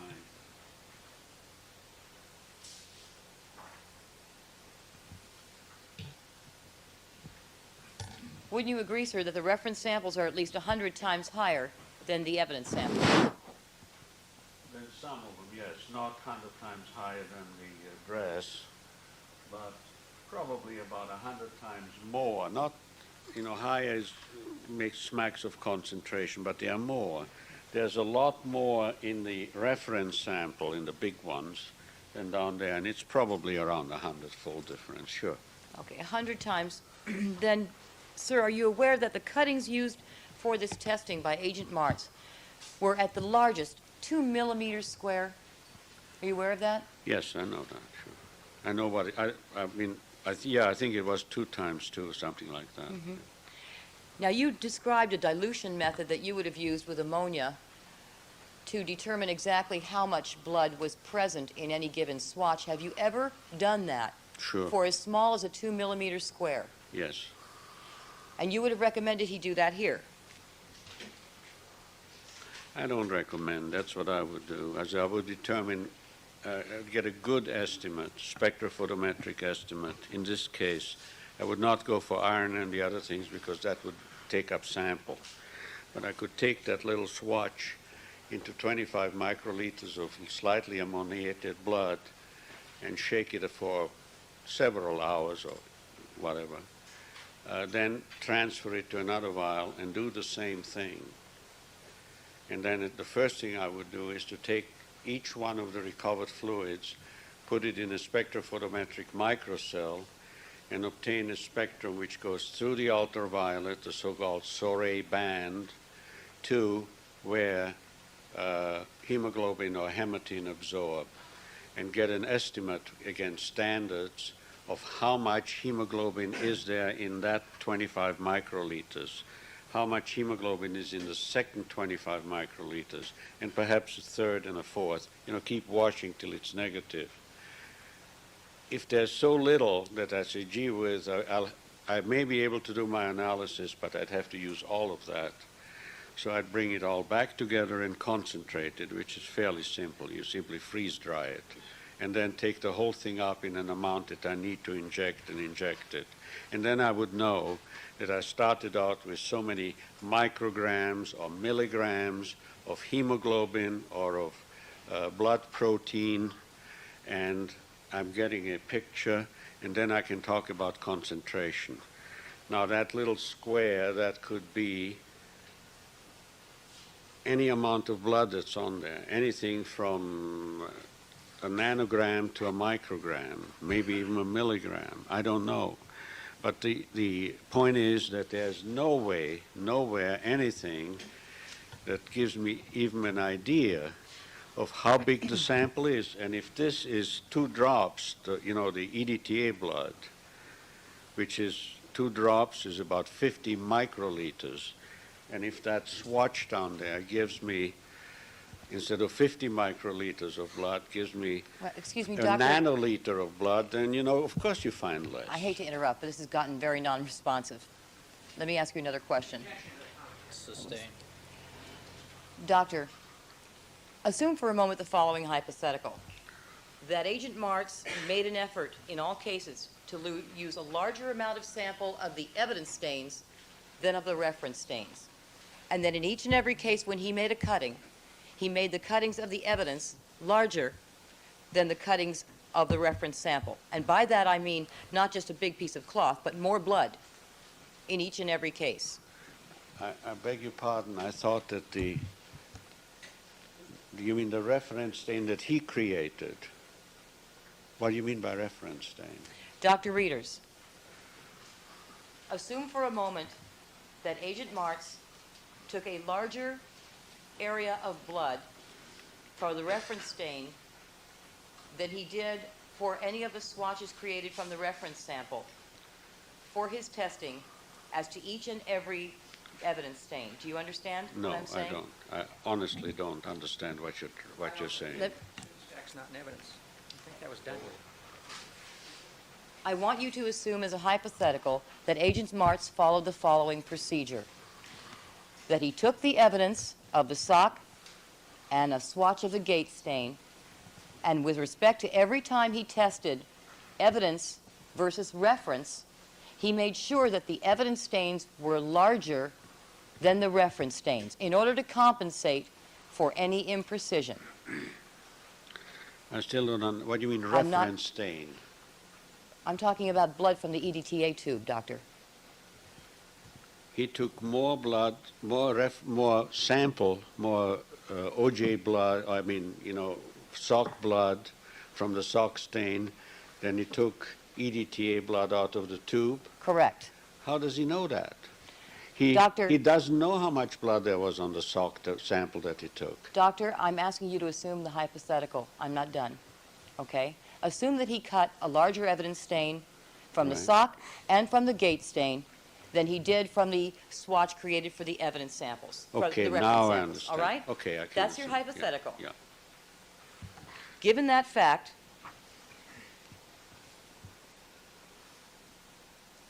to the extent that there would be any discrepancy in the concentration amounts between the evidence stains and the reference stains, aren't those small discrepancies more than accounted for by the dramatic differences between the amounts shown in the reference samples and the amounts shown in the evidence stains? No, because all he did, he cut an area out of the sock, and he doesn't give a clue of how much blood was in there.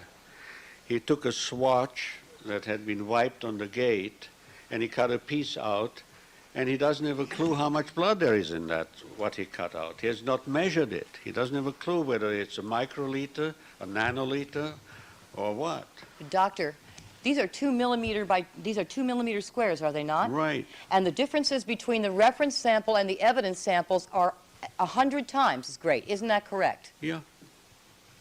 And it is your testimony, then, you're telling us that whatever discrepancies in concentration may exist by a small difference in the size of the cuttings or the concentration is not well compensated for in the amount, the dramatic difference between the amounts in the reference and the evidence stains? You have, no, it isn't, because you don't have a clue of how much blood is on that sample square of 2 square millimeters. You just don't know. You haven't made any measurements. You extract it, you get a little bit of blood out. That may represent a microliter, a nanoliter. I don't know how much it represents. There's nothing that tells me what it does, what it is. You can't go by the area because one is a swab, and the other one is you don't know how many drops of blood or what were put on that sock or fell on that sock or whatever you have. Well, Doctor, how do you account for the readings that came up from Agent Martz's blood? How do you account for the fact that his blood, unpreserved, gave the readings that it did, consistent with EDTA? Well, I don't account for it. I think he would have to account for it because I think it's absurd to find that much EDTA in normal blood. Even if all I can say it's in the part per million range. It just seems totally absurd to me. And so you Just reject it? Just like that 2,000 parts per million. You'd be dead. I mean, you know, these absurd numbers. So given the fact that we have a test result from someone's unpreserved blood that shows a presence of EDTA in the parts per million, your answer, the way in which you account for that, is to say it's absurd. You dismiss it. I give you a scenario how that can happen very easily. May I? May I, Your Dr. Honor? Reeders, could you answer my question first, please? Question. I object. I think he's entitled to answer the question that she asked. That's proposing an answer, not to a question. Ask the question. Can you answer the question I have asked, Doctor? Would you repeat it? Is it your answer that the results obtained by testing Agent Martz's blood showing EDTA in the range of parts per million, very similar to the range shown on the gate and the sock, correct? Very similar. Very similar. That your answer to that is it is absurd and you dismiss it. Is that correct? Yes, I'll tell you, I'll give you a reasonable probability of how that can happen. Not that it did, but I'll give you a reasonable Then, Doctor, probability. I would like for you, that's non-responsive. He's allowed It to is- explain no. his answer. He is, you can ask him the question, not in that manner, though. Proceed. Now, Doctor, isn't it true, sir, that you cannot tell us that the substance detected by you in the gate and the sock and the, not by you, excuse me, by the testing done by Agent Martz as you interpret it, you cannot tell us, sir, that that substance is EDTA to the exclusion of all other substances, correct? You never can say, no, I can't, and I can't say that for any analysis that you present me, even the Nobel Prize winning ones. Then given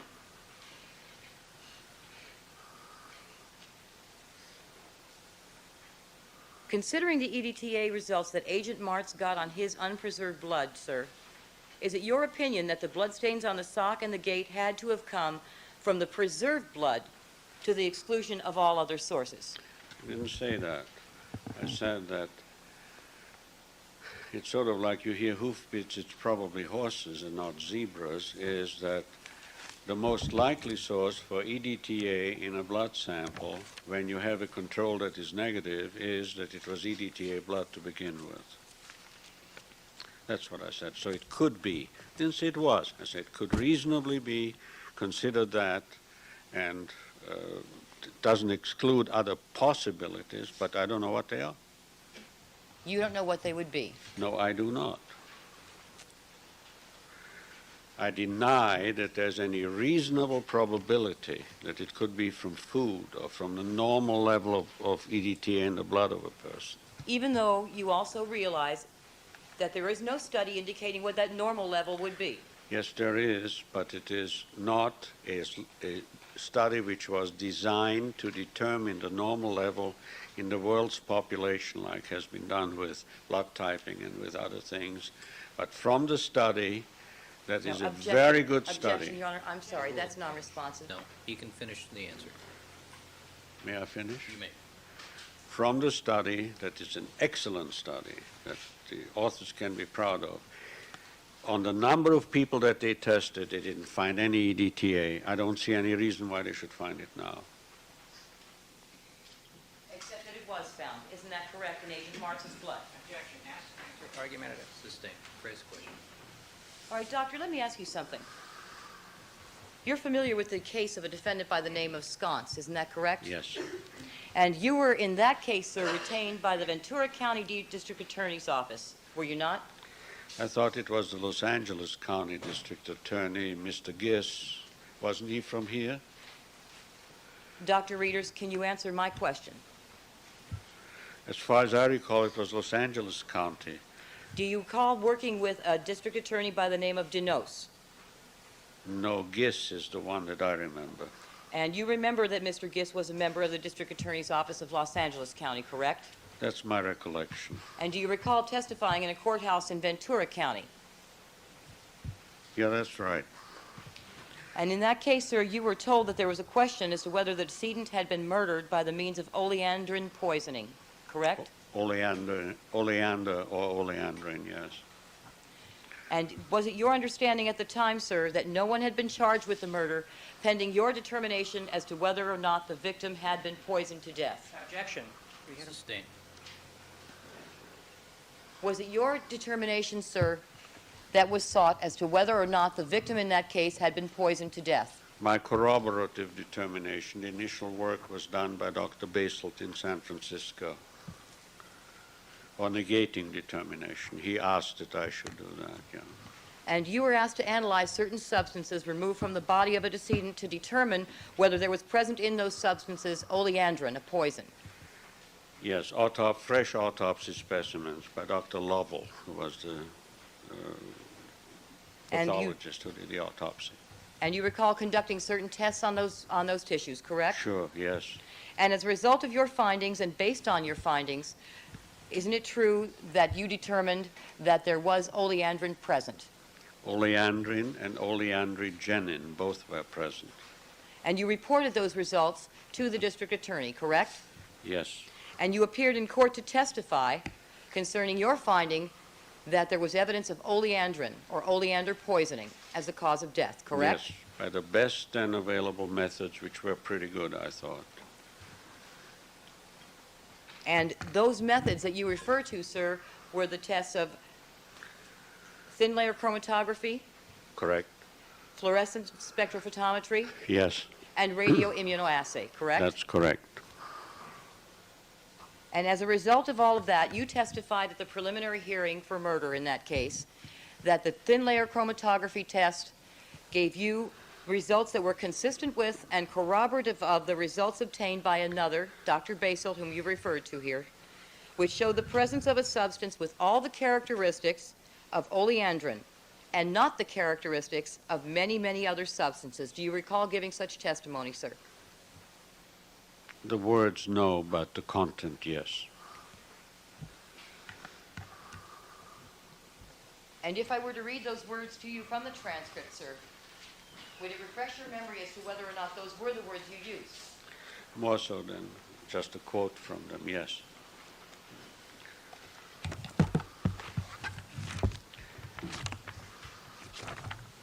Clark, you want to give Mr. Blazier a reference? Yes, I do.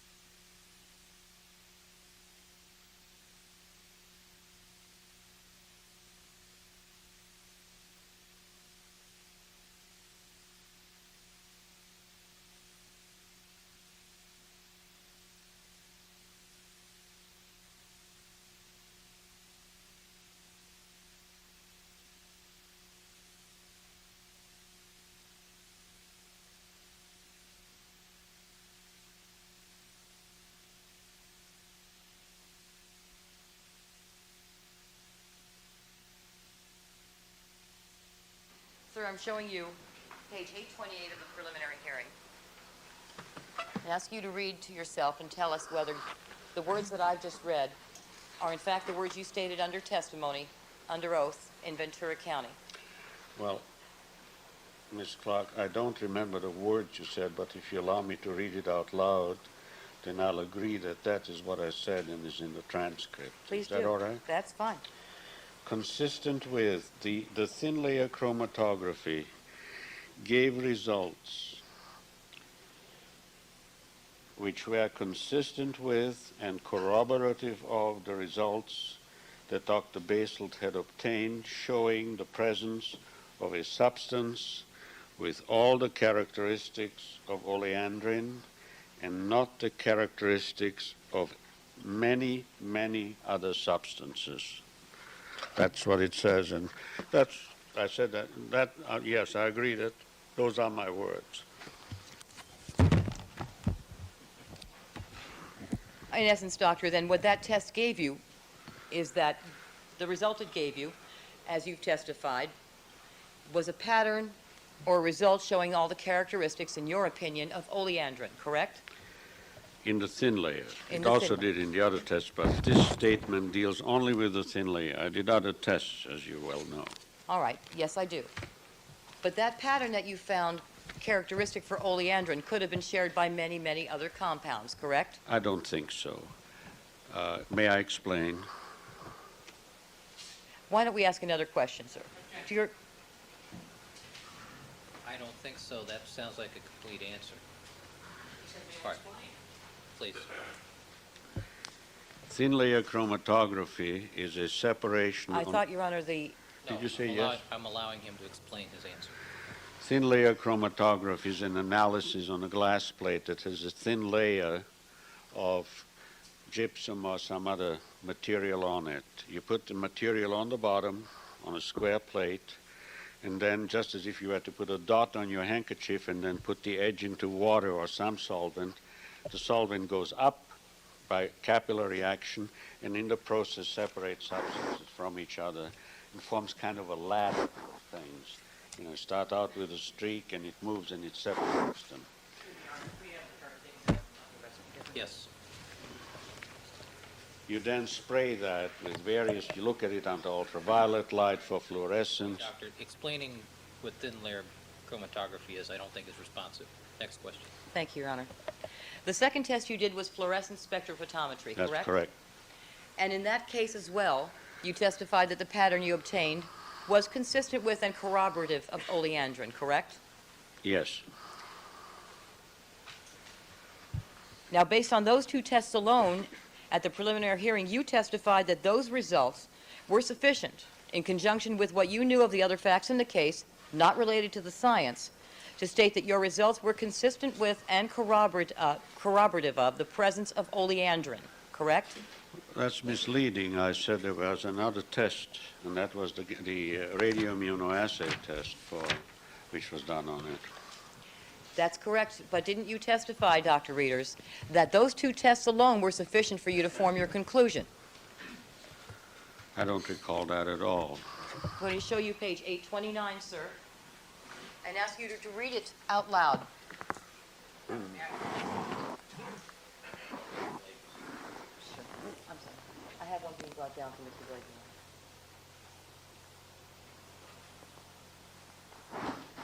May I go back just to read the whole thing?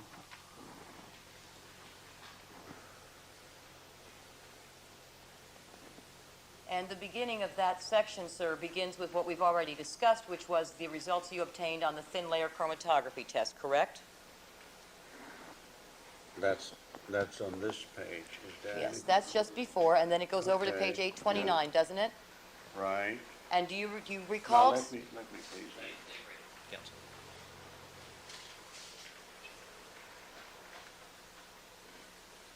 Yeah, that's what I said. Let me read it. Please do.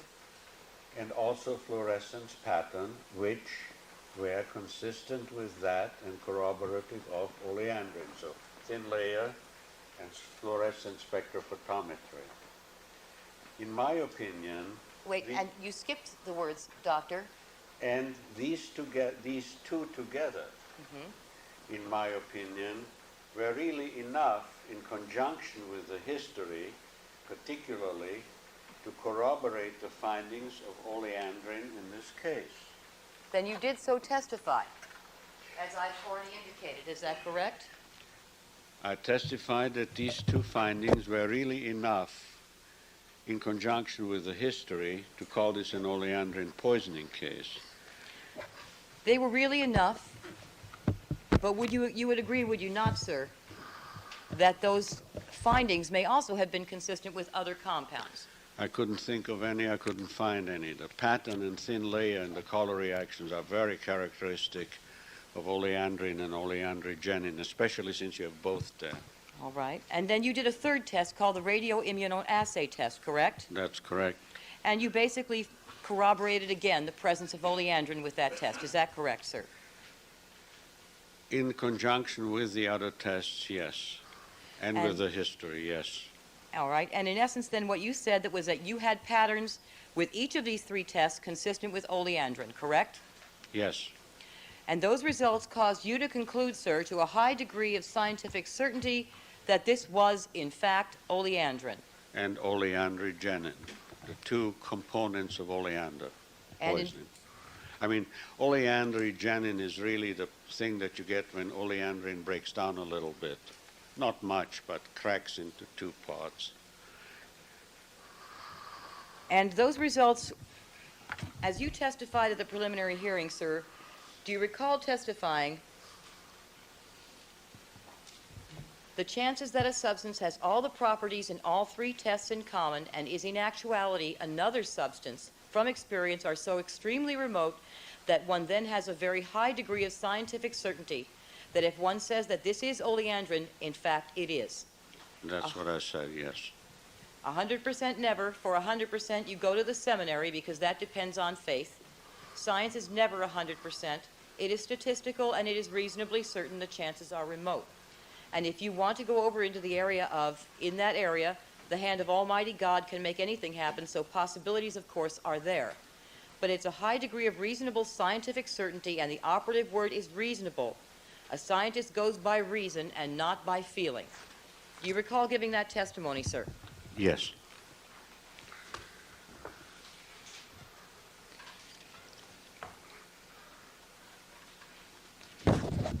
Now, Doctor, you are familiar with a man by the name of Dr. Jack Henyon, correct? Yes. And Dr. Henyon became involved with the sconce case after you testified at the preliminary hearing, as I've just indicated, correct? I think 5 years later, yes. It's your testimony that Dr. Henyon became involved with the case 5 years after you testified? It was several years. I think it was 5 years. Doctor, Characterizes what he said. It was 5 years after he got involved. Overruled. He's clarified. do you believe that Dr. Henyon got involved 5 years after you testified or 5 years after you got involved with the case? I know it. No, I'm sorry. What I was referring to is from the time that I performed the analyses. And Dr. Henyon is a professor of toxicology at Cornell University, correct? I don't know whether he's a professor of toxicology or whether he's still at Cornell. He has a private lab now, but he was a professor, I think, of veterinary toxicology and head of the veterinary toxicology laboratory that dealt along those lines with racehorses mainly, yes. But I know him quite well. now, Doctor, you have a PhD in philosophy, correct? No. I don't have a PhD in philosophy. I have a Doctor of Philosophy degree, which is a PhD in pharmacology and toxicology with minors in pathology and physiology. I have a bachelor's and a master's degree in chemistry. All right. And Dr. Henyon has a PhD in analytical organic chemistry. Are you aware of I that? have no idea what his CV is. I've never looked at it. Now, he obtained a split of the tissue that you tested in the sconce case, correct? That is incorrect. If you will check, what Dr. Henyon obtained is a specimen from the not exhumed body, but from the body of the deceased. I can't think of his name at the moment. That was in a mausoleum, sitting there, exposed to the air, essentially, for several years. I offered specimens which I had received from the autopsy and that were frozen, deep freeze. I showed them to the lawyer, and they were rejected. He had the pathologist extern the body, instead of taking it out, and cut a piece of tissue, which of course by then was kind of dry, 5 years old and decomposed, and that is what he analyzed. His report says so. So it's your testimony, sir, that he analyzed different tissue than you did. Is that Totally your testimony? different, from the same body, but totally different tissue. But the tests that he ran on the same victim that you ran your tests on revealed that the oleandrin you found was not present. Isn't No. that correct? Absolutely, that's misleading. No, it was not. Isn't it true, Dr. Readers, that Dr. Henyon ran tests on the tissue he received from the body of the same victim, and that he determined using his tests that were more sophisticated than yours, that oleandrin was not present? Isn't that true? Jack, this is not proper impeachment. They're two different tissue samples. Sustained. Compound question. All right, counsel, at this point, we're going to take our recess for the afternoon. Ladies and gentlemen, please remember all of my admonitions to you. Don't discuss the case amongst yourselves, form any opinions about the case, don't conduct any deliberations until the matter has been submitted to you, and don't allow anybody to communicate with you with regard to the case. As far as the jury is concerned, we'll stand in recess